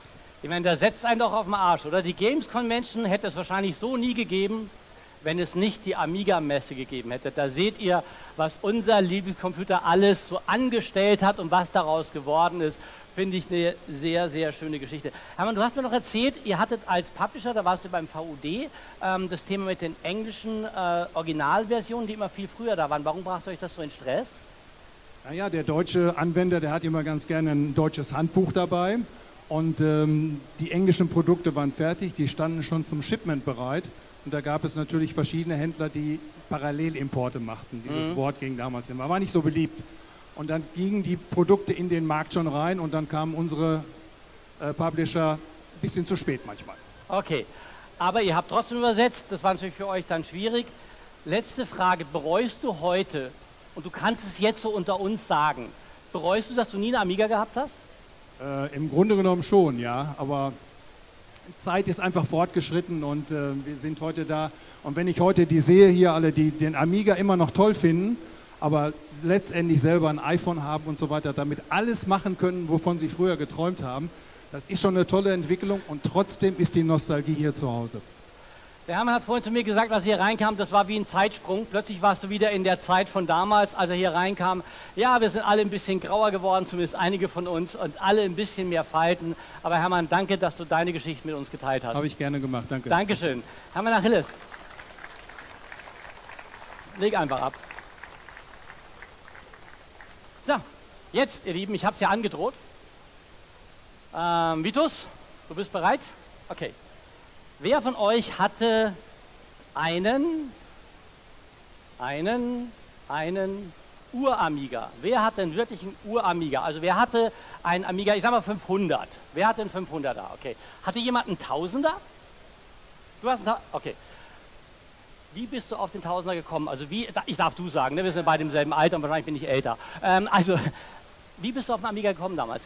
Die Technik war faszinierend, besser als ein 64er, mehr Farben, diese ganze Soundgeschichte. Wie hast du davon erfahren? damals schon. Kleiner Computerfreak. Okay, das heißt, du bist in Läden gegangen oder Freunde haben dir das erzählt? Ja, in Hannover gab es einen Laden, da konnte man sowas kriegen. Du bist aus Hannover? Ja, in der Nähe von Hannover. Okay, alles klar. Und warst du auch auf der CeBIT, um Amiga zu gucken? Immer. Okay. Immer. Ich kann mich erinnern, auf der CeBIT habe ich mal erlebt, wie ein älterer Herr, also so wie in unserem Alter jetzt, mit dem Amiga was machen wollte. Dann hat er die Maus genommen, die lag ja da, dann hob er die hoch und schüttelte die so lange, bis der Cursor dahin ging, wie er wollte. Bis irgendjemand freundlicherweise ihm die Hand runterdrückte auf den Tisch, aber auf so geht. Ah, ihr könnt euch gar nicht erleben, was für ein tolles Erlebnis war. Wer hatte noch einen Amiga 500? So, jetzt gehe ich mal ein bisschen nach hinten. Was hattest du für einen? Wann hast du den gekauft? Weißt du es noch? Ja, ich hatte den Amiga 500, den habe ich mir von meinem Konfirmationsgeld 1988 gekauft. Gibt es noch ein Bild mit deinem Konfirmationsanzug? Sage ich nichts zu. Okay, alles klar. Keine Klamottenbilder. Wer hatte dann einen Amiga 2000? Ein 2000er. Ja, du hast ja auch ein Amiga 2000 Buch. Du hast den aber vorher schon verstanden. Unser Buch hast du nicht gebraucht, oder? Naja, ich habe das Buch ein paar Wochen vorher bekommen, damit ich mich schon mal einarbeiten konnte. Das war ganz praktisch. Okay, alles klar. So, wer kam erst ganz spät zu einem gebrauchten Amiga oder zu einem refurbished Amiga? Wer kam erst ganz spät zum Amiga? Ich sehe jetzt gar nicht alle. Du kamst. Okay, alles klar. Papa hat ihn dir geschenkt. Nein, Sondern? das war für meinen Patenonkel. Für deinen Partner. Der hat dir den geschenkt? Nein, mein Papa Ja. hat sie für meinen Patenonkel Mark gekauft. Und dann hat er ihn geklaut. So, und was machst du jetzt ohne deinen Amiga? Ich habe einen anderen. Okay, wir haben eine Amiga-Familie. Wie alt bist du? Nein, mein Papa wollte es für Mark kaufen. Ja. Okay, Also du hast ihn nicht fährt geklaut. Du eigentlich willst sagen, schon. du hast ihn nicht... Nee, alles klar. Es ist ein ganz ehrlicher junger Mann. Der hat ihn nicht geklaut, der hat ihn einfach nur gekriegt. Ist in Ordnung. Dankeschön für diese kleinen Geschichten von euch, damit wir ein bisschen was auch von euch hören und nicht nur Fall mir nicht Vitus, weil dann wäre die teure Kamera kaputt. Wäre ganz schlecht. So, jetzt, ihr Lieben, wir haben ja einen aus Hannover da. Haben wir ein kleines Rätsel noch für euch. Mal gucken, ob die Zeit noch reicht. Ja, geht gerade noch so. Also, wir zeigen unser Rätselbild. Das ist der berühmte Eingang Nord der CeBIT. Was an diesem Bild, der Gewinner kriegt 100 Gummipunkte, was an diesem Bild ist falsch? Ja, jetzt bin ich gespannt. Was rufen wir zu? Die Jahreszahl nein, 86 stimmt. Auf der CeBIT 86 hat nämlich der Gerald Lang den Amiga das erste Mal gesehen und hat danach bei Commodore angefangen zu arbeiten. Also 86 stimmt. Was ist falsch? Es ist schwer, ich gebe es zu. Aber leicht wäre ja dann jeder. Was ist falsch an diesem Bild? Was ist falsch? Du weißt es garantiert nicht, junger Mann. Wer weiß es? Was ist falsch? Okay, wann war die CeBIT? Im März. Was ist an diesem Bild falsch? Jawohl, das ist die Auflösung. Die Bäume, bei den Wirklichkeiten haben nämlich so ausgesehen, weil wir Pech hatten, lag so viel Schnee, dass wir Mühe hatten, überhaupt reinzukommen in diese gottverdammten Hallen. Also, die CeBIT fand immer im März statt, nur ganz zum Schluss nicht mehr, aber sie fand eben immer im März statt und mit Bäumen gab es da gar nichts. So, das war's von unserer Seite. Wir müssen fertig werden. Um 14:15 Uhr muss ich von dieser Bühne fallen und habe dann die Zeit wieder ein bisschen eingeholt. Vielleicht Folgendes. Der Amiga, das ist keine Frage, der Amiga brauchte auch in der Zeit damals, Mitte der 80er, Freunde. Ganz viele Leute wollten den Amiga nicht haben. Zum Beispiel Dr. Achim Becker. Mit dem treffe ich mich jetzt nächste Woche Dienstag zum Gespräch, bin gespannt. Der wollte Atari-Bücher und wir wollten Amiga-Bücher machen. Er hat uns dann gelassen, aber er wollte das nicht. Die Händler, Commodore, nee, eigentlich nicht. C64 gerne. Mein Kollege Hannes, den ihr gerade im Krankenbett gesehen habt, wollte kein Amiga-Buch schreiben, der wollte lieber noch mehr C64-Bücher schreiben. Also mit anderen Worten, der Amiga war nicht ein Selbstläufer Mitte der 80er. In keiner Form, aus vielerlei Gründen. Und umso weiter zu kommen, wie er dann kam, gab es nur eine Option, Freunde. Und ich freue mich total, dass ich so viele Amiga-Freunde hier sehe. Leute, die damals bis heute unseren Lieblingscomputer leben haben lassen und jetzt weiterleben lassen. Insofern ist dieser Applaus für euch. Herzlichen Glückwunsch, dass ihr das hingekriegt habt. Und zwar alle, die ihr hier seid. Ganz laut applaudieren. Ihr könnt richtig laut applaudieren jetzt. Weil das ist euer Applaus. Ihr habt das möglich gemacht. Ich für meinen Teil bedanke mich jetzt beim Team. Das sind bei uns das Team von der Amiga 40, der Markus und sein Team. Herzlichen Dank für eure Arbeit. Barbara, Dirk und Dirk sitzt da an der Seite. Barbara ist mit der Kamera unterwegs, die geholfen haben, die Show hier zusammenzustellen. Und natürlich die Kollegen von der Technik, als Beispiel die Alicia und den Vitus, den ihr da seht. Einen herzlichen Applaus für das Team, das das hier möglich gemacht hat, sonst wären wir alle nicht hier.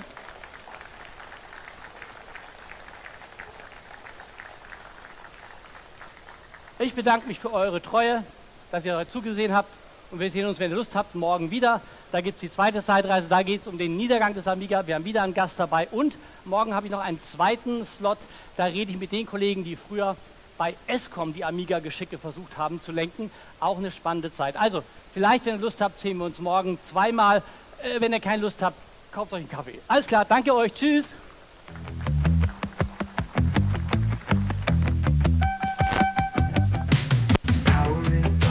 Stories to unlock.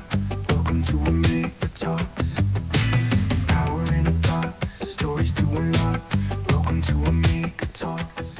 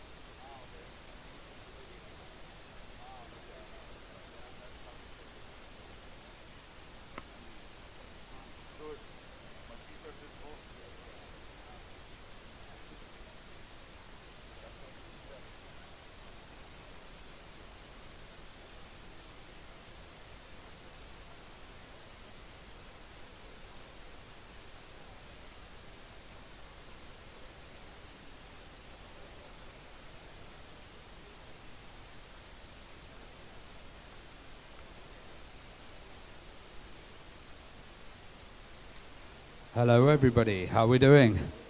We're having a good time, yeah? Well, this is a crazy Amiga event. Look at how many people we've got. I can't believe it's this big. And I'm Ravi Abbott, if you're wondering who's talking at the moment, and I'm from the Retro Hour podcast. So we've done a podcast every single week, and we've just hit 500 episodes. And, oh, thank you. And we absolutely love to interview people.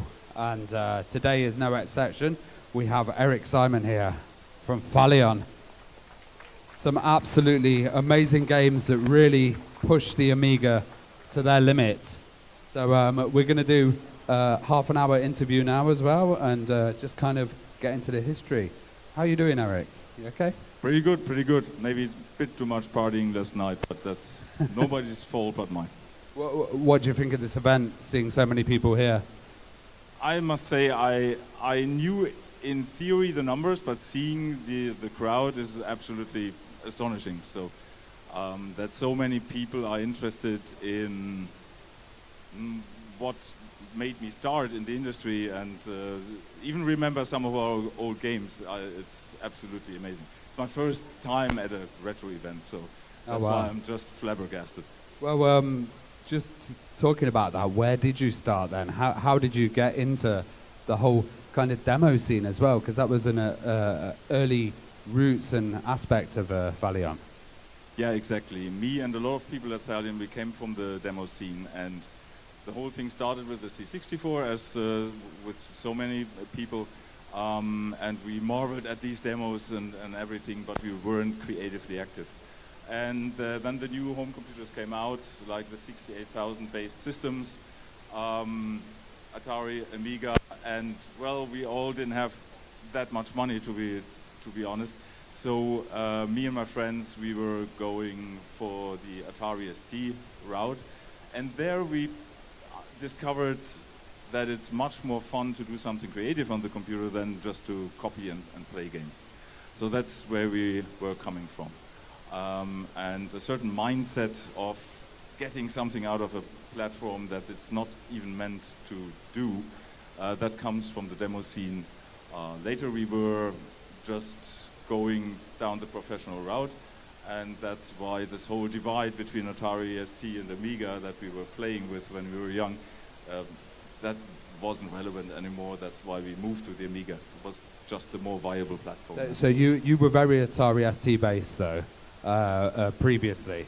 Yes, yeah. from our demo scene roots, we came from the Atari ST. And what was that like in Germany as well? Were there lots of parties, copy parties as well that you went to? Oh, certainly, certainly. Actually, the Atari ST scene was, from what I can tell, much more friendly, much less competitive than the Amiga demo scene, where we competed with each other, but we were all friends. We had these parties, demo parties, where we copied a lot of games, but the thing was really doing something creative. Was for all of us, it was absolutely forming to see, hey, there are people from France and from Sweden, and they come from all over the world to the demo party, and we all became friends and worked together on something creative that was for all of us a absolute formative experience. So what was your handle then, and what was your group called? Oh my God, my handle was so bad because it's just is, which is it in German, and it's my initials. Yeah, so much for keeping a secret low profile. But our demo crew was called the Exceptions on the Atari ST, and we were probably not writing the best demos, but we were writing the earliest demos, and that's why our group was and still is very famous on the Atari ST, because we were among the ones who started the whole thing. And there's that kind of philosophy in the demo scene of pushing machines beyond their limit. Do you think that kind of went into games development, and also some of the people that you were working with as well? Did they have all individual skills to, you know, like push graphics forwards and special hardware tricks?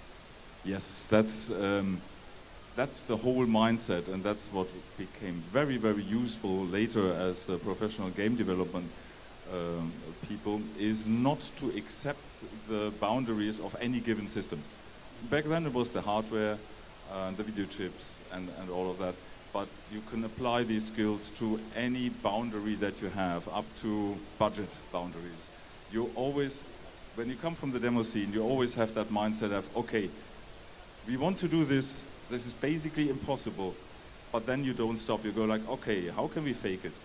And game development is still, up to this very day, even with the most modern hardware, you gain a competitive advantage if you figure out things that seem to be impossible with a given platform. So that will always apply, even with modern hardware. So at what point did it become a company? At what point were you like, we're going to take this seriously, we're going to get into gaming and move away from the demo scene? I started studying, and I was interrupted by the German government, needed to do civil service. And I started, together with a friend of mine, a role-playing game called Dragonflight. And we thought, hey, we do something like Ultima. We do something like Ultima, and just with modern 16-bit graphics. And we're doing that on the side with 2 people, and we will be better than a whole company called Origin in the US. So yeah, that was an excellent plan. But we didn't want to give up. So at some point, there was the decision to be made, either to give up the project and just learn some trade that makes money, or to stop anything else and focus on developing that game. And for me, it wasn't a question. It was just like, okay, I'm gonna do this. I couldn't explain my parents if we could ever earn money with that, because it wasn't clear in the middle of the 80s. That was like 86 or so. And I went for it, and I never regretted it for more than 2 weeks in a row. So it was, is that feeling that you had, that you could do it better, and that just drove you forwards? And doing it better, yes, but ultimately it's that at some point I realized, as much as I like to play games, but what I like more is to actually develop games, and that's still the case even now when I'm over 60. So, what influence were you taking from other titles as well? So Karateka was one. Yeah, maybe. Chambers of Shaolin has some similarities. Yes, but the inspiration for Chambers of Shaolin was less Karateka, but more in titles like IK Plus on the G64, like these one-on-one fighting games. I played Karateka on the Apple, and I was amazed about the fluid animation and such. But these 8-bit games were more of an inspiration for that one. And it had amazing music, from what I remember as well. Very a nice tune. How did you then get different people to get involved with the company? Were you taking them from other companies, or were you poaching them from the demo scene? It was mostly the demo scene. So even Jochen Hippel, who is I think quite popular still now, we were just a bunch of guys that met in a computer store in Mannheim, and we were all from little Palatian Pfälzer villages, and we magically came together, and that was the core of our demo group. Completely unlikely, and we discovered that we all have talents that work well together. This demo group came into the demo scene, and that's where we draw on when we founded Italian. It was a crystallization point for all kinds of people out of the games industry. Actually, one of the reasons that I'm so hungover is that I spent a week partying with people that I got to know back then, end of the 80s, from the UK, from all over the world, and we sort of reconnected recently. So I partied in Malta with them for a week. Guys like that went out into the industry, the tech director of Gods of War, the art director of King. He actually made these little shiny Candy Crush bubbles himself, and So the connections that we made back then, they still hold. I was interested then, did you have like a physical office? How did the company form? Because with the demo scene, there's that kind of idea of remote work, which we have now, but it wasn't so established back then. No. Guys, remember, we were sending discs around via post. There was no internet. There was nothing. We were not into BBS stuff. It was all BP and not enough pixels. And no, we actually needed a physical office because that was the only way to develop games. Yeah. Look, we didn't have a server. We were carrying floppy disks from one machine to the other in order to assemble any game. Yeah, we just needed to be in the same spot, and that was somewhere in Gütersloh, which then got flooded by crazy Swedes and French people and UK people and Dutch people, and they all came to our office. Well, sometimes it can be said that some of the ports from the Atari ST to the Amiga weren't of the best quality. What was your approach to kind of porting games and projects? Oh, quite frankly, when we were porting Atari ST games at the beginning to the Amiga, we did straight ports. It was just otherwise financially not viable. I mean, you cannot redo all the art from 16 colors to 32 colors. It would just not make any financial sense. However, at some point we dropped the Atari ST because the sales numbers went down and focused on the Amiga. And we did the same on the Amiga that we did on the Atari ST, and that is to try to push its boundaries. And that's when some, I guess, quite nice-looking titles came from us. Yeah. And I was wondering as well, you know, coming from England, what the differences between the British game scene and the German game scene was as well, and the kind of the different regions of where you were sending these things out. You know, there was also Australia as well. There was some Americans, so it's quite a global thing throughout Europe as well. From what I remember, I think the German scene was very much focused on technology, on wild coding tricks to just put off some soft scrolling and stuff like that. When we were founding Thalion, we were absolutely having the mantra, okay, we know the technology, we need to focus on the fun and gameplay. But in hindsight, I think we still sort of put too much work into the technology.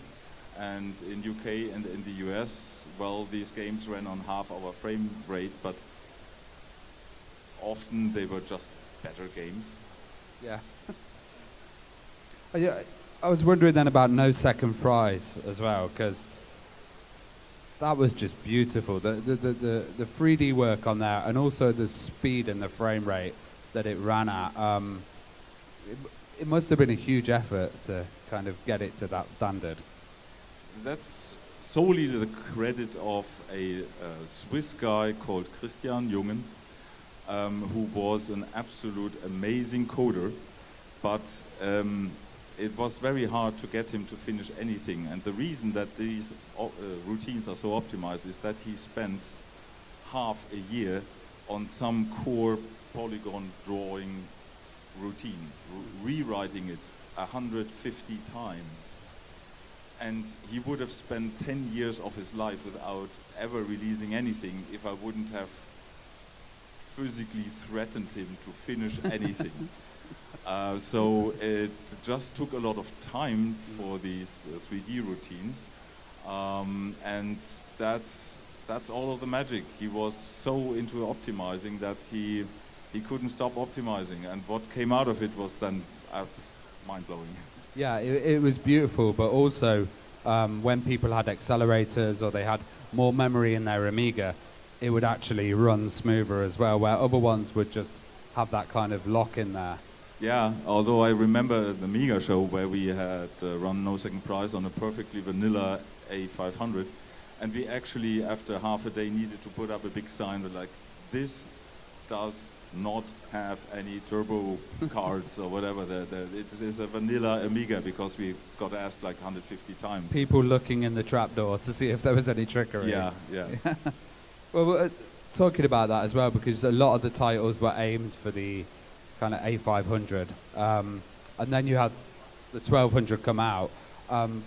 What were the differences, and was it kind of going for that lowest common denominator, the system that everyone was going to have, the A500, and optimizing that was your priority?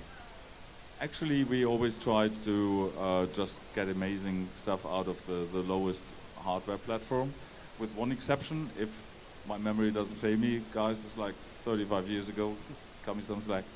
But the Ember Moon 3D routines, these actually could use the 68020, and they did some extra stuff on the Amiga 1200.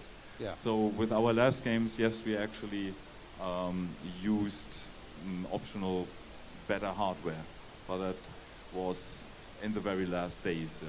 Which is really good to have that kind of, you know, optimizations for a different system, put it in and it runs better as well. And then you guys came around to releasing Lionheart, which is just an absolute technical marvel. Could we get a round of applause for Lionheart? Because I just think it's such a nice game. How did you go about creating that, and how long did that project take? I knew that I still remember we failed one deadline, but I think we only needed one extension. The history was that Erwin Kloiphofer and Henk Nieborg, who was the graphic artist, they approached us with a game that they made. I think it was called Ghost Battle, which was okay-ish, and Thalion published it. And then we invited the guys to make another game in our offices, and which they did. So the core team was Evan as a coder, Hank as an artist, amazing artist, and I did the game design and sort of project management. And what might be surprising, we don't do any special tricks. Yeah. We just use the hardware to its full extent. For example, all the colors in the first level with the parallax scrolling and everything. There was some support 3D routines with a like 3D kind of scrolling from Michael Bittner. But all we do is to use copper lists in an artful way. That's it. And all the other levels, they all use different graphics modes. I have no idea why no game that I'm aware of back then used all the video modes that the Amiga could do. They all focused on one video mode, and the whole game ran into like 16 color mode or dual play field mode or whatever. We just, depending on what the level design should be, we used the best graphics mode.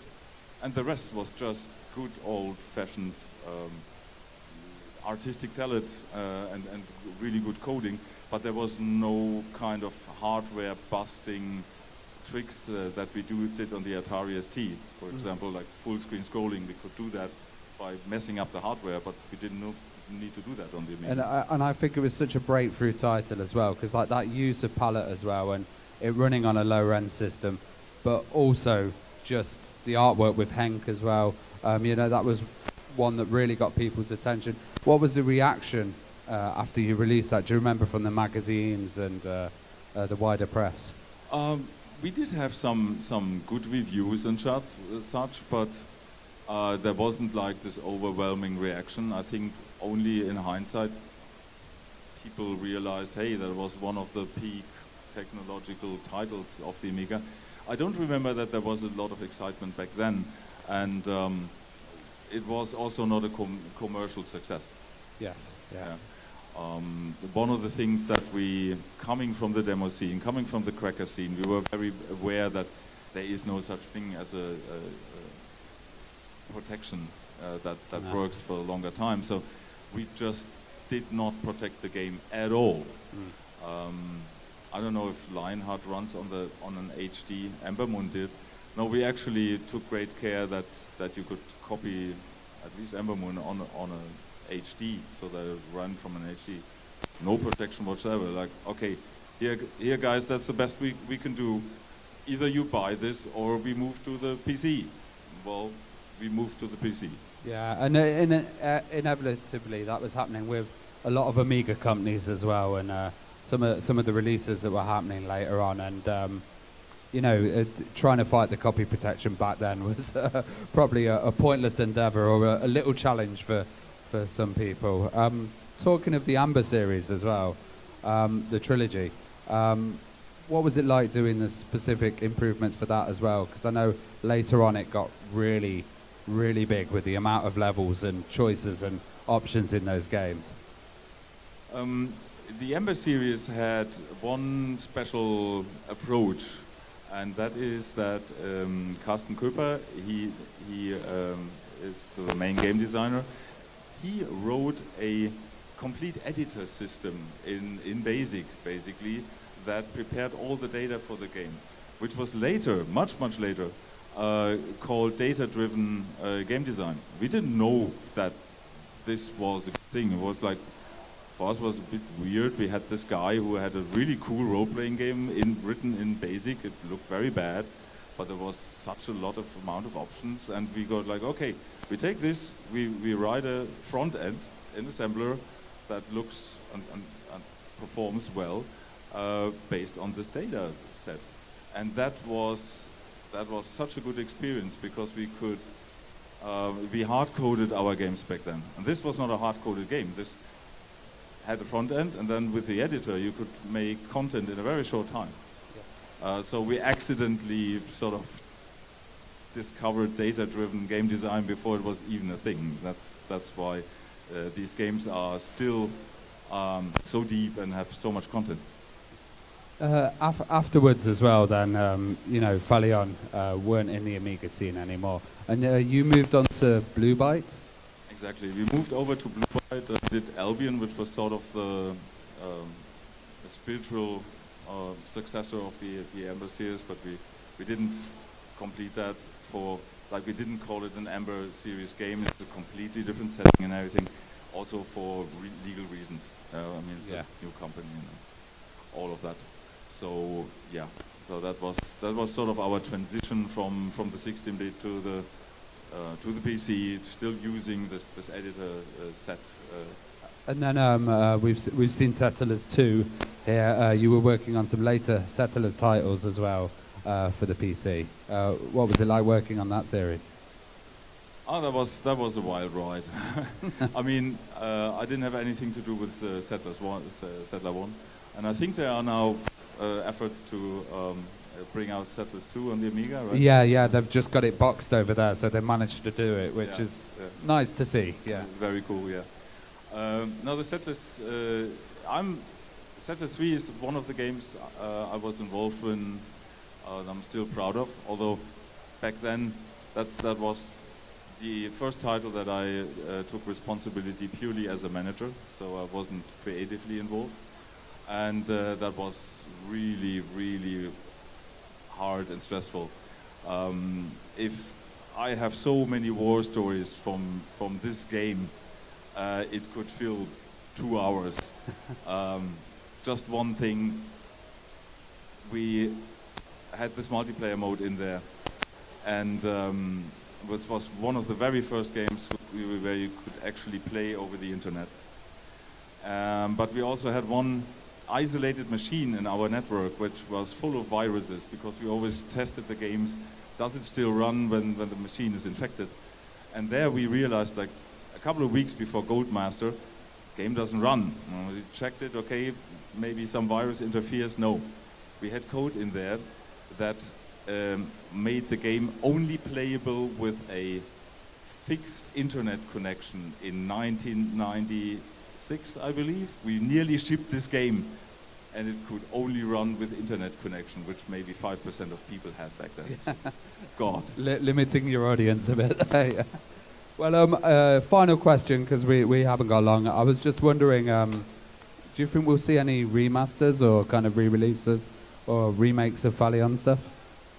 Yes, I get a lot of contacts about that all the time. it's a bit complicated because of the legal situation. There seems to be a entity that still holds some rights of the Italian titles, which isn't very communicative. So I know a few people, I'm not one of them, who tried to reach out to that company to clear the rights to do these remakes. But so far, it's not getting anywhere. So there might be a chance. Fingers crossed. If the legal situation is cleared. Let's see. Hopefully we'll see that one day. Well, thank you so much, Eric, for joining us. Can we get a big round of applause? Thank you, guys. And before I go, I've just got one thing to announce. I run Kickstart, which is the UK Amiga show, and it's coming back next year. So that's go to amigashow.com. You'll be able to check that out on the 7th and 8th of August. We had 800 people there 2 years ago. This is our 3rd event, so check that out, and it should be a good big party. Awesome, thank you.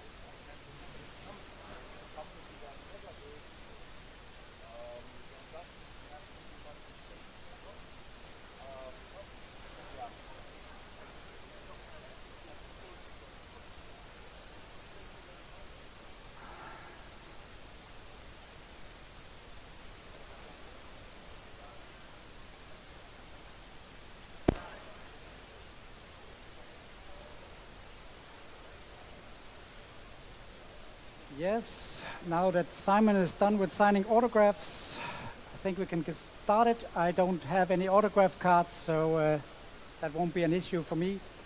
Good afternoon, guten Tag. My name is Thomas Jensen, and I'm the lead developer of the redo of Outrun for the Amiga, called Outrun AGA. Like Amiga Bill told us earlier today, I got my first Amiga back in 1987, an Amiga 500, and later a 1200, then dropped out for a few years. Then I got back in the game in about 2017 and was shocked to see that there was a huge community and that one of the most requested games was a redo of Outrun. And I hope all of you know this game. This is Sega's 1986 masterpiece, Outrun. It's probably my favorite game, favorite arcade game of all time, and I could spend a bit of time telling you all how I managed to complete this game at the arcades, but let's switch to another game that I never bothered to complete. It's okay to say boo. This is the US Gold travesty. Fast forward to 1989 and US Gold released this conversion straight from Atari ST, 200 lines NTSC, no blitter, all the bad things that was coming out of straight ST ports at that time. And since 1989, nobody's done anything about it. So when I got back in the game, I had a small team and we were chatting about various things, and this picture came up. And I said to Martin, who posted it, it looks like a driving game. And then Stefan said, yeah, do you know Martin, he did an Outrun mod. So 2-channel, real cool music, magical sound shower. Then I said, we should do Outrun. We should do Outrun as the next thing. And that was 4 years ago. So like that guy who was doing the motorcycle game, we can spend a lot of time fiddling things until they're absolutely right. And we are doing this in our spare time. So what is it that we want to emulate or replicate? This is the simplified view of the hardware from the arcade machine. It has 3 major parts. There's 2 processors, 2 68,000s, similar to the one in the Amiga 500. And then there is a dark blue thing here doing the sprites, a lighter blue thing doing the backgrounds and char sets, etc. And then there's the road generation chips. And even with all this juicy hardware, the game runs at 30 frames per second. So it needs 2 frames to do all the drawing necessary to move to the next picture. So when we're talking about this, we wanted to do the dual roads with the split and merge of the Outrun arcade, because no driving games has 2 roads, and the US Gold versions certainly didn't. Then we wanted large colorful sprites, preferably not in 16 colors. We wanted to give the user a real impression of speed, not the 4 or 5 frames per second that was happening on the US Gold version. And we wanted obviously the magical music that Martin had already started working on. And we wanted to run on original Commodore hardware, not big vampire boards that we're using for MAME at that time. So here's the simplified view of OCS hardware. There's a processor and there's some custom chips. And when we looked at our wish list, we quickly realized it's not going to work on the OCS Amiga 500 from 87. So we looked at the AGA hardware. It's more powerful. It came out in 93, and it has one of the most important improvements are the improved hardware sprites. There are 8 of those, and they are 64 pixels wide. And you'll see when we get to the details that this is one of the major improvements that we utilize very heavily in our new Outrun game. So we want to build the display, and if you remember from the arcade, there are 3 important parts. We start with a blue sky. Let's make it coconut beach blue, and then we need a we need a road, and let's make that 2 roads. And once we got the roads going, we need some clouds. That's a tile generator in the middle from the arcade hardware. Then we need some scenery, we need a Ferrari, a driver, cool blonde girlfriend, this was the 80s, you know. And then we're ready to go. So this is actual images from the new Outrun AGA. And in the following slides, I'll show you how all of this is made. So spilling the developer's secrets if you want. So we start off with the tiles because they are the simplest and there's nothing really radical or new revolutionary thing going on here. But they are rather huge on the arcade. So the arcade has 2 scrollable play fields. Here we see the clouds from Coconut Beach. They are 3 buffers next to each other, 512 by 256. And then there's a set of foreground tiles as well, which are 4 buffers. And those exist in 2 copies because when we go to the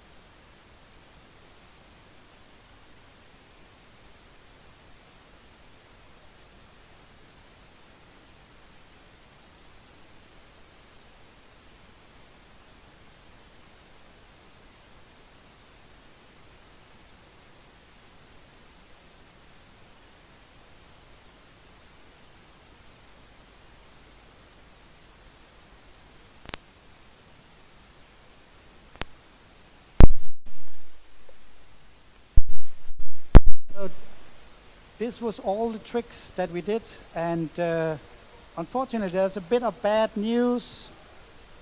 We wanted to give you the whole game for this show, but there are certain events that prevented us from being finished, so what you will get is a playable demo if you want to try it out. It's here at this address.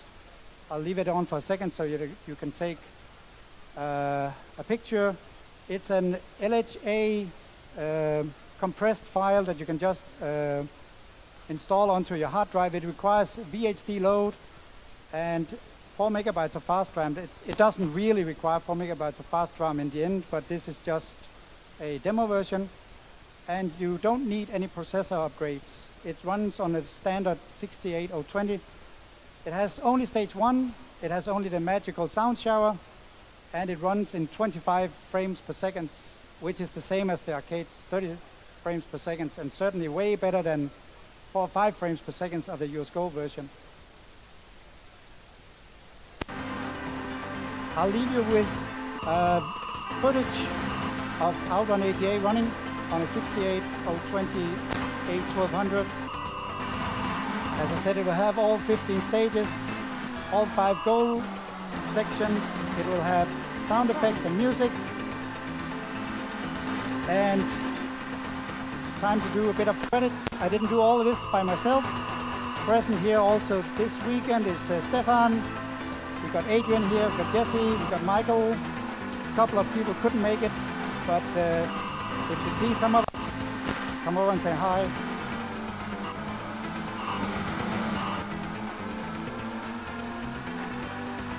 The last of the stages is Autobahn. The stage is called Autobahn. I thought it was very fitting for this to be in Germany. Last stage being Autobahn, and be careful out there. People, they drive like crazy here.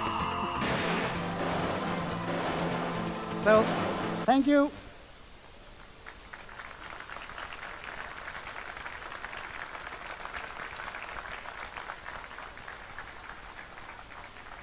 This is a link to the YouTube video in case you want to play it a bit at home. 2 questions. 2 minutes, yes, question. Yes, I anticipate. Yeah, Turbo Outrun runs on the same hardware, basically. It's a bit bigger GPU and stuff, so it would be possible, but to be honest, I think speaking for me, myself, I'm done with driving games for a little while. There might be one driving game that we would like to do, which is, it looks pretty bad, but it's running on an Amiga 500. So let's see how that goes. We have a working prototype using the blitter since we don't have those nice juicy sprites. Last question. Anyone? Assembler. So all of this is written in 68,000 assembler, optimized for 68020 or better. It doesn't use it doesn't improve with better hardware. So it doesn't matter if you run it on Vampire or 68 or 60, it doesn't get any better, but this is still 25 frames per second, which is pretty good. Yeah, thank you.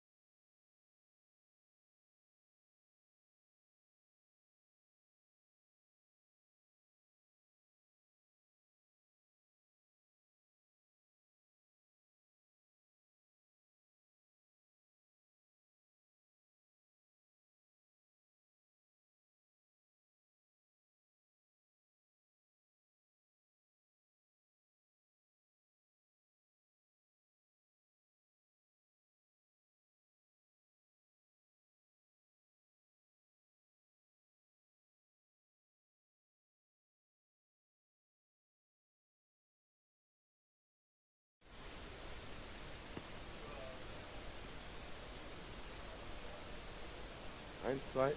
Now you can hear me? Yeah. Hello and welcome. I was actually supposed to accompany the panels here tomorrow, but a colleague asked me to stand in for him during the next interview part. Since I already had the 3 participants in my podcast, I hope I can make this an exciting conversation for you without so much preparation. It's a real pleasure to have 3 true legends here, true legends of the Amiga and gaming history. They are with us today. First, from Sensible Software, we have Stu Cambridge, the artist behind classics like Cannon Fodder and Sensible Soccer. Stu.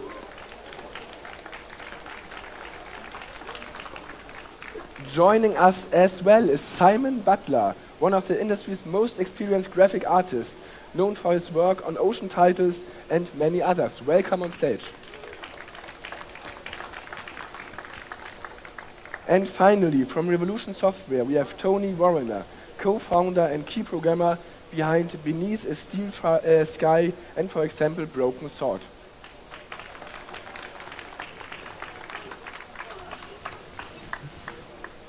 Yeah, first some questions for all of you 3. When you look back at the Amiga era, what made it such a special platform for you as developers or artists? Hello. For me as an artist, it was the power to do pretty much what you wanted. You know, at the time, you had the Commodore 64, which was a great machine, but the leap forward that the Amiga gave you as a developer was just from the future, you know, and it just allowed you to basically experiment. You could do stuff that you could never do before, and you could go to the arcades and you could see arcade machines, and you could copy those things and put them on the Amiga. You know, and this is like the 90s. This is like late 80s, 90s. So it was pretty incredible, and that really kind of fueled your creativity to really go to town with whatever you wanted to create. Yeah, that's it for me, I think. The Amiga basically meant that I handed in my notice at Ocean Software.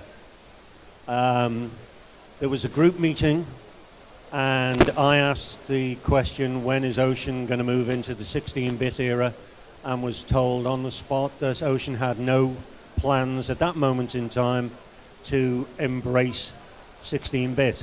So within the hour, I had resigned and started work on the Amiga. So my career just took off in a completely different direction.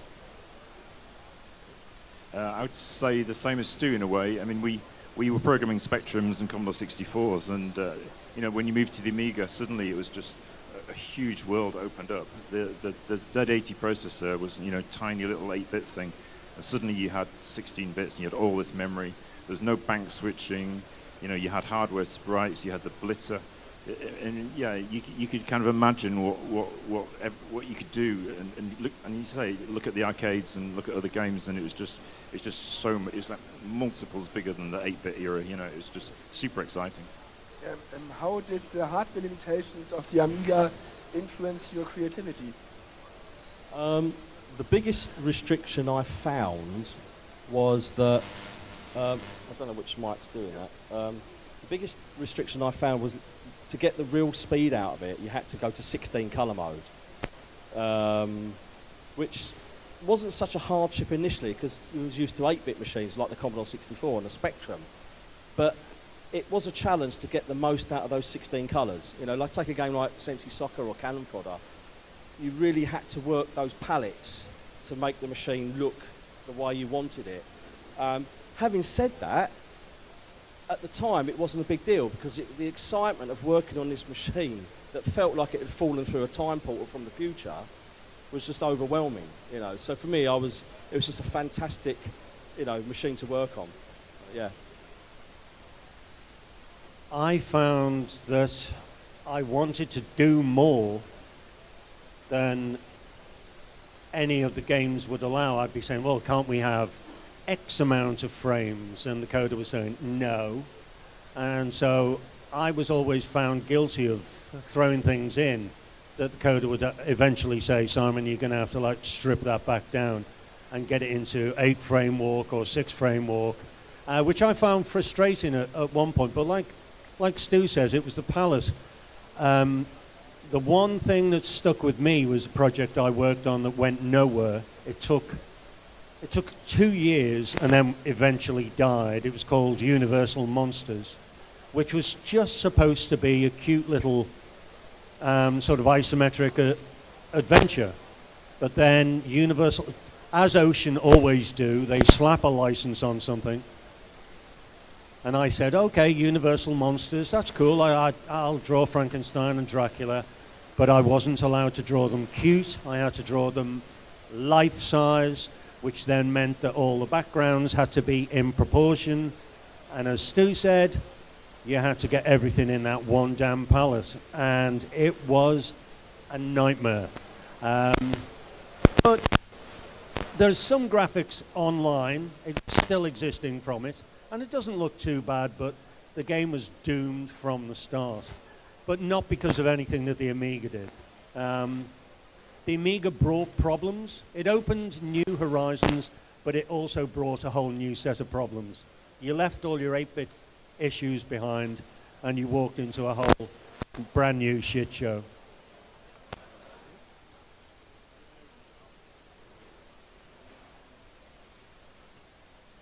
I noticed that artists, they only ever complain about palettes. Our programmer, the biggest restriction was floppy disk.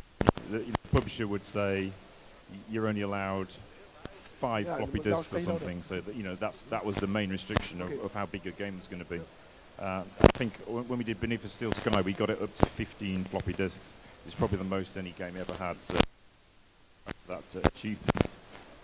Yeah, back at that days, did you realize that the games you were making at that early days still will be remembered today and will be played arcades later? That's a good question. At the time, and I was quite a bit younger, and you kind of you knew you was working on something special because people were really giving good feedback in the press. So you'd read magazine previews and they'd be like, yeah, this game's really cool, it's coming out from Sensible Software, this is going to be amazing. And you'd see it in print, and don't forget, back then there was no internet. So the only feedback we got as developers was what the press was telling you. And it was crazy. Just posing for RJ there. It was crazy, because the press was like, you're either on your side or they wasn't. So when you look now, and when you look back at that time, you think, wow, those games we did are still remembered today. But at the time, I had no idea. I mean, if someone had told me I'd be sitting on a stage in Germany in 2025 talking about cannon fodder, sensible soccer, I'd have said, that'd be so stupid. Yeah, crazy, So yeah, it's quite remarkable and very much appreciated, I'd say, for all you guys who supported our games. Very much appreciated. Because without you guys, we wouldn't make any other games. So yeah, so thank you.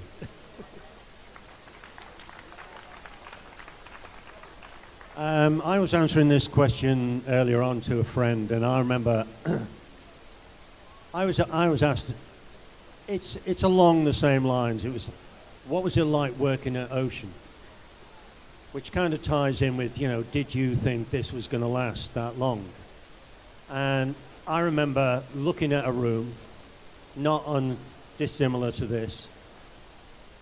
A lot more men than girls, and they were all sort of middle-aged ex-schoolboys. And they all went, huh? And I said, anyone who imagines that I skipped into work at Ocean every day, and it was like Hogwarts, and the sky was filled with rainbow unicorns and flying monkeys, is fucking insane. It was just a job. To me, that's all it was. I enjoyed it. Don't get me wrong, I enjoyed every single minute of it. And 42 years later, I still have the same passion. But it was just a job. It paid the bills. And if anyone had walked in and said, the video game industry died 5 minutes ago, we all would have gone and worked in a factory or something. We never thought it had legs. We never thought it had longevity. Because we never bought into the hype that we and what we were creating was anything special. It was entertaining, but we weren't rock stars. And anyone who says they were, a fucking liar.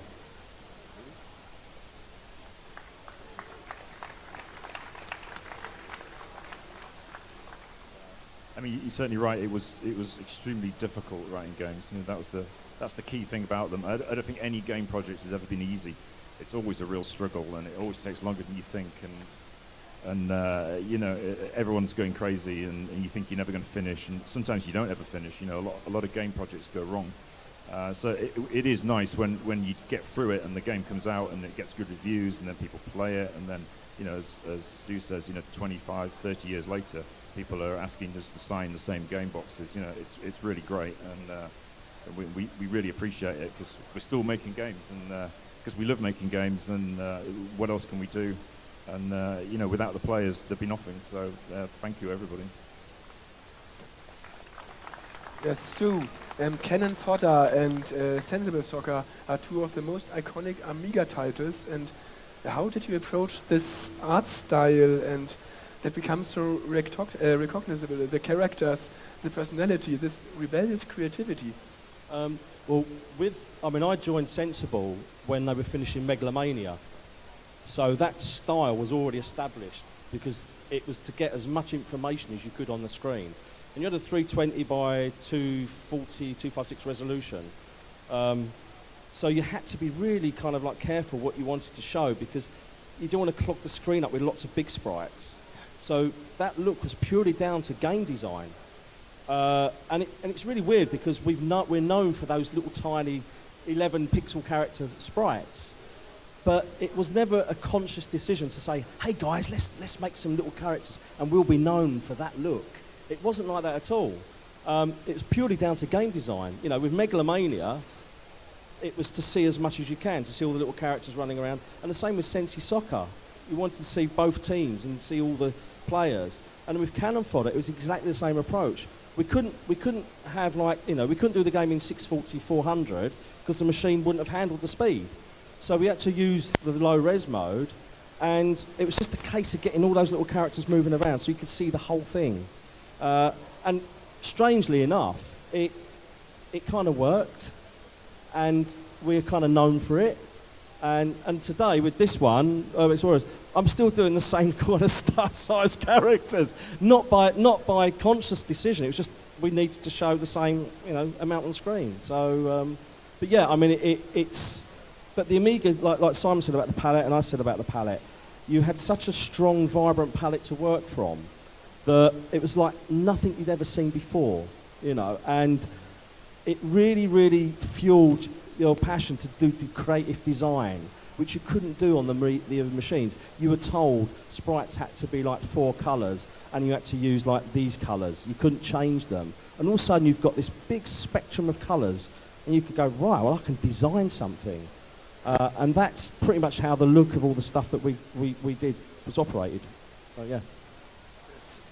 Simon, you worked on many titles for Ocean Software, one of the biggest publishers in Europe. And how did it feel to create graphics under such a pressure? And many of your projects were movie licensed, for example. And was it fun or more frustrating to only adapt things? Working at Ocean was a double-edged sword, really. As you say, one of, if not the biggest publisher in Europe at that time. And I was financially rewarded very nicely. But the downside was that working in-house at Ocean meant that you were almost never allowed to work on original material. Everything had to be either an arcade conversion or a movie tie-in, which didn't really... Arcade conversions, you just had to do it pixel for pixel and hope that it looked like the arcade game. Movie tie-ins, you had a little bit more freedom, but not much. The nightmare there was that when we first started, movie studios stayed away, but only for about 5 minutes. They stayed away because they didn't understand what the whole medium was. Then they got involved and they understood even less. So they became an absolute millstone round your neck. why doesn't that 16 by 16 sprite look like Arnold Schwarzenegger? Well, you've just answered your own dumb fuck question, because it's 16 by 16, you asshole. So some guy in Las Vegas or Los Angeles is saying, well, why doesn't it look like this? I mean, I worked on an appalling game called Dennis, and they sent me one photograph of Walter Matthau to work from. And I was supposed to animate Walter Matthau and make him look like Mr. Wilson from one photograph. And as Stu pointed out, there was no internet. Couldn't go on the internet and find other images. You had to go with what they provided. And if they didn't provide anything, which was the case 9 times out of 10, you were fucked. So, like I say, Ocean had its ups and its downs. Tony, Beneath the Steel Sky is one of the defining adventure games of the Amiga era. What technical or artistic challenges did you face in bringing such a cinematic story to the machine? Well, as I said before, the discs were a big problem. I guess with Steel Sky, I mean, we were a really small team. There was like 6 of us at the beginning of it, and it was just such a big thing that we were stretched really thin. I mean, it was quite a lot of chaos and screaming and shouting and complaining, and but also a lot of passion. You know, we would be working like 7 days a week just to get the thing done. And there'd be like a Sunday team we should go in and we'd just do really creative things like doing extra jokes or Easter eggs and stuff. Because we were always there, always working on it. And it was super intense. And I think the challenge was just keeping it all together and trying to finish it before we ran out of money. So everything was stressing us. You know, the machine was stressing us. The money was stressing us. The timeline was stressing us. The sheer size of the game that we wanted to implement. But, you know, afterwards, when it's finished, the game comes out and then it's on the shelves and you go and see it in the shops the first time. It was all worth it, you know. So you forget all of that, instantly forgotten. And, you know, as I say, 25, 30 years later, we're still signing the boxes. So it was worth it. Yeah, Stu, looking at today's indie scene, do you see parallels to what Sensible Software was doing back in the early 90s? That's a good question. Yes and no. I think in terms of creativity, we kind of like took the money and did what we liked. So, today, you have to do a lot of work before you get the money. So if you have faith in what you're doing, then you can really, really push it and do whatever you want. And it's hard to make games. It is hard. But back then, I mean, we were fortunate enough to be able to create stuff that we wanted to do. You know, we had a lot of developers who didn't have that luxury. We were lucky. And it's led on to being able to do other things later in my life. And like today, as an indie developer, we can use that as a foundation to launch what we're doing today. So, but I mean, as an indie developer, you are doing everything yourself, you know, marketing, print, video editing, logos, everything you're doing yourself. It's a big task, and you have to treat it as, like someone says, it's a job. You know, it's not like a hobby, so you have to take it seriously, but also have fun. You know, yeah. Simon, remakes or modern pixel art games today, what do they get right or wrong compared to the Amiga or older eras? I don't think any of them get anything wrong. We got things wrong. We got a lot of things wrong because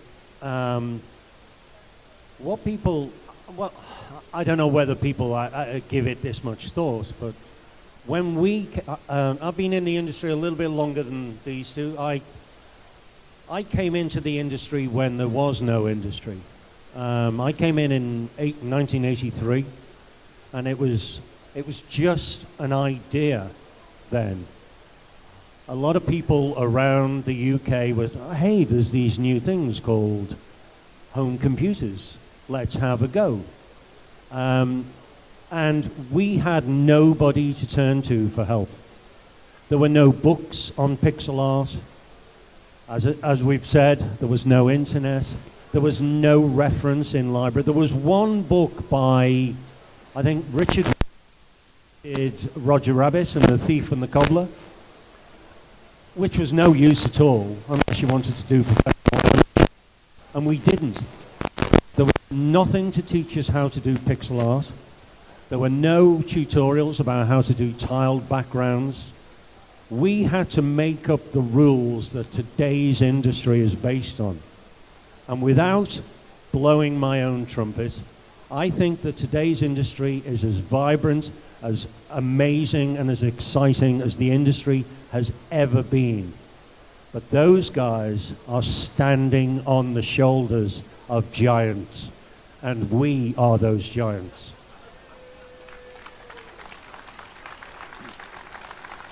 Tony, with Beyond Steel Sky, you revisited the universe decades later. How was it to return to something born on the Amiga?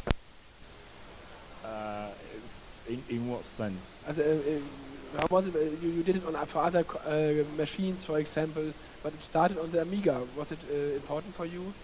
Yeah. Well, much later, and much to our surprise, we did a port to the iPhone. That was something we never expected, and the main problem was we'd lost all the source code and lost all the graphics, and so we couldn't rebuild the game very easily. So we had to kind of well, first of all, we thought, let's play our game and see how big it is. We'd all forgotten how to play it, and it's quite a difficult game, Steel Sky. So we had to go on the internet to find a walkthrough to play our own game. It was too difficult. We were going, who designed this crap? You know, it's just impossible. So anyway, we played it through, and then we found,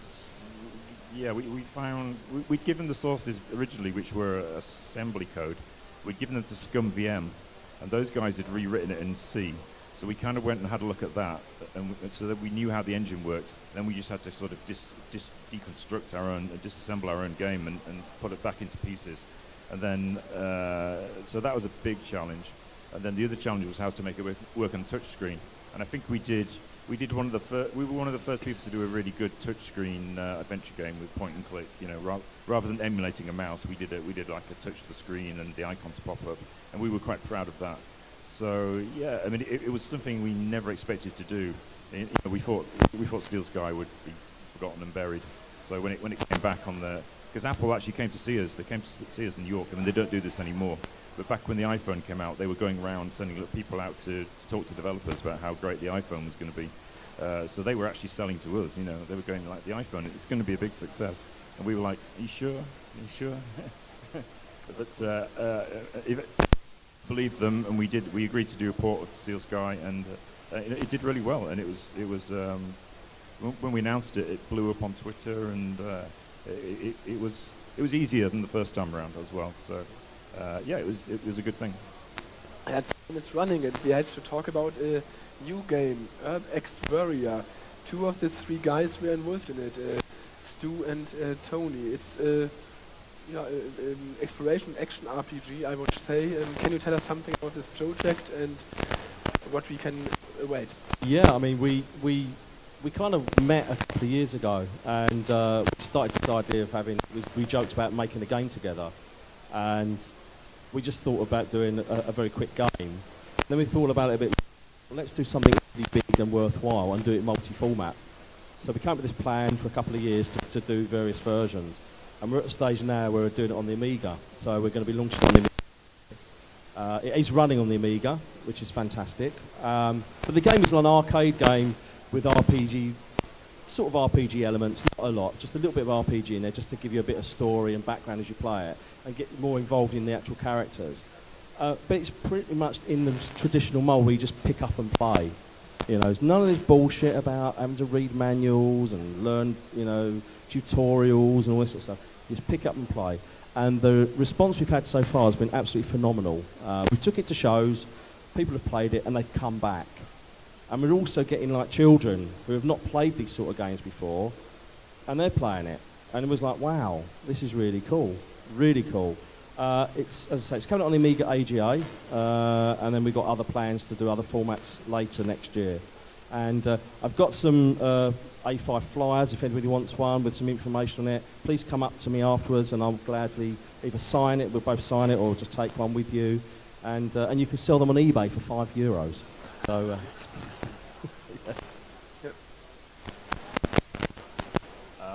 Yeah, what Stu said, really. I mean, it's really exciting to be back on the Amiga. I mean, again, something we never thought would happen, but it looks like the Amiga's coming back in a big way. I mean, this show's overwhelming. So many people, it's amazing. You know, there's new machines, new Amigas coming out, and you know, we'll do our bit at our side, writing new games for the Amiga. The hardware guys will do new hardware, and hopefully everything comes together, and you know, the Amiga goes from strength to strength. It's great to be part of it. Yeah, okay. I should have added that we are setting up a website for pre-orders, which will be going live within the next couple of months. We're not going to do a crowdfunder for the Amiga version because the game's already running, and we thought that's a bit cheeky, really. So we're going to do a pre-order, so you just order it, and then we'll just give you an update when it's ready. And it'll be a box for RJ's got one, and it'll be a big box version as well as digital. And we're really into like physical releases as well because we love that whole.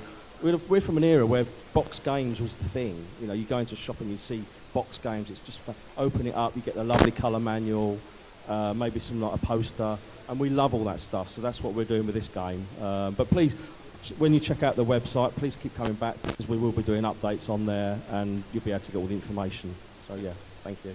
Simon, any new games from you in the next month or years? Yeah, I've been working on stuff for the ZX Spectrum Next, which a lot of people, you know, sort of point fingers at and go, oh, it just wants to be an Amiga, which it's not far off. So I've been nagging my the game we've just released, a game called O, try and get it out. It's just on the Amiga, it's just a platformer.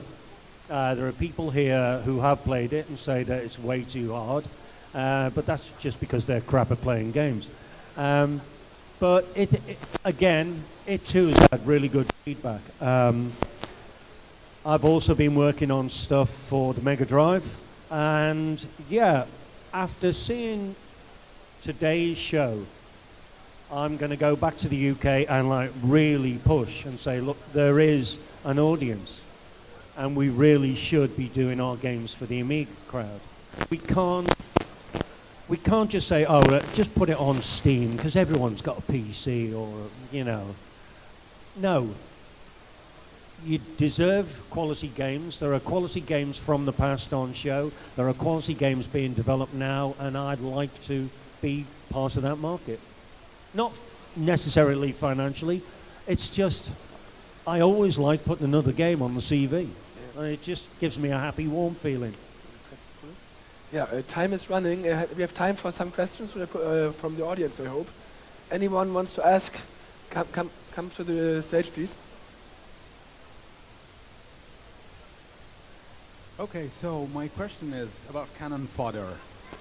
Playing it recently, I thought, wow, like this is like a huge, like pointed criticism of like militarism and like war propaganda, and I was wondering, like, did you do that on purpose, or did I read too much into it? Yeah, I mean, it was never intended to promote war. It's an arcade game, point and click. You know, with obviously using the mouse. The media picked up on it, and they kind of turned it into something it wasn't. In fact, it's because when you lose a soldier, I mean, I'll give you a quick story. When we put the names into the game, because originally we had the soldiers walking around, and they were just sprites. Yeah, we put the names in, and we was like, wow, because you associated with the character, and even though they were the same, all of a sudden it created a human connection in your heart that soldier's now died. You know, so it's an anti-war game, but the press, they like to sensationalise stuff, and they demonised the game when it really was an anti-war game. Always was and always will be. Okay, we got the sign we had to stop now because we had a lot of things here to do today. Thanks for joining us. If someone wants to hear more of them in our Retro Combat podcast, we have interviews with all of the three guys, more than 1 hour for one person. It's easier to understand it there. Thanks for joining us, and sorry for the short time here. Thanks again. Thank you. Thank you. Thank you. Vielen Dank.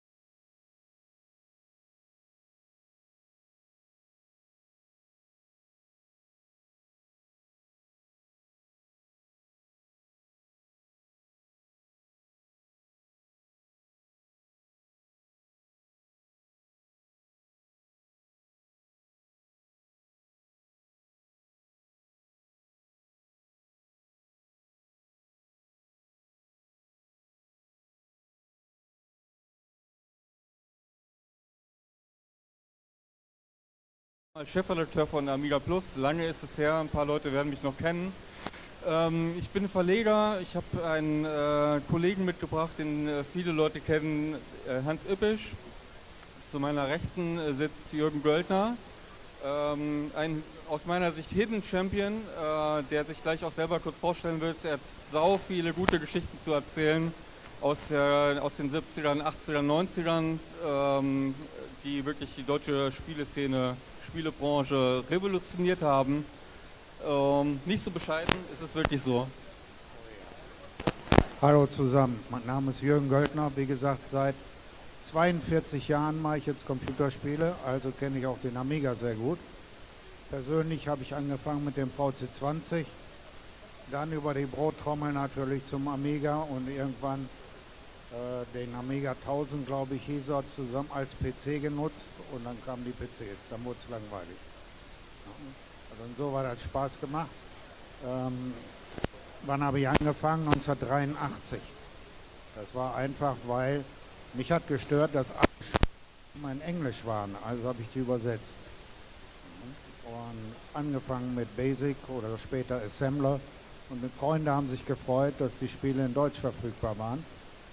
Und als wir dann größer wurden und später Rainbow Arts dazu kam oder die Lucasfilm-Lizenz oder meine erste Lizenz war Epics, dann fing natürlich die Industrie auch langsam an.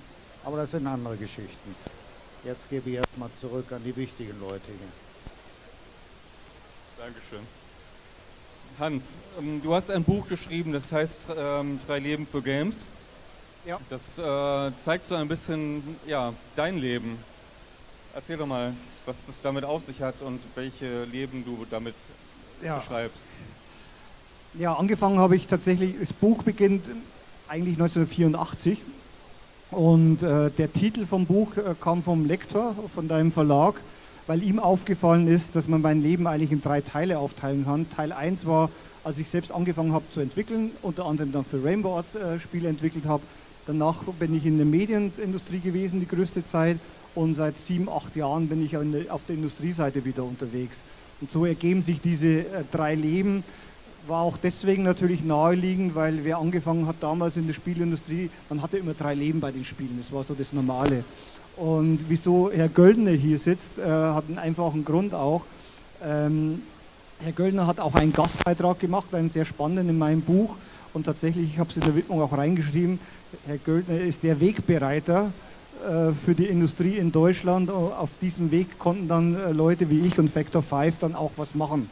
Und das Interessante ist, Herr Göldner ist jetzt nicht derjenige, den man immer kennt und der sich in der Öffentlichkeit kennt, aber tatsächlich ist er derjenige, dem wir sehr viel zu verdanken haben. Also wer kennt nicht eigentlich die Lucasfilm-Sachen oder die Epic-Sachen, ja, Winter Games, so eins meiner Lieblingsspiele, ich fand den Sound immer so toll beim Skispringen, die Lucasfilm-Sachen, also ja, und deswegen ist Herr Göldner auch dabei. Wir hatten nämlich einen Call vor einigen Monaten und da hat Herr Göldner einige spannende Geschichten erzählt und wo ich gemeint habe, Mensch, das muss ja eigentlich ins Buch. Tja, und tatsächlich ist es jetzt auch im Buch drinnen. Deine Karriere startet als Entwickler. Du warst 16, du hast einen Vertrag unterschrieben bei Rainbow Arts und ein Spiel entwickelt, das nannte sich Soldier. Da gibt es eine Geschichte zu.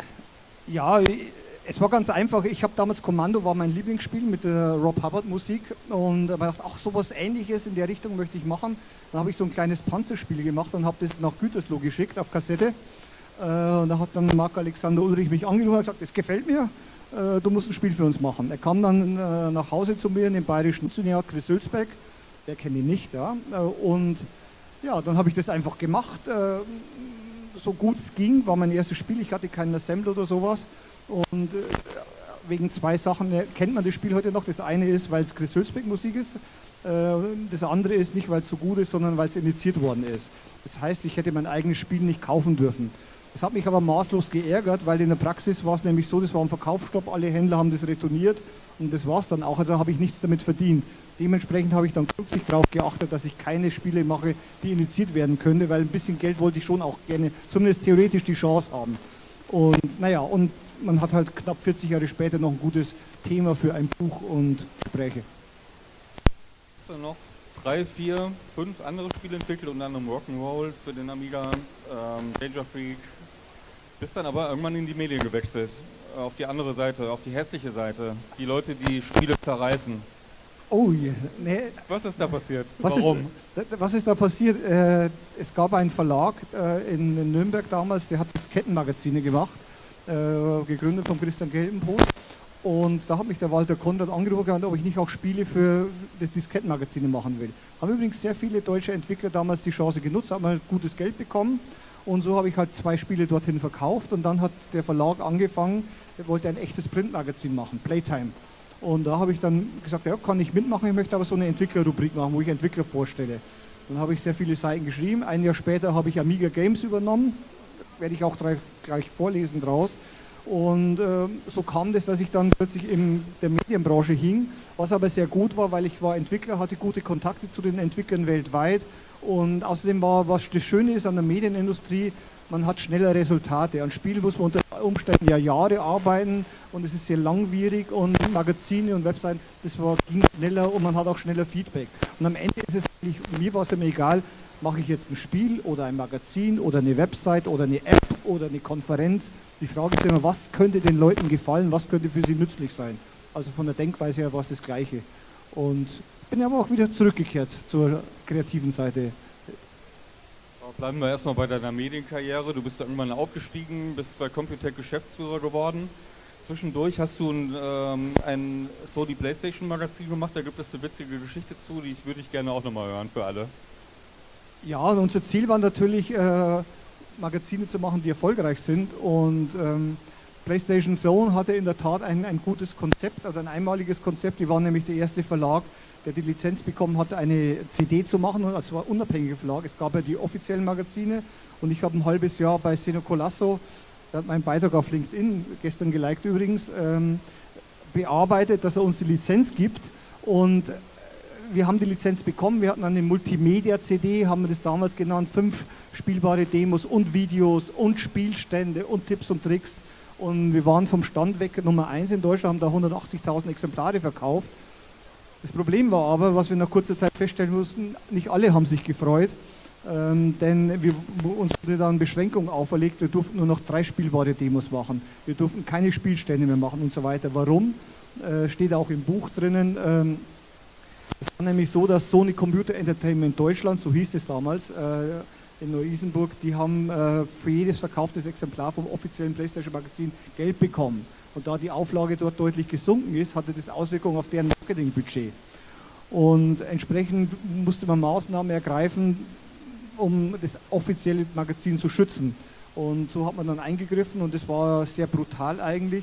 Kurze Zeit später wurde allen PlayStation-Magazinen, außer dem offiziellen, verboten, den Namen PlayStation zu führen. Deswegen hießen dann plötzlich die Magazine Play Zone oder Play, nichts mehr mit Station. Und es ist eigentlich immer in der Industrie so, bis zu einem gewissen Zeitpunkt sind die Unternehmen dankbar, wenn man sie unterstützt, über sie schreibt. Und wenn sie dann super erfolgreich sind, dann sagen sie, Augenblick, du profitierst ja von mir. Ja, das war bei Pokémon war das ähnlich. Am Anfang hat man das unterstützt und plötzlich heißt es, nee, Augenblick. Aber es ist ein normales Spiel, sage ich mal. Und jetzt eine schöne Anekdote. Damals war das aber ziemlich brutal.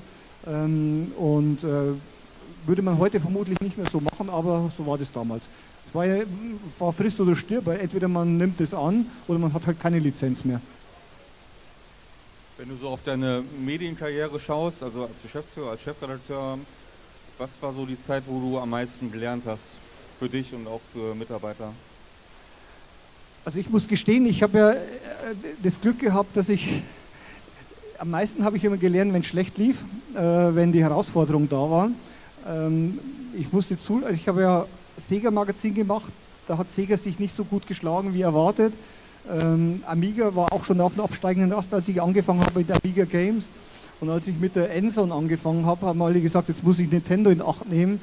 Tatsächlich hat Nintendo dann auch nicht so performt. Aber die Wahrheit ist, in einem Markt, der schwieriger ist, muss man sehr viel mehr kämpfen, um Erfolge zu erzielen. Und da ist man dann auch mal froh, wenn die Auflage stabil bleibt und wenn andere Sachen durch die Decke gehen. Die PC-Magazine sind durch die Decke gegangen. Da macht man dann Fehler, aber man kriegt es eigentlich mit. Aber mehr lernen tut man tatsächlich in einem Markt, wo es schwieriger ist. Ich hatte dann auch einmal ein Riesenglück mit Kidsound, das war Pokémon orientiert, das ging durch die Decke und am Ende des Tages bin ich aber dankbarer, dass ich eigentlich mit schwierigeren Marktumfällen zu tun hatte, weil nämlich der gesamte Medienmarkt an sich, wie wir alle wissen, wir haben damals so 800.000, 900.000 Zeitschriften im Monat verkauft, Anfang der 2000er noch. Das ist heute nur noch ein Bruchteil. Also insofern wurde ich ja dann auch CEO von Computec mit der Aufgabenstellung, damit umzugehen, mit dem rückläufigen Markt und das zu kompensieren. Also besser ist es tatsächlich, in einem schwierigen Markt was zu lernen, denn andere Chefredakteure, die nur die guten Zeiten kennen, die waren dann völlig ratlos, als plötzlich die Auflagen nicht mehr gestiegen sind. Also insofern klingt jetzt zwar ein bisschen blöd, aber man lernt mehr aus Fehlern und schwierigen Zeiten. Warum bist du bei Computec ausgestiegen? Was war der Grund dafür? Es haben sich zwei Sachen gleichzeitig ergeben. Das eine war, dass ich mit Tommy Tallarico und David Perry sehr lange an ihrem Television-Projekt gearbeitet hatte. Wir wussten noch nicht, dass die Pandemie kommt. Und die hatte ich schon beraten und war da involviert in dem Ganzen. Und es hat mir sehr viel Spaß gemacht, als Mensch wieder mal kreativ zu sein und Spieleentwickler zu suchen und was zu machen. Und auf der anderen Seite war es natürlich so, bei Computec, da hat sich ein Wechsel gegeben bei der Eigentümerstruktur.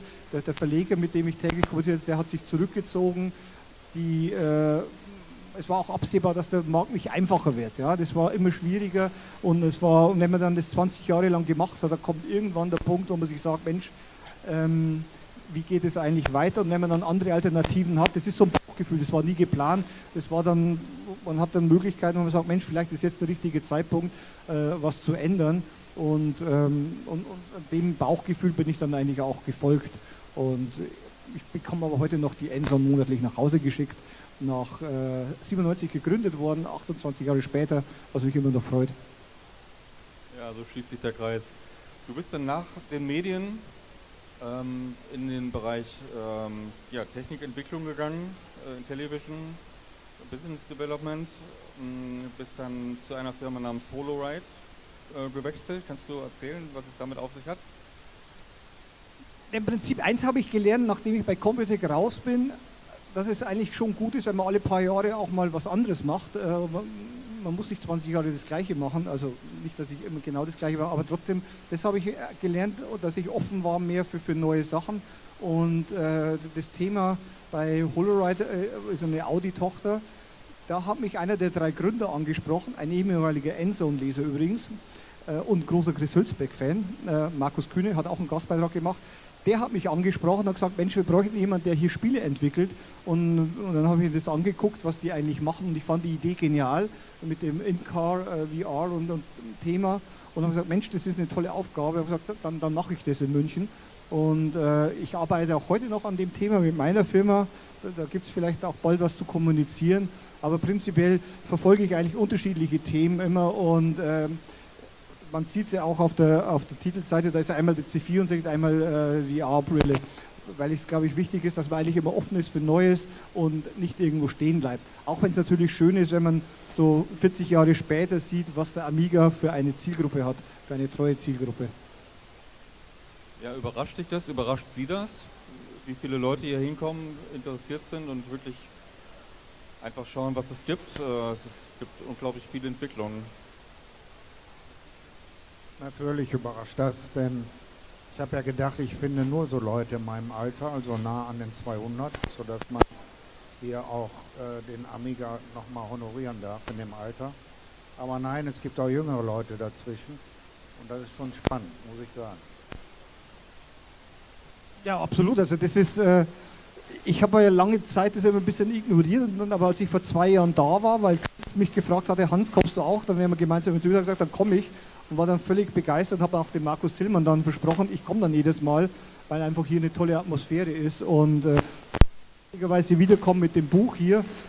Wobei den Termin haben wir ja bewusst auf 18. Oktober gelegt, weil wir wussten, da ist die Amiga 40 und das ist dann ein guter Zeitpunkt, weil ja auch Amiga Games natürlich Thema ist, das mal hier zu enthüllen. Du hast ein paar Weggefährten erwähnt, wie wichtig sind die in deinem Leben? Ja, generell glaube ich, ist eines wichtig im Leben. Erstens, man macht ja nichts alleine. Man kann ja immer nur Sachen bewerkstelligen mit anderen Leuten. Man trifft im Laufe des Lebens auf Leute, man weiß nicht warum und weshalb, aber es ergibt sich einfach und dann entwickeln sich Sachen.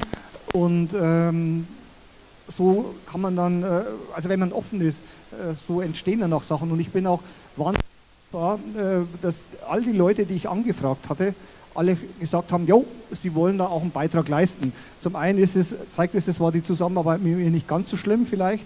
Und das andere ist, das ist einfach das Leben. Man muss zusammenarbeiten und ich habe es auch Chris vorhin auch gesagt, wenn uns also 86 jemand gesagt hätte, als ich das erste Päckchen aus Lang von Chris Hülsbeck bekommen hätte, dass wir 2025 in Mönchengladbach sitzen, gesagt, wo müssen wir unterschreiben, klingt nach einem tollen Leben. Also insofern und diese Weggefährten, also da gibt es einige, die haben mir überhaupt die Sachen erst ermöglicht. Dann gibt es welche, mit denen ich tagtäglich zusammengearbeitet, die mich aushalten mussten, ohne die hätte ich auch nichts geschafft. Dann gibt es die Künstler, ohne die ich auch nichts geschafft hätte. Also deswegen würde ich, eines meiner Talente ist eher mit den richtigen Leuten irgendwie zusammenzuarbeiten, zu schauen, wie kriegt man was Gutes hin. Und also ich kann nämlich weder singen, noch kann ich konnte gut programmieren auf dem C64, ja, das war in der Tat gut, aber das ist heute auch nicht mehr das Entscheidende, sondern zu erkennen, wo sind die Leute, mit denen man gerne arbeitet. Das ist auch wichtig, dass man gerne arbeitet und sagt, Mensch, wie können wir es besser machen und wo macht es einfach Spaß, weil so auch ein Produkt dran und will das nochmal verbessern. Genauso wie zum Beispiel, wie hat sich das ergeben, dass wir jetzt dieses Buch machen in deinem Verlag, hat sich auch so ergeben und dann mit deinem Team und dir das zu machen, war dann auch eine tolle Erfahrung und ja, und hoffe, dass das dann auch vielen Leuten gefällt. Gebe ich gern zurück. Du wolltest ein Stück aus dem Buch vorlesen, da geht es natürlich, wir sind hier auf der Amiga-Messe, um Amiga-Games. Genau. Man fragt sich ja immer, wie geschehen eigentlich solche Sachen. Ich erkläre ein bisschen was vorher, wie es dazu kam, bevor ich hier einsteige. Also der Computec Verlag oder CP Verlag hieß damals und CT Verlag hat verschiedene Diskettenmagazine gebracht für Amiga, Atari ST, PC und natürlich auch C64 und Game On und Magic Disc. Und an diesen Verlag hatte ich auch 2 Spiele verkauft. Man sieht sogar übrigens die Verträge und was ich dafür bekommen habe, alles im Buch. Und dieser Verlag war eigentlich damals, muss ich sagen, komplett digital, schon rein digitales Produkt. Der wollte dann tatsächlich ein echtes Printmagazin machen, weil das war damals noch Print, ja, bis Anfang der 2000er Print war was Tolles und das war quasi die Krönung. Und dementsprechend hat der Verlag angefangen, Playtime zu machen. Die ersten Ausgaben waren noch nicht so toll, aber tatsächlich hat sich Playtime sehr gut entwickelt. Und der Christian Geltenpot, mit dem ich ja zusammengearbeitet habe wegen 2 Spiele, der hatte mich gefragt, Hans, willst du nicht mitmachen bei Playtime? Und ich habe gesagt, ja, kann ich schon machen, ich möchte aber Entwickler vorstellen. Ich habe dann eine Rubrik gehabt, wo ich Entwickler vorgestellt habe. Die meisten waren damals natürlich von Rainbow Arts, die ich ja sehr gut kannte. Und so eine kleine Anekdote, wieso ich bei Playtime als freier Mitarbeiter angefangen habe, während ich studiert habe. Powerplay hatte mich abgelehnt, ja, muss man hier dazu sagen. Ich habe die Powerplay natürlich gern gelesen.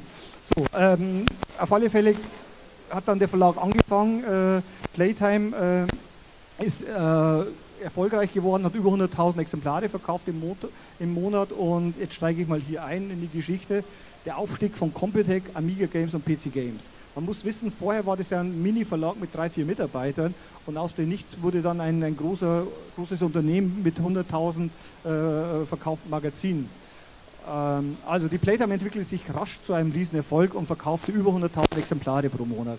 Da hatte Christian Geltenpot die Idee, den Verlag weiter auszubauen, in Nürnberg am Hafen ein Gebäude zu beziehen und 2 weitere Magazine zeitgleich nachzulegen.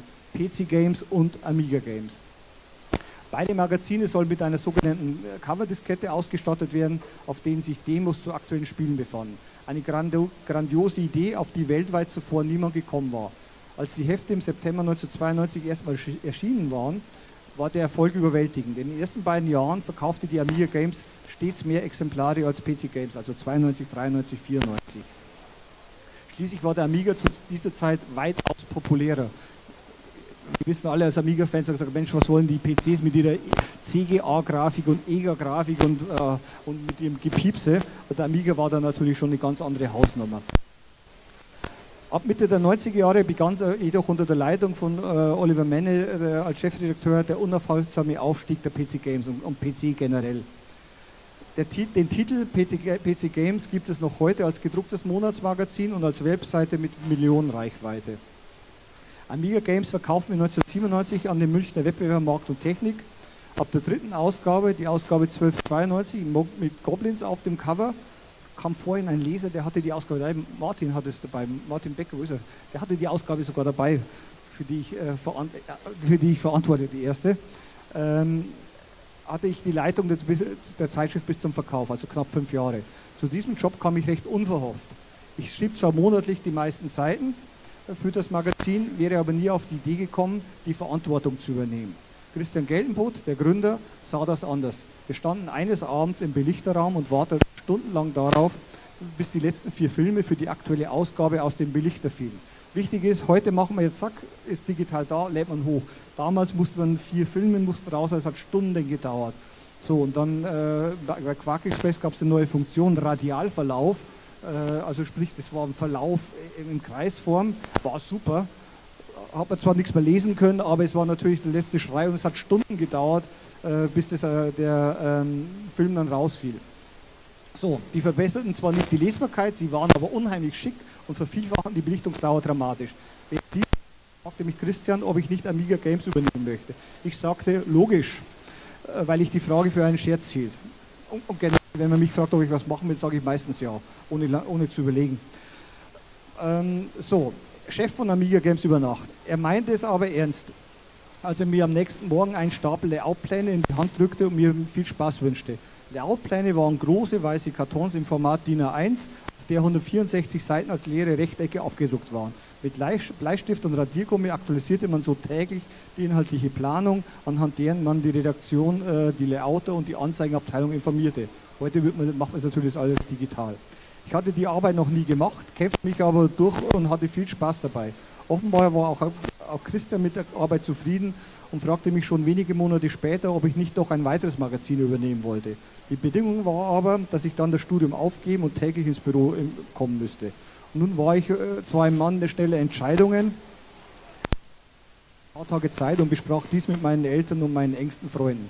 Nachdem selbst mein Vater keine ernsthaften Einwände hatte, sagte mir, dass ich das Studium der Wirtschaftswissenschaften, bei dem ich das Vordiplom abgelegt hatte, jederzeit fortsetzen könne. Nun ist es meine Vollbettlösung bis zum heutigen Tag. Ich übernahm schließlich die Verantwortung als Chefredakteur für die Entwicklung des offiziellen Sega-Magazins, das im Sommer 1993 mit einer Millionenauflage als Beigabe der Sega Mega CD-Erweiterung erscheinen sollte. Die Umsatzeinbrüche an der Tankstelle in Bamberg und Altdorf, wo ich mit Sprit, Cola, Beefy und Süßigkeiten mich versorgte, müssen dramatisch gewesen sein, als ich 1993 nach Nürnberg umzog. Ja, das ist so diese Geschichte, wie das entstanden ist. Im Buch steht da noch sehr viel mehr. Da steht auch drin, wie Rainbow Arts, wo zum Beispiel Andreas Escher hier, ein begnadeter Grafiker, man kennt ihn von Factor 5, Manfred Trenz, Chris Hülsbeck, das kommt alles in diesem Buch vor und für mich tatsächlich eine Freude, das wieder aufzuarbeiten und dann Lieder zu schreiben und mit Gastbeiträgen zu versehen. Und die Amiga Games war natürlich insofern für mich sehr prägend, weil ich aus dem Nichts redaktionelle Verantwortung übernommen hatte und dann hing ich da plötzlich drin und es machte aber Spaß. Und insbesondere macht es auch deswegen Spaß, weil man immer direktes Leserfeedback bekommen hat. Und auch hier ist es sehr, sehr toll zu sehen, wenn Leute mir irgendwas unter die Nase haben, dann kann ich mit unterschreiben, weil sie hatten viel Spaß mit der Amiga Games. Und das ist tatsächlich eigentlich das Schönste, was einem passieren kann. Es gibt natürlich auch welche, die fanden den Amiga Joker viel cooler, verstehe ich, aber Geschmäcker sind unterschiedlich. Aber der Amiga Joker, das ist eigentlich das Schöne in der Branche, man braucht ja einen Wettbewerber. Man muss ja irgendwie einen Wettbewerb haben, um besser werden zu können und sich anzutreiben. Und so hat halt jeder dann sein Angebot immer verbessert. Und schwierig wird es dann, wenn man keinen Wettbewerb mehr hat, weil auch irgendwie kein Markt mehr da ist, dann ist es sowieso langweilig. Also insofern waren das damals goldene Zeiten in den 90ern bis Anfang der 2000er in der Medienindustrie.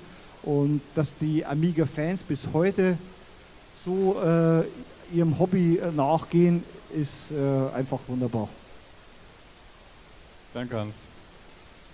Herr Göllner, erzählen Sie mal, wie das damals war, als wir alle raubkopiert haben. Was war das für eine Zeit? Eine böse Zeit. Ich habe die Leute alle geliebt, war ja toll. Wir haben immer, der Wettbewerb war ja jedes Mal da, mit jedem neuen Titel, wer hat den zuerst geknackt. So, und wir haben natürlich versucht, das zu verhindern. Erinnern sich an die schönen bunten Scheiben von Lucasfilm. die mit in die Verpackung gepackt haben. Aber im Endeffekt, Software kann man nicht schützen. Und das mussten wir alle da erleben und haben auch damit gelebt. Im Endeffekt hat es natürlich nicht so sehr geschadet, denn es hat ja der Verbreitung geholfen, dass diese Computerspiele überall immer mehr akzeptiert sind. Ja, und erinnern sich die erste, nicht Gamescom, Games Convention vorher. Da hatten wir ja den Vertrag gemacht mit Leipzig und in der Eröffnungsrede habe ich dann gesagt, ich freue mich auf den Tag, an dem dabei uns sind, die auch mit Computerspielen aufgewachsen sind. Und inzwischen gibt es sie, Gott sei Dank. Also insoweit sind wir nicht mehr nur die bösen Leute. Ja, keiner wollte uns haben damals außer Leipzig, denn sie sagten, ja, ihr stinkt ja alle und ihr klaut immer die Sachen. Und darum sollte hier keiner zu uns nach Köln kommen oder München oder Hamburg. War schon böse. Hat sich aber Gott sei Dank alles geändert. Also insoweit war schon gut. Die bösen Raubkopierer, jetzt noch genug. Wir sind alle hier. Ja, ich sehe es. Ich habe die meisten wiedererkannt. Aber wie war, jetzt mal ehrlich, wie war die Zeit? Also ich meine, als wir in den Kinderschuhen steckten, wie ist so eine Industrie entstanden? Also das kann man sich ja heutzutage eigentlich gar nicht vorstellen, so einen Vertrieb aufzubauen, Lizenzen zu kaufen, rüberzuholen. Was sind so die 2, 3 Geschichten, die Sie gerne erzählen würden, teilen würden? Naja gut, es war ja am Anfang schwierig, wo bringen wir die Spiele unter? Wie verkaufen wir die denn? Dann geht man, damals waren ja die Warenhäuser die Entscheidungsträger. Horten, Hertie, Karstadt, Kaufhof. Und wir waren uns nur einig, dass sie nicht bei den Bananen liegen müssen, also nicht beim Food. Es war Non-Food. Aber es gab die Spieleabteilung, die sie haben wollte. Es gab die Braungüter, also die Stereoanlagen und Schallplattenspieler, die wollten wir haben. Und vor allen Dingen die Büromaschinen. Denn zu den Tisch- und Taschenrechnern gehörten natürlich auch die Computer. Also war schon nicht einfach, erstmal den Absatzweg zu finden. Und dann hat man natürlich das Thema gehabt, welche Verpackung nehmen wir. Die importierten aus Amerika waren alle zu groß. So, die kleinen CDs gab es ja noch nicht. Wir haben ja noch mit Disketten und Kassetten gearbeitet. Es war also unterschiedliche Verpackungen und Größen für ein und dasselbe Produkt. Heute alles sehr einfach, die Zeiten sind vorbei.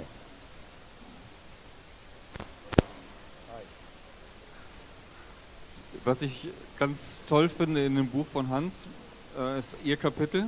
Ich möchte das wirklich rausstellen, weil Sie große Fehler in den ersten Jahren der Spieleindustrie darstellen und das ganz offen und ehrlich. Und das hat mich tatsächlich persönlich auch gepackt.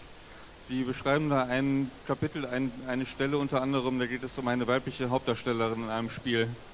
Oh ja. Manche wissen, dass ich also hinterher auch nochmal Eidos nochmal tätig war und dann bei Square Enix und so weiter, also viele Firmen. Und wir haben die Rushware und die Rainbow Arts und Softgold und wie sie alle hießen, zu einer Holding zusammengefasst, die Funsoft. Dadurch hatten wir 18 Firmen in 11 Ländern und konnten dadurch unsere Einkaufsstärke auch vergrößern. Und dann kam ein Studio, Core Design aus England mit dem Chef, Jeremy Smith. Und die stellten uns ein tolles Actionspiel vor und war alles gut und schön, hätten wir gerne gekauft, aber ich habe es abgelehnt, weil der Hauptdarsteller war eine Frau. Heute total unzeitgemäß, vor allen Dingen diese Dame hieß Lara Croft. So, das war einer der großen Fehler, den ich da gemacht habe. Muss man zustehen, ich habe sie hinterher bei Eidos wieder bei mir im Portfolio gehabt. Insoweit nicht tragisch. Ich habe auch gesagt, diese grauen Konsolen von Nintendo aus Japan, die werden nie funktionieren. Die hieß NES, hat natürlich auch funktioniert. Es gibt noch mehr Fehler, aber behalte ich mal für mich, vielleicht muss ich auch ein Buch schreiben. Ja, eine Geschichte gibt es noch, die mir auch gefallen hat, da ging es um Electronic Arts und ein Aktiengeschäft. Vielleicht können Sie das auch noch mal kurz. Oh je. War auch Anfang der 80er, Electronic Arts war gerade an die Börse gegangen. Der Gründer und CEO namens Trip Hawkins kam nach Cast, wo wir unsere Firma hatten und sagte, wir würden euch gerne kaufen. Und ich hatte damals einen Partner und dann sind wir zusammen nach Kalifornien geflogen. Und dann haben wir uns über den Preis geeinigt. Allerdings wollte er den Großteil in Aktienkauf bezahlen und nicht in Cash. Mein Partner, 10 Jahre älter, sagte, Aktien, gerade an der Börse gegangen, sind für mich wie Klopapier, die können wir nicht gebrauchen. So, mein Partner und ich treffen uns immer noch alle paar Wochen. Und dann sagt er mir immer, also heute wären deine Aktien bei 650 Millionen Dollar. Das sind so die Sachen, die bleiben einem dann noch im Kopf. Natürlich hätten wir damals schon längst die Aktien verkauft. Das ist alles Quatsch, ist einfach nur eine gute Story. Ja? Man hat den Verkauf abgelehnt, weil Aktien waren nicht gut genug. Es wollte Cash sein. Vor 40 Jahren, hätten Sie gedacht, dass die Spieleindustrie sich so entwickelt? Ich habe es gehofft. Ich habe meinen Beamtenstatus aufgegeben und dann eben zusammen mit dem Partner den Großhandel Rushware und später Softgold und Franzhoff gegründet. Ich habe einfach dran geglaubt. Und ich freue mich auch und sehe diese Veranstaltungen, das sind alles Bestätigungen. Ja, auch zur Gamescom, die haben wir ja damals auch gegründet. Hat keiner mit gerechnet. Aus den stinkigen Nerds wurde auf einmal eine echte, ernsthafte Industrie, die mit einer hohen Akzeptanz. Ja, und das ist heute auch noch so. Herr Goldner, ich danke Ihnen ganz herzlich für die Einblicke. War wirklich sehr interessant. Vielen Dank. Hans, dir natürlich auch. Und danke fürs Interesse.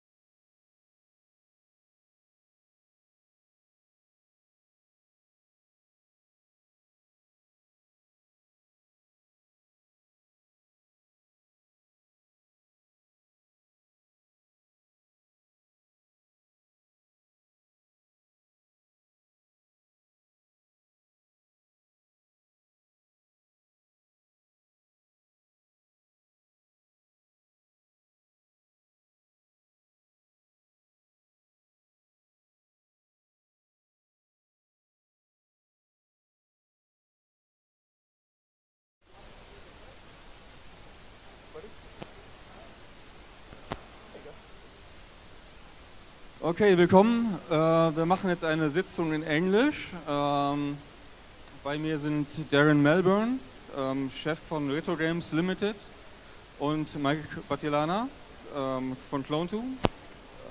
Beides Gesichter, die man schon seit vielen, vielen Jahren kennt. Now we change to English, of course. Darren, you don't speak too much German, I think. Not enough. Would you like to introduce yourself? A few words? Yeah, hi. For those of you that don't know, which is probably most of you, my name's Darren Melbourne. I'm one of the principals of Retro Games Limited, and we make, as some of you know, mini games consoles based on hardware that's been loved from years previously. And I think we're now going to sit here and try not to tell you about the next product. Mike, some words about you. I mean, most of the guys here know you, but It's as always a pleasure to be here. Also die Sprache war ja nicht das Problem, aber it's I'm wearing two hats, as you know, and maybe the answer to everything will be 42. So what we cannot say now, perhaps at the next event, but it's a pleasure to be here. Thank you. Darren.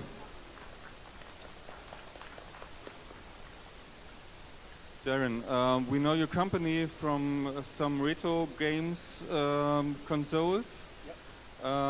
One of those is the Amiga 500 A500 Mini. Yep. That's the correct name. Now there's some rumors about the A1200. Just tell us something about that. What's about that?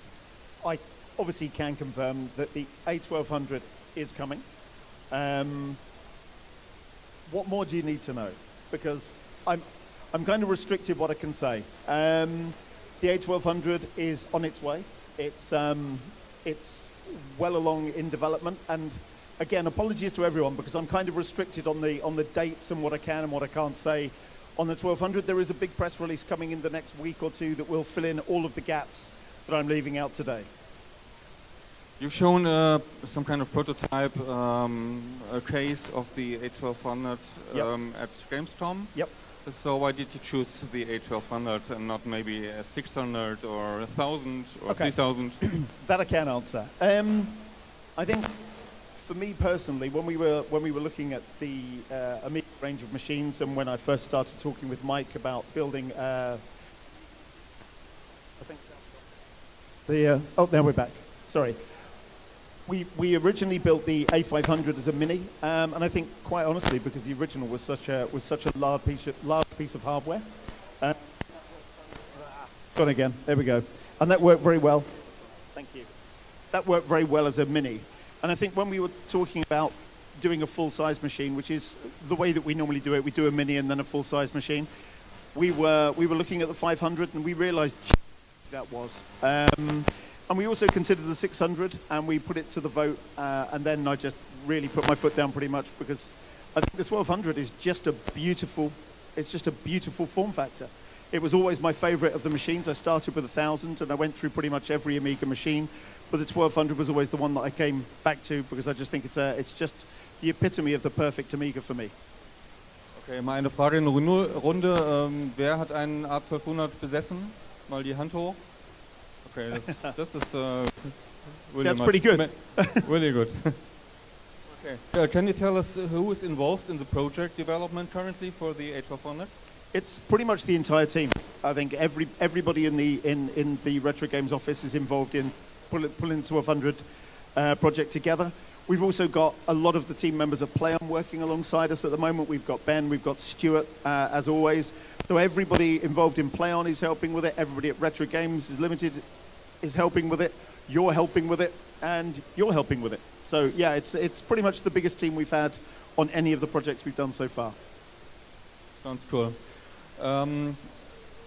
If you have a look at the technical specifications, what you can tell about, at least, what's the difference between the A1200 and the A500 Mini or C64, for example? Okay, from a hardware perspective, what I can share is that obviously it's a 1200, so it's much more powerful than the 500 or the C64. From a hardware perspective, we've had to ramp everything up, and I would say it's the most powerful machine we've done so far. in comparison to the original A1200? Well, in comparison to the original 1200, it emulates the 1200.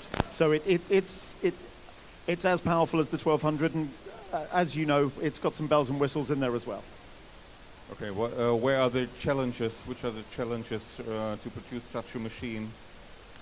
The challenges to produce any machine like this is just really, it's been 40 years or 30 years actually since the machine debuted, and it's always hard recreating something from that long ago, really. I think we've done an outstanding job, if I do say so myself, and I hope everybody here feels the same way when we finally can reveal it to you all. Okay, Amiga was always about gaming, of course. There was some cool tools like Scala and so on. Can you give us some details about the games that are included in the new system? Okay, well, this is one of the areas where I have to apologize. I've been embargoed from revealing which games are embedded on the system, with the only one is Settlers 2, is the only one I can share. We revealed this at Gamescom. Obviously, we're working with your team on this, and that's the only one I'm able to share today. But there's some pretty outstanding content on the machine, and it's completely different from the 500 as well. Do you have a suggestion when this system will be available and where people can buy it? I do. The system will be available early next year. I can't give you an exact date, although I do believe that will be announced in the next week or so in London. And I believe pre-orders, and it will go on sale with pre-orders fairly much straight after the press release. But it will be early next year. Okay, and about the further vision of retro games, are there any plans you can talk about already? Yeah, we're going to keep on doing more of the same. As long as people like what we're doing, we'll keep making them. Obviously, there's some more that we want to do with Mike, with the Commodore machines, with Amiga. We've got the C64 Black, which is being released, I believe, next week, which is a new iteration of the Commodore 64 that we've done, which is pretty fantastic. Yeah, we've got 2 or 3 more machines in development, and they will all be announced in the next, I would imagine, 2 months. All right, looking forward. You've been part of the games industry for a long, long time. I have. You know many people here around, and you've been part of the retro scene as well, of course. Yeah. So, what do you feel about that? Well, I've kind of stumbled into the games industry like so many of us did in the very early 80s. And I think I was always fairly certain that you could make a career out of making games, but I was surprised at just how big it got and how quickly it expanded. I really have never done anything else. I've worked independently. I've run several games development studios. I've founded them with my colleagues. We've exited a couple. We've worked with THQ, with Ubisoft, with Eidos, with Square Enix. So yeah, it's been a 40-year journey so far that I really don't want to stop. It's just too much fun. Great to hear. Mike, some words from you about the system, about cooperation? Yeah, and well, they did their homework, and we started working on these things already, also speaking about Amiga possibilities in 2015, I think we started, no? So you did, unlike some others, all your homework. I can say, being more, I'm a product person, I like technical excellence.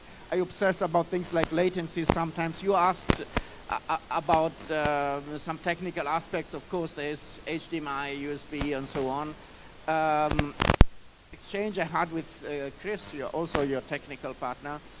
And we have hardware, for example, in our Amiga Forever to measure the latency. How much does it take between, how many frames between pressing a button and the actual result on screen. We have custom software and hardware to see this.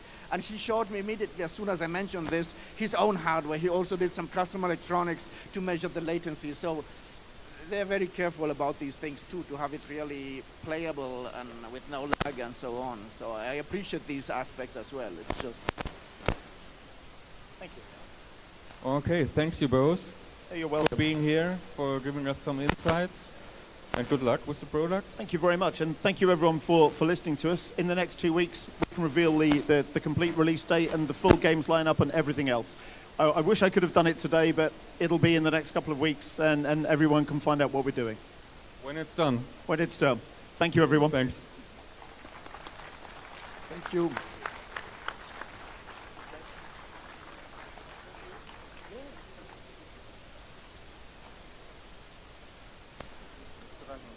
Danke, dass ihr da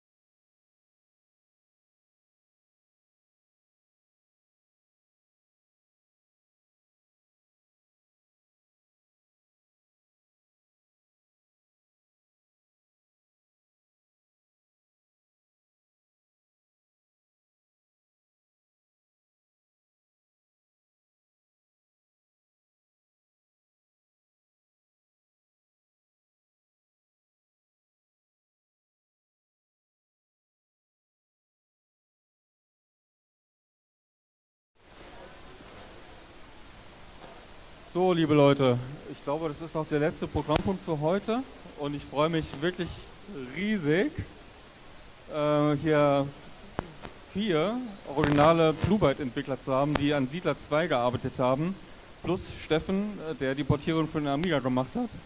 Vielen, vielen Dank, dass ihr hier seid.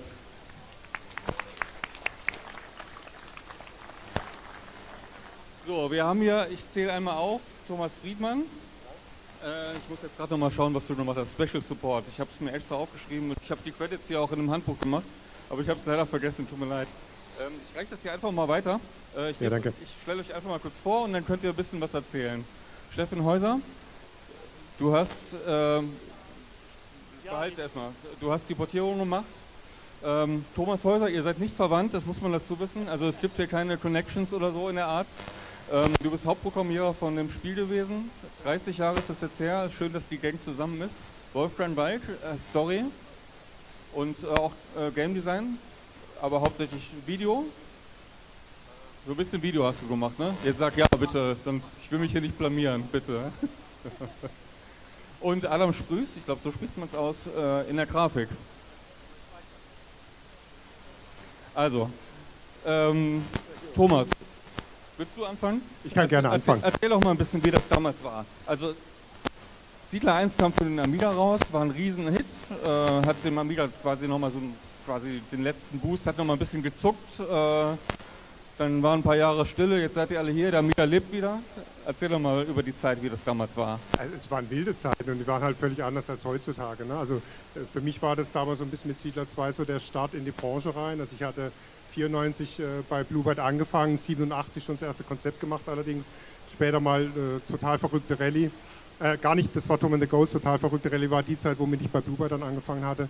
Und die Teams waren halt sehr, sehr klein. Da war im Prinzip jemand wie der Thomas Häuser, war so quasi so das Mastermind von so einem Ding mit Konzept und Programmierung, Team geleitet. Es waren 5, 6 Leute, die im Wesentlichen das Hauptteam waren, wo dann andere zugearbeitet haben. Ich war mit Special Support, ich habe immer mich mit Thomas gechallenged, was so ein paar Designfragen anging. Ich habe getestet, wir haben uns unterhalten. Ich habe das Handbuch, habe ich heute erst wieder gesehen, das Handbuch tatsächlich auch geschrieben. Also es waren immer alle involviert von der ganzen Firma, so ein Spiel zu machen. Aber es war halt wirklich viel weniger Zeit als heute, viel kleinere Teams und es war auch viel, viel entspannter.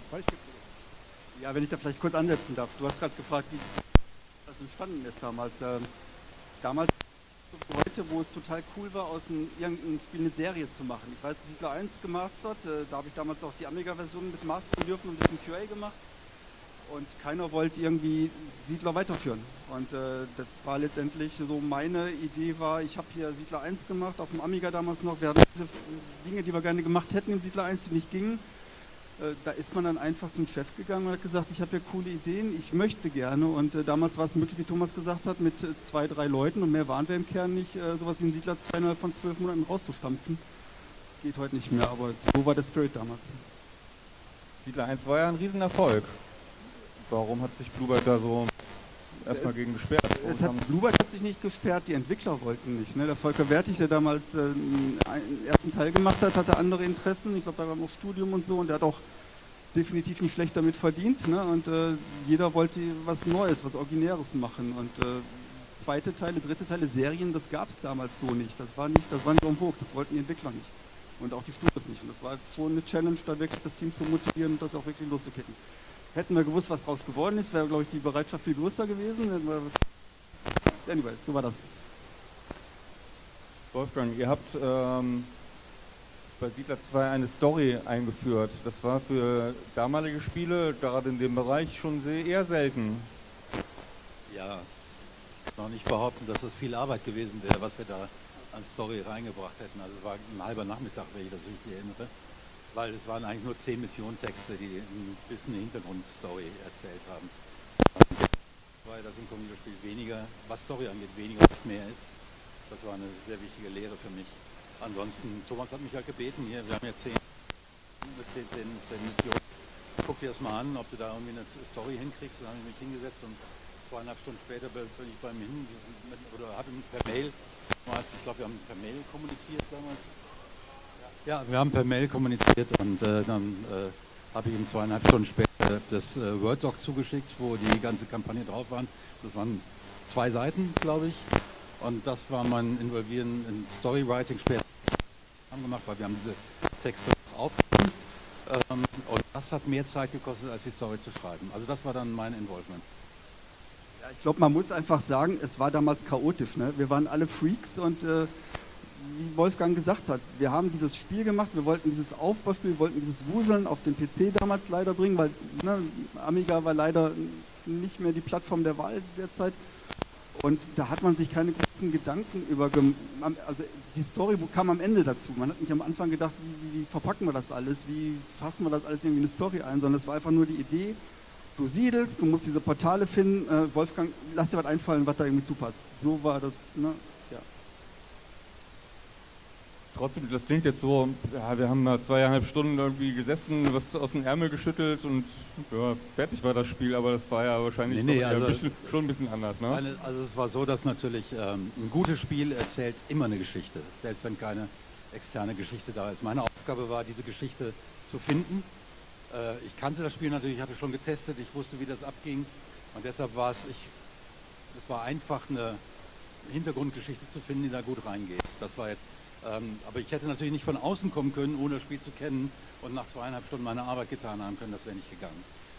Es war auch so, es war ja nicht so, dass ich da die ganze Zeit nur gewartet habe, dass Thomas endlich damit fertig wird und ansonsten habe ich nichts zu tun. Ich habe bei Chewy Projektmanagement gemacht, ich habe bei Albion mitgeholfen, ich habe damals schon bei Schleichfahrt ein bisschen mitgeholfen und bei diesen Sachen.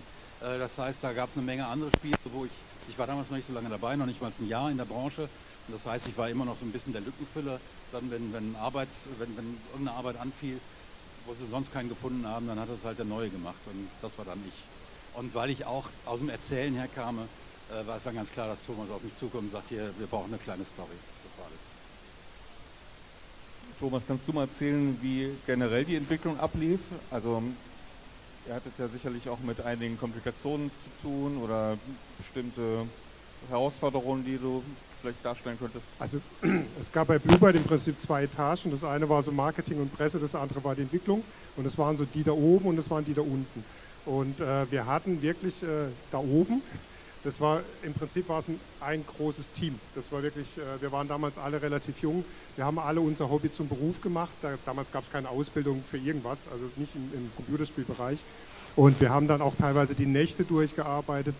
Ich weiß noch, das Siedler 2 Master damals, das war ein Ostermontag gewesen, wo wir dann im Büro saßen und haben dann wirklich dran gearbeitet, dass das Spiel fertig wird. Wir haben echt morgens um 3 teilweise noch gemacht und so. Das war einfach cool. Ne? Also das ist so, es hat sich später so entwickelt, dass es halt eben auch Arbeit wird tatsächlich und letztendlich ging es auch am Ende dann ums Geld verdienen. Das war immer so vom Thomas Herzler, der Chef von Bluebird, immer so das Thema, wir müssen jetzt fertig werden, weil sonst hat die Firma kein Geld mehr, haben wir Gas gegeben, aber es war wirklich eine riesengroße Zocker-Community. Hier sitzt der Erik, ne, der hat damals mit seinem Team Albion gemacht, ne, heb mal die Hand. Ne? Auch da haben wir immer zusammengearbeitet und haben uns gegenseitig geholfen. Er hat später bei Extreme Sort noch mitgemacht und so. Es war ein ständiges Hin und Her. Wir sind durch die Büros gewuselt. Das war im alten Möbelhaus in Mülheim an der Ruhr und haben da wirklich ganz extrem und eng zusammengearbeitet. Das war eine total coole Zeit, ich kann es nicht anders sagen. Ich habe irgendwo mal gelesen, ich bin mir aber nicht ganz sicher, ob das wirklich stimmt. Also wenn ich jetzt gerade irgendeine Geschichte erfinde, nicht böse meinen. Dass die Siedler 1 sehr, sehr wichtig war für Bluebird finanziell und dass das ein richtiger Kraftakt war und am Ende auch ein Befreiungsschlag, dass die Verkaufszahlen von Anfang an sehr gut waren. Ich glaube, das Siedler 1 weiß ich jetzt nicht, Siedler 2 war es definitiv so tatsächlich. Ich weiß nicht mehr die genauen Zahlen, aber ich kann mich erinnern, dass im Marketing und im Vertrieb, den ja Bluebird selber gemacht hatte, feiert, wo so die ersten Pre-Sales reinkamen. Also ich meine eine Zahl von 50.000, 60.000 im Kopf zu haben, leg mich nicht drauf fest bitte, aber das war damals schon ein Riesending tatsächlich und es war halt schon so, dass die Entwicklung insgesamt mit Vertrieb und allem drum und dran hat Geld gekostet. Bluebird war damals auch in England schon unterwegs, war auch glaube ich, etwas später in Amerika unterwegs, also war viel Investitionskosten, von dem her war schon wichtig, haben. Ist übrigens heute nicht anders. Also es ist meistens bei den Firmen, wenn ein Spiel nicht funktioniert, dann bist du finanziell auch ganz schnell irgendwo an der Grenze. Das war damals so, das ist heute genauso. Wie schwierig war das für euch, einen gebührenden Nachfolger für ein Spiel, was erfolgreich war, aufzubauen? Boah, ich kann es dir gar nicht sagen. Also letztendlich, wir haben es damals einfach Das klingt so trivial, aber wir haben uns einfach hingesetzt und wir wollten einen Siedler-Nachfolger machen, wir haben es getan. Letztendlich muss man ja auch ehrlich sagen, der Zweier zum Erster, was die Feature angeht, wir haben keine Riesensprünge gemacht. Ne? Wir haben die Plattform modernisiert, wir haben die Eingaben modernisiert, wir hatten bessere Grafiken, wir hatten viel weniger Bugs am Ende des Tages. Straßenbau war, ja gut, den gab es im Einser auch schon, ne? Aber ja, nicht so, ist richtig. Es war für uns ein natürlicher Prozess. Also ich hatte ja gesagt, ich hatte im Siedler 1 beim Mastering schon eine lange Liste an Dingen, die ich gerne hätte besser machen wollen fürs Zweier. Und die sind wir dann nach und nach angegangen. Wobei wir auch sagen müssten, wir hatten ja damals keine Unity oder Unreal Engine. Wir mussten ja alles von Hand selbst machen. Also allein da für Blue Byte das erste Produkt auch auf dem PC zu bauen, in einem C-Compiler, nicht mehr alles in Assembler zu programmieren. Das waren halt Zeiten, da haben wir halt viel gelernt, nicht nur was Siedler angeht, sondern allgemein mit der Plattform umzugehen. Und das alles musste man unter einen Hut bringen. Also es war sicherlich nicht schwierig, aber für uns war das einfach so, wir wollten, wir konnten und wir haben es durchgebissen. Ja, geil. Adam, Siedler ist für seinen Wuselfaktor bekannt. Also das ist quasi der erste Teil, so die kleinen Figürchen wandern da auf dem Bildschirm rum und die Leute haben Freude zuzuschauen. Wie habt ihr dafür gesorgt, dass das im zweiten Teil auch erhalten blieb, so wirklich das Feeling von, ja, eigentlich niedlichem Spiel? Ich denke, das wirkt deshalb niedlich, weil damals war die Grafik einfach so klein, man konnte nicht so Grafiken machen wie heute. Die Figuren haben halt ein wenig Pixel gehabt und große Köpfe, damit man was erkennen kann, musste man es übertrieben darstellen und dadurch wirkt es halt putzig. Es ging halt damals nicht anders und dadurch entstand halt dieser Stil, automatisch quasi. Wenn ich mal so in die Runde schaue, könnt ihr mal kurz darstellen, was ihr aktuell macht? Also Thomas und ich wir haben 98 Fanatics gegründet, zusammen mit dem Thorsten, damals Knob, auch von Blue Byte kommt. Fanatics gibt es immer noch, wir machen immer noch Computerspiele. Wir haben jetzt als jüngstes Spiel zusammen mit Tivola in Hamburg einen Racer gemacht für den Europapark in Rust, also sind jetzt beim Rennspiel gewesen. Haben in der Zwischenzeit an diversen Siedlertiteln wieder mitgearbeitet, haben die Culture-Serie entwickelt, haben auch zwischendurch mal Browser-Games gemacht, haben Mobile-Games gemacht, also alles Mögliche. Und just aktuell machen wir einen Firefighting-Job für ein Cheerleading-Game, mal was ganz Schräges. Da ist man an uns herangetreten, weil wir einfach schon sehr viel Erfahrung haben. Also der Altersschnitt in der Firma ist knapp an die 50 ran und wir machen das alles schon seit ein paar Jahren. Und das heißt, wenn ein Projekt da irgendwo in einer Schieflage ist, dann erinnert man sich an uns und fragt uns da an und das machen wir jetzt im Moment dann tatsächlich gerade. Thomas, einmal eine Übergangsfrage. Die Gaming-Branche, die Industrie ist gerade ziemlich am Krackeln und am Kämpfen. Da hast du recht, ja. Wie stellt sich die Situation bei euch dar und wie nehmt ihr das wahr? Und was ist eure Idee, wie es sich weiterentwickelt? Also wie es sich weiterentwickelt, das ist ja Kristallkugel, das ist immer schwierig zu sagen. Wie Thomas gerade gesagt hat, die Situation ist nicht einfach. Wir würden natürlich am allerliebsten, ne, also wenn jemand ist, der im Lotto gewonnen hat und ein siedlerisches Spiel machen möchte, komm gerne zu uns. Nee, wir machen das, was zu tun ist. Wir sind in einer großen Gruppe untergekommen, wo diverse Projekte gemacht werden und aufgrund unseres Alters, unserer Erfahrung ist es halt momentan unsere Aufgabe, diese Projekte zu Ende zu bringen, weil es ja immer so, Projekte anstoßen kann jeder, die zu Ende bringen ist dann oft die große Kunst. Das ist das, worauf wir uns gerade konzentrieren, was aber nicht heißt, dass wir nicht auch immer gucken, wie es weitergehen kann. Und wir haben tausende Ideen für Konzepte, für Projekte, aber momentan ist es nicht so, wie ich gerade gesagt habe, früher konntest du zu dritt dich hinsetzen, was machen, konntest erfolgreich sein. Die Zeiten sind leider vorbei. Vielleicht ergänzend halt auch noch, der Markt ist halt momentan so nach diesem Corona-Hype, den man sagen kann, ist der Markt echt gerade im richtigen Tief, auf dem Weg ins Tief. Liegt daran, dass viele Produkte gar nicht mehr funktionieren. Es ist viel Geld investiert worden, es wird viel Geld investiert in Spiele, die ihr Geld nicht mehr reinspielen. Also da viele Publisher verlieren Geld, viele Entwickler verlieren Geld. In Deutschland haben wir jetzt den Vorteil, dass es inzwischen wieder Bundesförderung gibt, wovon man zumindest einen gewissen Teil der Entwicklungskosten abfedern kann, die halt einfach hoch geworden sind. Es ist ein bisschen mehr so wie so eine Lotterie geworden. Also selbst mit einer coolen Idee, mit einer coolen Umsetzung ist es noch lange keine Gewähr, einen erfolgreichen Titel zu machen. Mit erfolgreich meine ich jetzt zum ersten Mal wirtschaftlich erfolgreich. Am Ende wollen wir von dem Beruf leben. Ich sag mal, früher, da war das so ungefähr so eine Kurve, da waren so die Top-Titel, dann gab es einen gesunden Mittelbauch, mit dem konnte man planen, da hat man eine Strategie gehabt, man hat gesagt, hey, dieses Genre kann man bedienen, damit wirst du Geld verdienen, und heute ist es wirklich so. Es gibt so ein paar wenige Top-Titel, die durch die Decke gehen, oft nicht planbar, ist der Grund, warum es ganz viele Fortsetzungen von bewährten Titeln gibt, da wird das Risiko gescheut, da werden Millionen in die Produktion gesteckt, aber planbar einen Titel zu machen, schwierig. Und auch die Publisher sind momentan extrem zurückhaltend, was Budgets angeht. Das, was ich immer wieder höre bei uns aus der Gruppe auch, ist, so bis zu 1 Million kannst du noch kriegen, aber bring bitte die Hälfte davon als Förderung mit. Und dann wird es halt tatsächlich heutzutage schwierig, ein qualitativ hoch ansprechendes Spiel professionell zu machen. Und das, ich glaube, wir stehen immer noch so in einer Konsolidierung drin. Electronic Arts ist jetzt gerade gekauft worden. Das wird hier so noch ein paar Jahre weitergehen. Und ich glaube, wir durchlaufen demnächst noch so ein Tal der Tränen, wo es so richtig knallen wird weltweit, wo viele Studios leider verschwinden werden. Obwohl der Markt insgesamt wächst, verteilt sich es halt immer auf weniger Leute, auf immer weniger Firmen, und das wird, glaube ich, noch so eine Weile weitergehen. Früher war es so, also mit früher meine ich jetzt wirklich die letzten 30 Jahre, am Anfang, du hattest auch gerade gefragt, warum jetzt nicht direkt ein Siedler 2 gemacht. Die Technik hat sich immer total schnell entwickelt. Ja, am Anfang C64 ein paar Farben gehabt, dann kam der Amiga mit ganz vielen Farben, dann kam der PC mit 3D-Grafikkarten. Da war immer neuen Rechner gekauft, alle 2 Jahre, weil die Technik geil war. Das ist nicht mehr so. Das heißt, die Spielkonzepte sind im Prinzip auch durch. Also man hat alles schon mal gesehen. Jeder kann ein Spiel machen mit einer Unity, mit einer Unreal Engine, mit einer Godot, was auch immer. Also die Skills, die man früher gebraucht hat. Thomas hat es gesagt, Siedler 2, eigene Technologie. Extreme so damals, da war ich mit involviert gewesen, komplett eigene 3D-Technologie. Die Zeiten sind rum. Und deswegen hast du jetzt so eine völlige Übersättigung in allen Märkten. Und abschließend noch gesagt, warum das so ist. Schon vor 20, 30 Jahren war auf jeder Computerzeitschrift eine CD oder eine DVD mit einem Spiel des Monats kostenlos mit dabei. Habe ich damals schon gesagt, Leute, ihr macht den Markt kaputt. Wir haben dann zwischendurch die Free-to-Play-Modelle erlebt, da hat man viel Geld verdienen können. Die haben erst recht dafür gesorgt, dass Spiele keinen Wert mehr haben, weil die sind alle kostenlos. Man kann ja kostenlos spielen. Also das Bewusstsein, dass ein Spiel auch was wert ist, das ist zerstört worden. Und im Vergleich zu früher, wo immer eine neue Technologie kam, ein neues Geschäftsmodell kam, sind wir jetzt eigentlich an einem Punkt, wo gerade nichts am Horizont ist. Die letzte Sau, die durchs Dorf getrieben wurde, das war so VR, wo alle gedacht haben, das wird der nächste große Hype, der nächste große Geldbringer, ist nicht.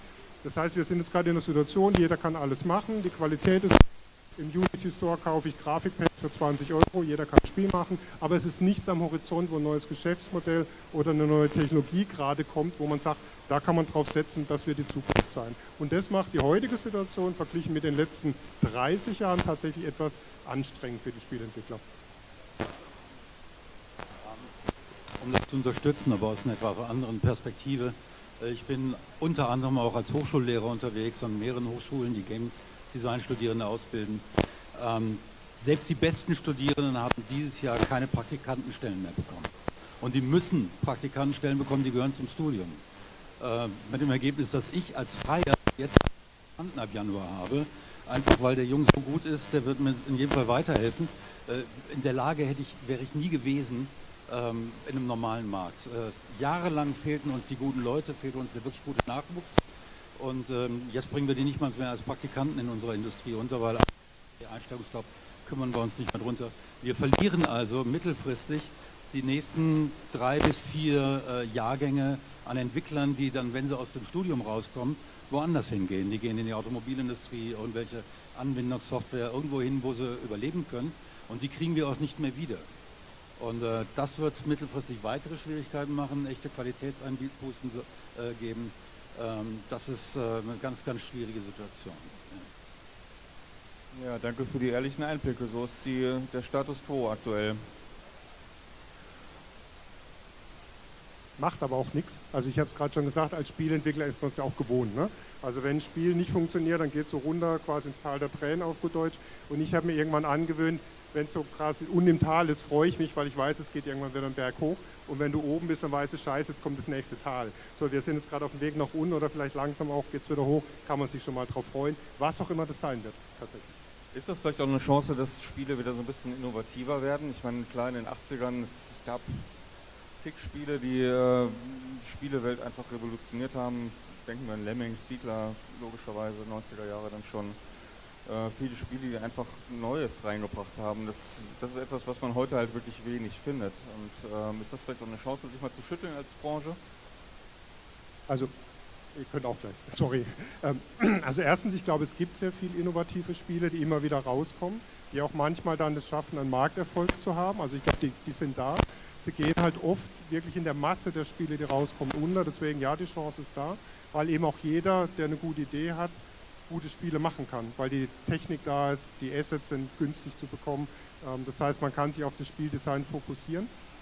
Es ist halt, wenn man es als Geschäft betreibt, ist es halt schwierig, weil man braucht eine gewisse Planbarkeit und jede Innovation, große Innovation, bringt natürlich ein gewisses Risiko mit der Chance verbunden und deswegen wird es halt von Firmen oft gescheut, weil man einfach erstmal das Invest hinbekommen muss. Also das ist schon immer so das kommt dann oft mehr so von den Indies, wie man so schön sagt, die jung sind, die noch keine hohen laufenden Kosten haben, die dann einfach sagen, ich habe eine coole Idee, ich mache das mal, war bei uns damals früher ja ähnlich.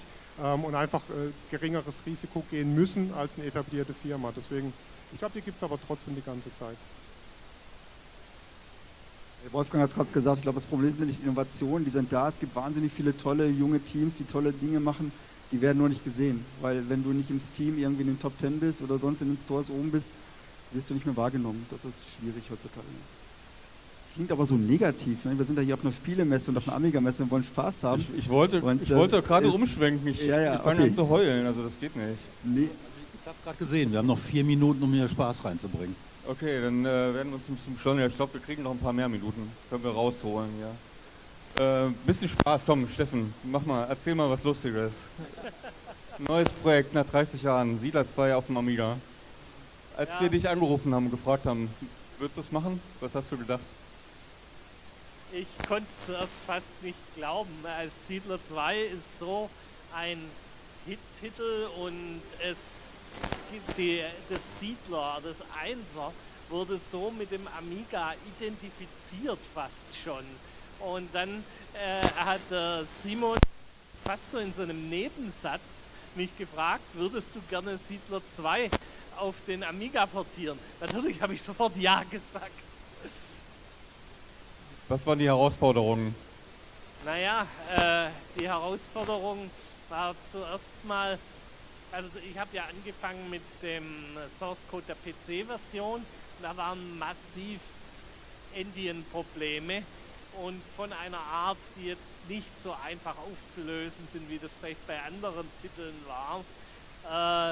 Ja, dann war jede Menge Code, der, sagen wir mal, sehr PC-spezifisch war. Und ja, aber dann kam glücklicherweise, es gibt noch die macOS-Version im Source Code und da waren die ganzen Endian-Probleme schon behoben. Dann habe ich darauf umgeschwenkt und ja, dann ging es eigentlich ziemlich flott, dass ich erstmals ins Hauptmenü kam. Das Spiel lief dann noch nicht, aber dann ging es Schritt um Schritt und das ging dann ziemlich schnell. Wolfgang, wenn du ein 30 Jahre altes Spiel siehst auf dem Amiga, auf so einer ollen Kiste, wie ist das für dich? Ich erinnere mich an 40 und 50 Jahre alte Spiele. Insofern war das schon echt Hightech. Insofern, also ich habe die erste Pong-Maschine zu Hause gehabt, da war ich 12. Jetzt könnt ihr rechnen, wie alt ich bin. Für mich hat das auf der einen Seite natürlich viel Nostalgisches. Und ich bin eigentlich überhaupt kein nostalgischer Mensch. Auf der anderen Seite, weil ich das ja auch mitbekommen habe, was das für wirklich Zauberer waren, die da wirklich aus jedem Taktzyklus noch irgendwas rausgequetscht haben. Das war viel schwieriger, diese Spiele zu machen als heute. Heute setze ich meine Studis an die Unreal Engine und nach 4 Wochen kommen die mit Spielen an. Ja, das war völlig undenkbar. Damals hat man 6 Monate gebraucht, bis sich auf dem Bildschirm was bewegt hat. Also das ist, man kann nur Hochachtung davor haben und ich stand mit Erik bei so einem First-Person-Shooter da hinten und das Ding läuft super flüssig auf den alten Maschinen. Das muss also ein unglaublicher Code sein, der dahinter steht. Und da kann ich nur einen Hut ziehen und sagen, so Coder gibt es heute wahrscheinlich nicht mehr, weil sie nicht mehr benötigt werden. Weil wir heute Taktzyklen ohne Ende haben und da müssen wir nicht mehr so auf Performance achten wie damals. Jetzt bin ich kein Coder, also ich rede jetzt gerade wie die Jungfrau vom Kinde. Aber ich habe die Probleme halt mitbekommen indirekt und deshalb weil ich kenne ein paar Fachbegriffe. Thomas, hat dich das überrascht, dass das Spiel auf dem Amiga umsetzbar ist? Ja, überrascht. Nö, also ich glaube schon, dass die Mac-Version, du hast sie gerade genannt, die lief ja auch schon auf dem 68.000er, glaube ich, ne? Das waren 68.000. Ja. Ja. Ja, zum einen, also ich möchte mich dafür entschuldigen, weil du gesagt hast, dass der Code so gewöhnungsbedürftig war. Also es ist mea culpa, das habe ich vor 30 Jahren nicht bedacht. Wolfgang meinte gerade Zauberer auf Plattform. Ich meine, hier stehen die Kollegen von Factor 5. Ne? Ich meine, wenn jemand Amiga-Hardware ausgenutzt hat, dann die Kollegen. Nochmal, also das, was Steffen gemacht hat, was das Team gemacht hat auf dem Amiga. Du hast auch gerade gesagt, was der Eindruck ist. Der Eindruck ist, boah, wie geil. Also wie geil sieht das auf dem Amiga aus, wie geil sah es damals aus und wie viel Bock habe ich das jetzt zu spielen. Und das ist so am Ende so, man möchte eigentlich, das werde ich vielleicht gucken, am Wochenende vielleicht machen, mal die alten Sachen wieder auspacken und wieder reinklickern und zu gucken, genau. Wie sieht das denn bei euch aus? Habt ihr noch alte Rechner oder seid ihr quasi nur auf Konsolen, neuen und modernen und Konsolen und PCs unterwegs? Also ich habe tatsächlich noch meinen alten C64 im Keller, der ist nicht aufgebaut, aber der ist noch da. Da habe ich irgendwann mal so gelötet, dass du konntest da irgendwie so ein Interrupt löten. Und wenn der geschaltet war, dann hat der C64 angehalten. Und ich kann mich erinnern, ich hatte den mit einer Fotozelle verknüpft, so ein Loch gebohrt und da stand ein Schlumpf drauf. Und wenn ich gezockt habe und das Spiel war zu schwer, habe ich schnell den Schlumpf runter, es ist Licht draufgefallen, der C64 ist stehen geblieben, dann konnte ich gucken, wie geht es weiter, Schlumpf wieder drauf, weitergespielt. Also den habe ich immer noch und ich habe meinen Amiga, ich hatte einen 500er damals, den habe ich auch noch zu Hause. Aber auch tatsächlich, ob der noch läuft, ich weiß es nicht. Aber sowas tut man auch nicht weg. Und ansonsten noch diverse Spielkonsolen, Dreamcast und weiß nicht was noch alles. Im Betrieb aber tatsächlich momentan im Wesentlichen eine Switch, weil das mit den Kindern schön zu spielen ist. Da habe ich viel Spaß dran. Ich mag auch Zelda, Mario und so. Das ist eigentlich so neben dem PC und neben dem Smartphone so meine Hauptzock-Plattform momentan. Bei euch aus? Ja, so ähnlich wie beim Thomas. Ne? Das Problem ist, mit vielen Umzügen und den Kindern sind die Sachen in irgendwelchen Kisten gewandert und stehen jetzt in der Garage und der Amiga 1000 und der Atari ST, die sind da noch drin. In welchem Zustand, das werde ich sicherlich irgendwann mal ausprobieren, aber ich glaube, da müssen wir ein bisschen löten und Amiga, so. Amiga 1000 geht nicht kaputt. Ja, ich melde mich dann bei dir, falls es doch so sein sollte. Nee, werden wir auf jeden Fall wieder reaktiviert. Ich habe noch irgendwo einen Atari 1040 ST rumstehen. Weil ich in den 80er Jahren tatsächlich gar nicht auf dem Computer gespielt habe, sondern ein reiner Tabletop-Rollenspieler war. Und da als Game Master, so kam das dann mit dem Geschichten erzählen, alles zusammen. Ich habe mal einen Roman geschrieben auf dem Atari ST und dann über einen Essen-Nadeldrucker ausgedruckt. Ich habe um 9 Uhr abends angefangen und die Nachbarn haben sich um 2 Uhr nachts beschwert und die Polizei gerufen. Wobei ich gar nicht so weiß, ob wir das Wort Atari hier so oft und offen sagen dürfen, ne? Weil das war ja früher doch immer so Atari oder Amiga, beides war schwierig. Okay, Hand aufs Herz, jetzt könnt ihr es rauslassen. Wer hat einen Atari? Ja Gott, dann ist er doch okay. Ja, werden wir nicht von der Bühne gefeucht. Alan, wie sieht es bei dir aus? Du bist, glaube ich, noch ein bisschen jünger. Ja. Kennst du Retro-Technik? Ja, klar. Ich habe damit ja als Kind ja angefangen, auf Amiga. Erstmal auf Commodore 60 habe ich auch mit Sprite-Editoren gepixelt und so. Später auf dem Amiga. Mit diesen Grafiken habe ich auch mal Blu-ray beworben, dann angefangen. Dann habe ich bei der Perfect Rally das erste Spiel mitgemacht mit Thomas und später kam ich zu Siedler 2 dazu. Ich bin ja der Zweitgrafiker. War super. Ich habe natürlich auch eine 1200er zu Hause. Ich weiß aber auch nicht, ob er funktioniert, weiß ich auch nicht. Den habe ich sogar noch vom Blue Byte. Den einen? Ja, genau, den einen. Ob er noch läuft, weiß ich auch nicht. Immer auf das ihr hinschaut. Und der Amiga ist vor 40 Jahren erschienen, 1985. Ihr habt Spiele entwickelt, 1993, 94 für den Amiga noch. Und jetzt sind ja, glaube ich, heute 1500 Leute, morgen kommen nochmal 1500, sowas um den Dreh. Also wirklich viele verrückte Wahnsinnige. Was sagt ihr da? Wie findet ihr das hier, so eine Stimmung? Also für mich sind das keine verrückten Wahnsinnige, sondern total sympathische Leute. Weil ich habe, wo wir reingekommen sind, habe ich gedacht, ach guck mal, das ist ja alles so unsere Generation irgendwo. Ich meine, ihr seid ja alle so mit dieser Zeit groß geworden und aufgewachsen. Und das, finde ich, macht es total sympathisch, weil das verbindet uns alle. Und deswegen finde ich es total schön. Also verrückt ist ja, glaube ich, keiner. Ein bisschen nerdig, ist auch okay.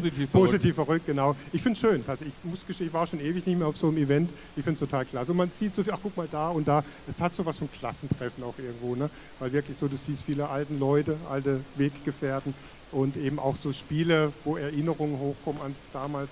Also das ist einfach, ich finde es total schön. Anders kann ich nicht sagen. Ja, und ich möchte auch mal Danke sagen an all euch, die hier einfach auch den Amiga hochhalten und auch das nicht untergehen lassen, ne? Weil letztendlich, ja genau, habt euch alle verdient. Wir haben es gerade gesagt, ne? Mein Amiga steht in der ist eingestaubt, angerostet. Ihr halt's am Leben und ohne euch wäre das nichts. Und ich bin auch total begeistert einfach von der Stimmung, von all dem, was hier passiert ist und was wir gesehen haben. Vielen Dank dafür, dass wir hier sein dürfen. Vielen Dank, dass ihr hier seid. Sehr gerne. Ich denke, wenn noch jemand Autogramme haben möchte von euch, egal auf was, also es muss keine Siedlerbox sein, es kann sicherlich auch was anderes sein, seid ihr noch ein paar Minuten hier. Sehr gerne, ja. Ich überlege nur gerade, worauf wir Autogramme geben sollen. Gleich, ich habe Angst. Also vielen, vielen Dank, dass ihr hier seid. Sehr gerne. Danke. Danke an euch und viel Spaß noch. Ne? Tschüss.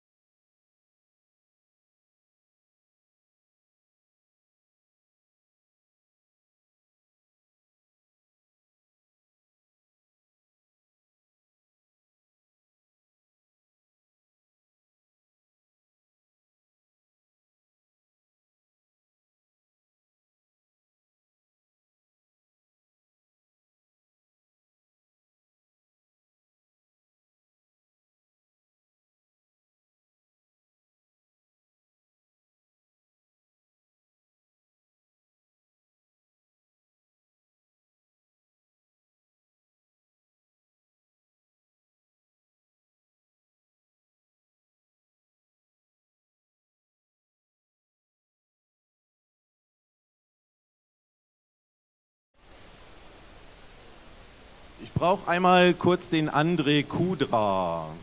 Ist der gerade irgendwo hier vor der Bühne oder in der Gegend?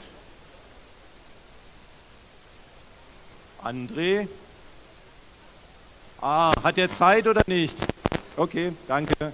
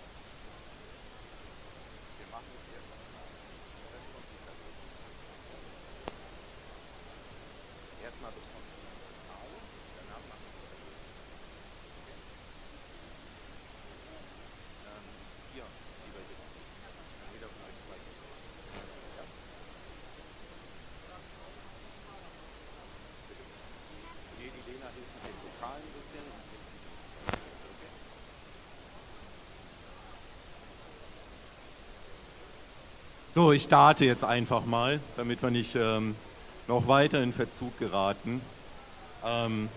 Ich muss gestehen, ich bin echt platt. Ob es jetzt positiv ist oder nicht, sei mal dahingestellt. Aber ich bin echt ziemlich überwältigt und begeistert, wie viele Menschen hier sind, wie viel es hier zu sehen gibt. Habe die ersten 4, 5, 6 Stunden eigentlich kaum Luft gehabt, um mal durchzuatmen. Und möchte da auf jeden Fall erstmal auch ein Danke von meiner Seite an euch alle weitergeben, weil, Prost, weil ohne euch wäre es nicht möglich, so eine Veranstaltung auf die Beine zu stellen, so viele tolle Sachen hier vor Ort zeigen zu können und so viele besondere Gäste vor Ort zu haben. Ich glaube, wir haben da die vorherigen Veranstaltungen nochmal toppen können und nochmal einen draufgesetzt. Und von daher ganz, ganz lieben Dank von meiner Seite an euch alle für die tolle Veranstaltung heute.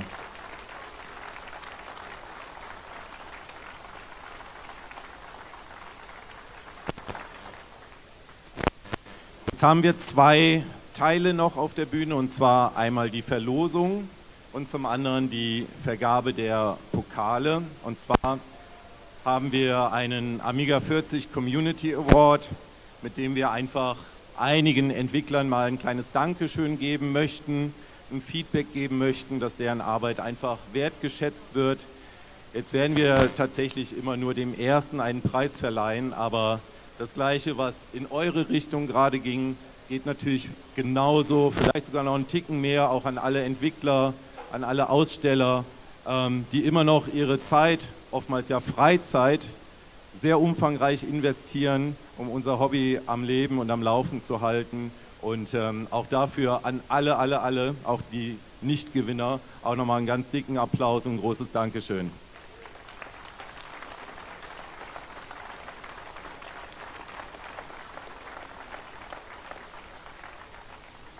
Gut, da ich ja immer super gerne Unterstützung auf der Bühne habe und ja auch mittlerweile in ein gewisses Alter gekommen bin, habe ich einmal links und rechts meinen Nachwuchs bei mir. Das ist einmal die Emma und einmal die Milena. Genau.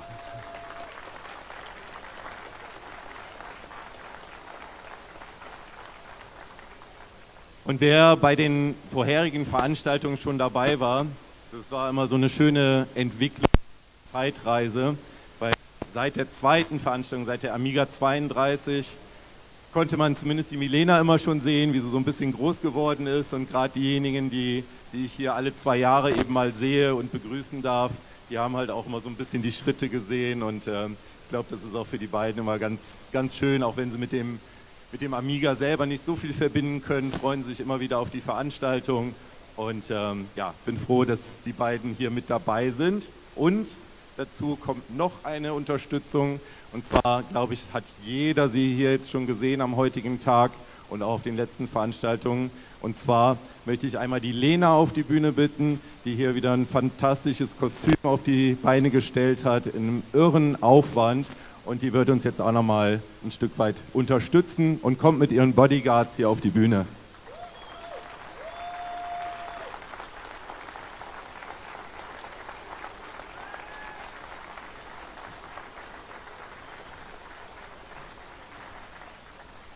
So, ich frage jetzt mal ganz kurz, wer die äußerst attraktiven Herren sind, die die Lena flankieren. Also ich kenne sie nicht, vielleicht stellen Sie sich auch noch mal kurz vor.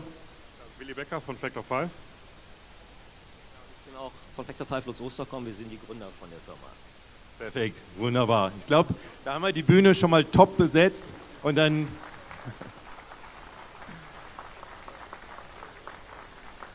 werden wir jetzt der Lena noch mal kurz das Wort geben, und dann werden wir die 4 Erstplatzierten benennen, durchgeben und denen dann auch eine kleine, soweit sie hier sind, ich hoffe es zumindest mal, einen kleinen Preis überreichen und nochmal ein kleines Dankeschön aussprechen. Lena.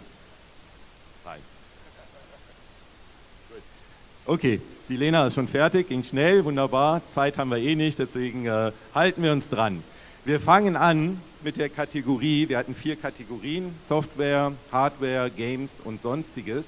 Wir fangen mit der Kategorie Sonstiges an, und wir hatten so ein paar, da war es echt richtig eng. Wir hatten auch ein paar, da waren es relativ klare Sieger, klare Gewinner, und ich muss sagen, in der Kategorie war von Platz 2 bis 5 ist super eng, da waren wirklich alle nur ganz, ganz knapp hintereinander. Aber der erste Platz hat tatsächlich einen recht soliden Vorsprung, und ja, ich glaube, zu Recht ist es halt immer, wenn man gewinnt, weil es sind eure Stimmen, alle, die gewotet haben auf den ersten Platz den Andreas Margal von der Amiga Future gewählt. Herzlichen Glückwunsch, komm mal zu uns auf die Bühne.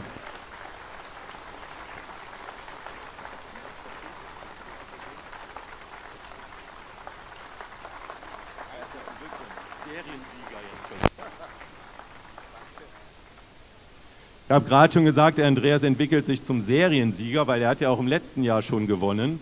Und jetzt darfst du eine Laudatio halten. Du hast 20 Sekunden. Danke.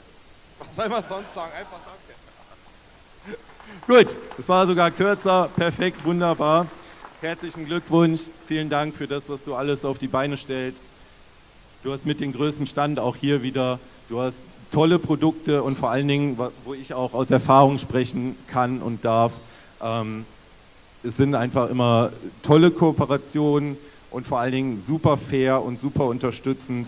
Herr Andreas hat zum Beispiel auch unser Messeheft mitorganisiert und gesponsert, aber auch ganz, ganz viele weitere Projekte, die dank ihm oder seinem Team halt umgesetzt werden. Von daher vielen Dank, gerne weiter so die nächsten 10 Jahre.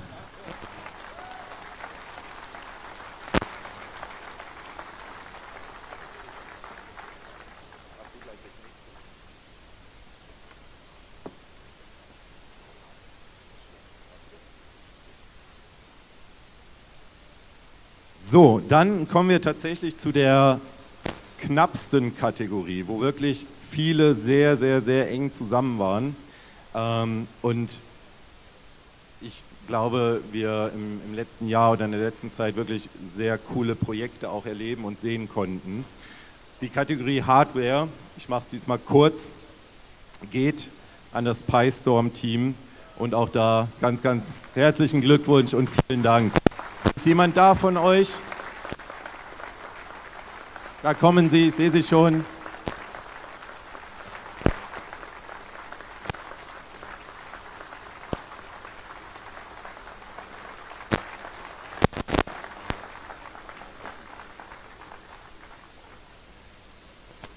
So, auch euch habe ich hier, glaube ich, schon mal gesehen auf der Bühne, aber ich glaube, es ist nicht zu unterschätzen, das auch nochmal zu wiederholen.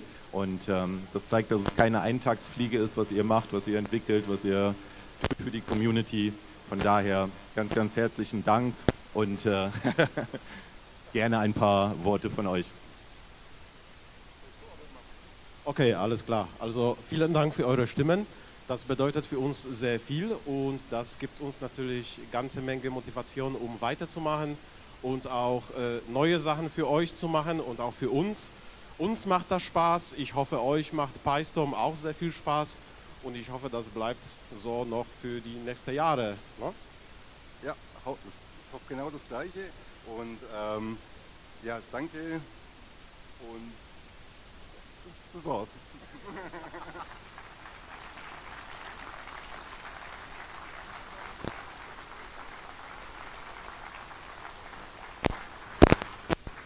Es ist definitiv wichtiger, dass ihr programmieren könnt, als dass ihr reden schwingen müsst. Also von daher passt alles.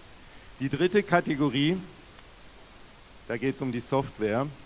Und auch da mache ich es kurz, weil wir da einen Sieger haben, der einen riesengroßen Vorsprung hatte. Und ich glaube, damit ja, absolut verdient da auf dem ersten Platz steht. Und zwar ist es das Amiga OS Entwicklerteam, die das klassische Betriebssystem immer noch am Leben halten und weiterentwickeln. Und da bitte ich jetzt einfach mal die Camilla auf die Bühne und sage herzlichen Glückwunsch. Plus Team.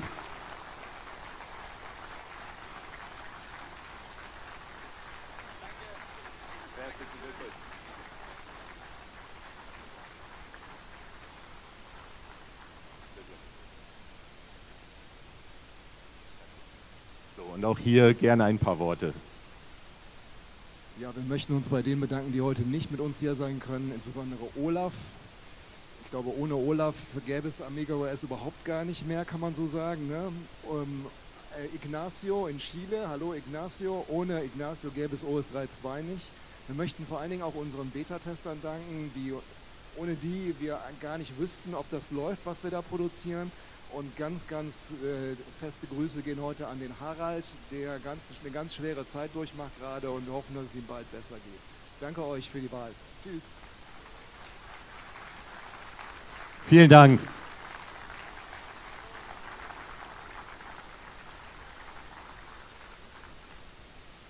So, jetzt kommen wir zur letzten Kategorie. Das ist die, womit sich auch die beiden Herren hier am besten auskennen, die Kategorie Spiele. Habt ihr mal ein Spiel entwickelt oder? Ah, okay, naja, war bestimmt nichts, oder? Tatsächlich haben wir hier einen Gewinner, der wieder so ein bisschen aus der Versenkung aufgetaucht ist und lange Zeit nicht mehr in der Amiga-Szene aktiv war, aber tatsächlich mit Abstand die meisten Punkte von allen Teilnehmern gewonnen hat, also auch übergreifend der Kategorien. Und ich glaube fast, dass er nicht mehr da ist, das ist ein bisschen schade, aber der erste Platz in der Kategorie Spiele geht an den Steffen Häuser. Er ist noch da, super.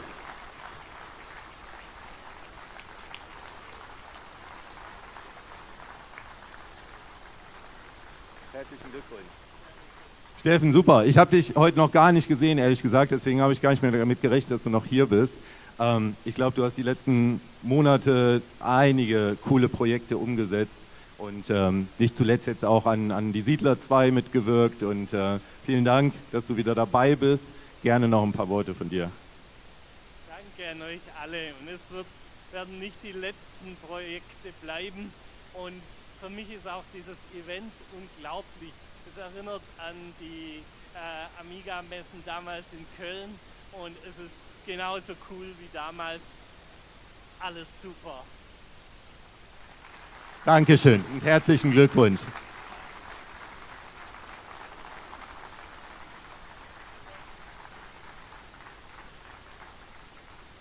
So, jetzt werfe ich mal einen Blick auf die Uhr und tatsächlich geht der Tag so langsam zu Ende und der eine oder andere will ja irgendwann auch nochmal hier raus essen gehen oder zur Aftershow, was auch immer. Und jetzt haben wir noch die Verlosung und da gebe ich jetzt einfach mal ein bisschen Gas und zwar haben wir die ersten 4 Preise oder die 4 Hauptpreise, die wir jetzt hier benennen. Eigentlich könnt ihr nochmal hier bleiben, weil euer Bild wird jetzt auch vergeben. Vielleicht, okay. Wunderbar. Und zwar haben wir jetzt die 4 Hauptpreise, die wir hier ziehen und vergeben.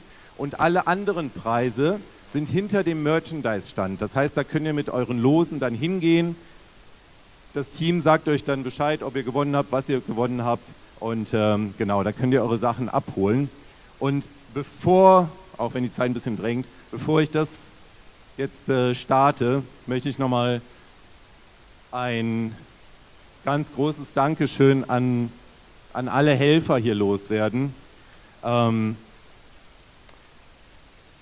Sowohl das Team, was am Eingang, was am Merchandise-Stand dabei war und wirklich heute ein bisschen überrannt wurde teilweise. Also es war sehr viel los.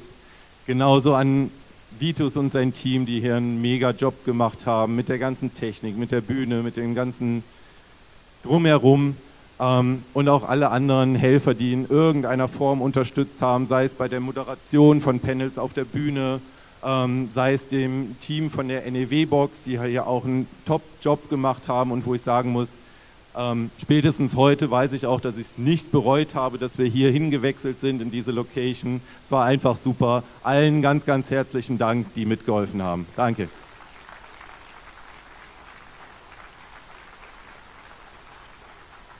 zieht jetzt das erste los für euer Bild. Ja?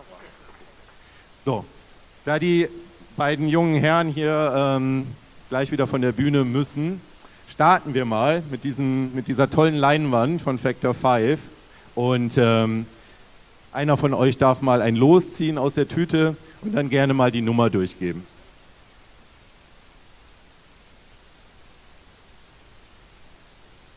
Um die Nummer 819. 819. Wer hat die 819? Irgendjemand damit der 819? Ah, da ist der Gewinner. Herzlichen Glückwunsch. Genau. Gib mir das richtig.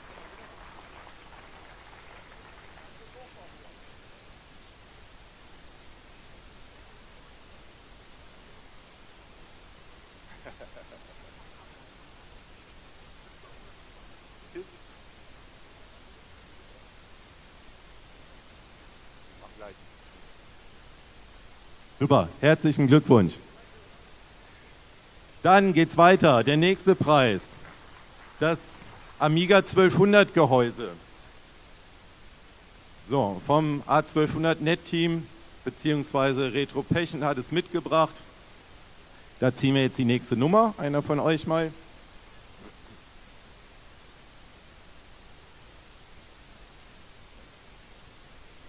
Und das ist die Nummer, möchtest du sagen? 316. 316. 316. Ah, da sehe ich schon jemand Glückliches. Möchtest du das übergeben?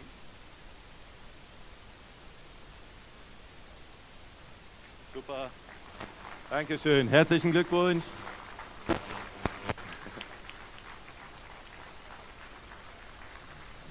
So, dann machen wir weiter mit einem Gutschein von Amiga Store EU. Die sind leider nicht hier, hätte ich mir sehr gewünscht, aber es ist immer ein bisschen schwierig, die hier hin zu locken. Aber trotzdem sind die einer der größeren Sponsoren und haben uns tatsächlich mehrere Gutscheine zur Verfügung gestellt. Und hier haben wir jetzt einen Gutschein in Höhe von 300 € für den Amiga Store Shop. Das ist der Umschlag. Und dann zieht mal bitte die nächste Nummer. Siehst du, Milena, oder?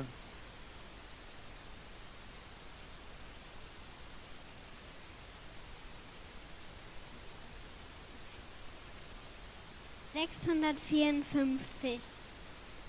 654. 654. Wer hat sie? Hey, okay. Wunderbar. Herzlichen Glückwunsch. Du müsstest später nochmal zu mir kommen, weil ich dann deine E-Mail-Adresse brauche. Die müsste ich dann da übermitteln. So, und dann haben wir noch einen Preis vom Apollo-Team. Und zwar war der Gunnar ein bisschen unpräzise. Das heißt, wenn ihr ein bisschen gut verhandelt, kriegt ihr eigentlich alles, was ihr wollt bei ihm. Ob es eine V4 ist, ob es eine Firebird Turbokarte ist oder was auch immer. Oder auch etwas im vergleichbaren Wert. Genau, das ist dann nochmal der letzte Preis. Da dürft ihr noch einmal ziehen.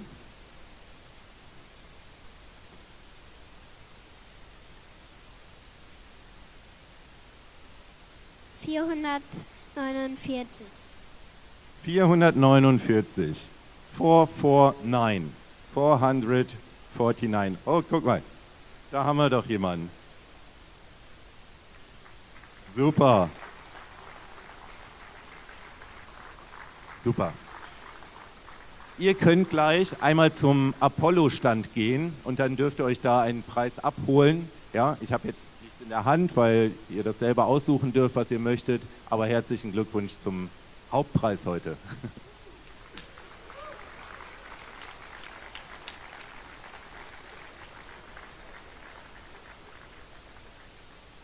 Ja, vielen Dank für eure Teilnahme heute. Ich freue mich, wenn der ein oder andere auch morgen nochmal vor Ort sein wird. Für heute sind wir durch, also im wahrsten Sinne des Wortes. Und ich freue mich gleich in Ruhe mal 1, 2 Bierchen trinken zu können. Ich wünsche euch eine gute Heimfahrt, einen schönen, angenehmen, entspannten Abend. Und wie gesagt, ich freue mich sehr, wenn morgen der ein oder andere nochmal kommt. Auch wer vielleicht noch kein Ticket für den Sonntag hatte, da haben wir noch eine ganz normale Tageskasse. Also kommt gern nochmal vorbei und lasst uns morgen nochmal einen richtig coolen Tag hier abrocken bei der Amiga 40. Danke euch, bis dann.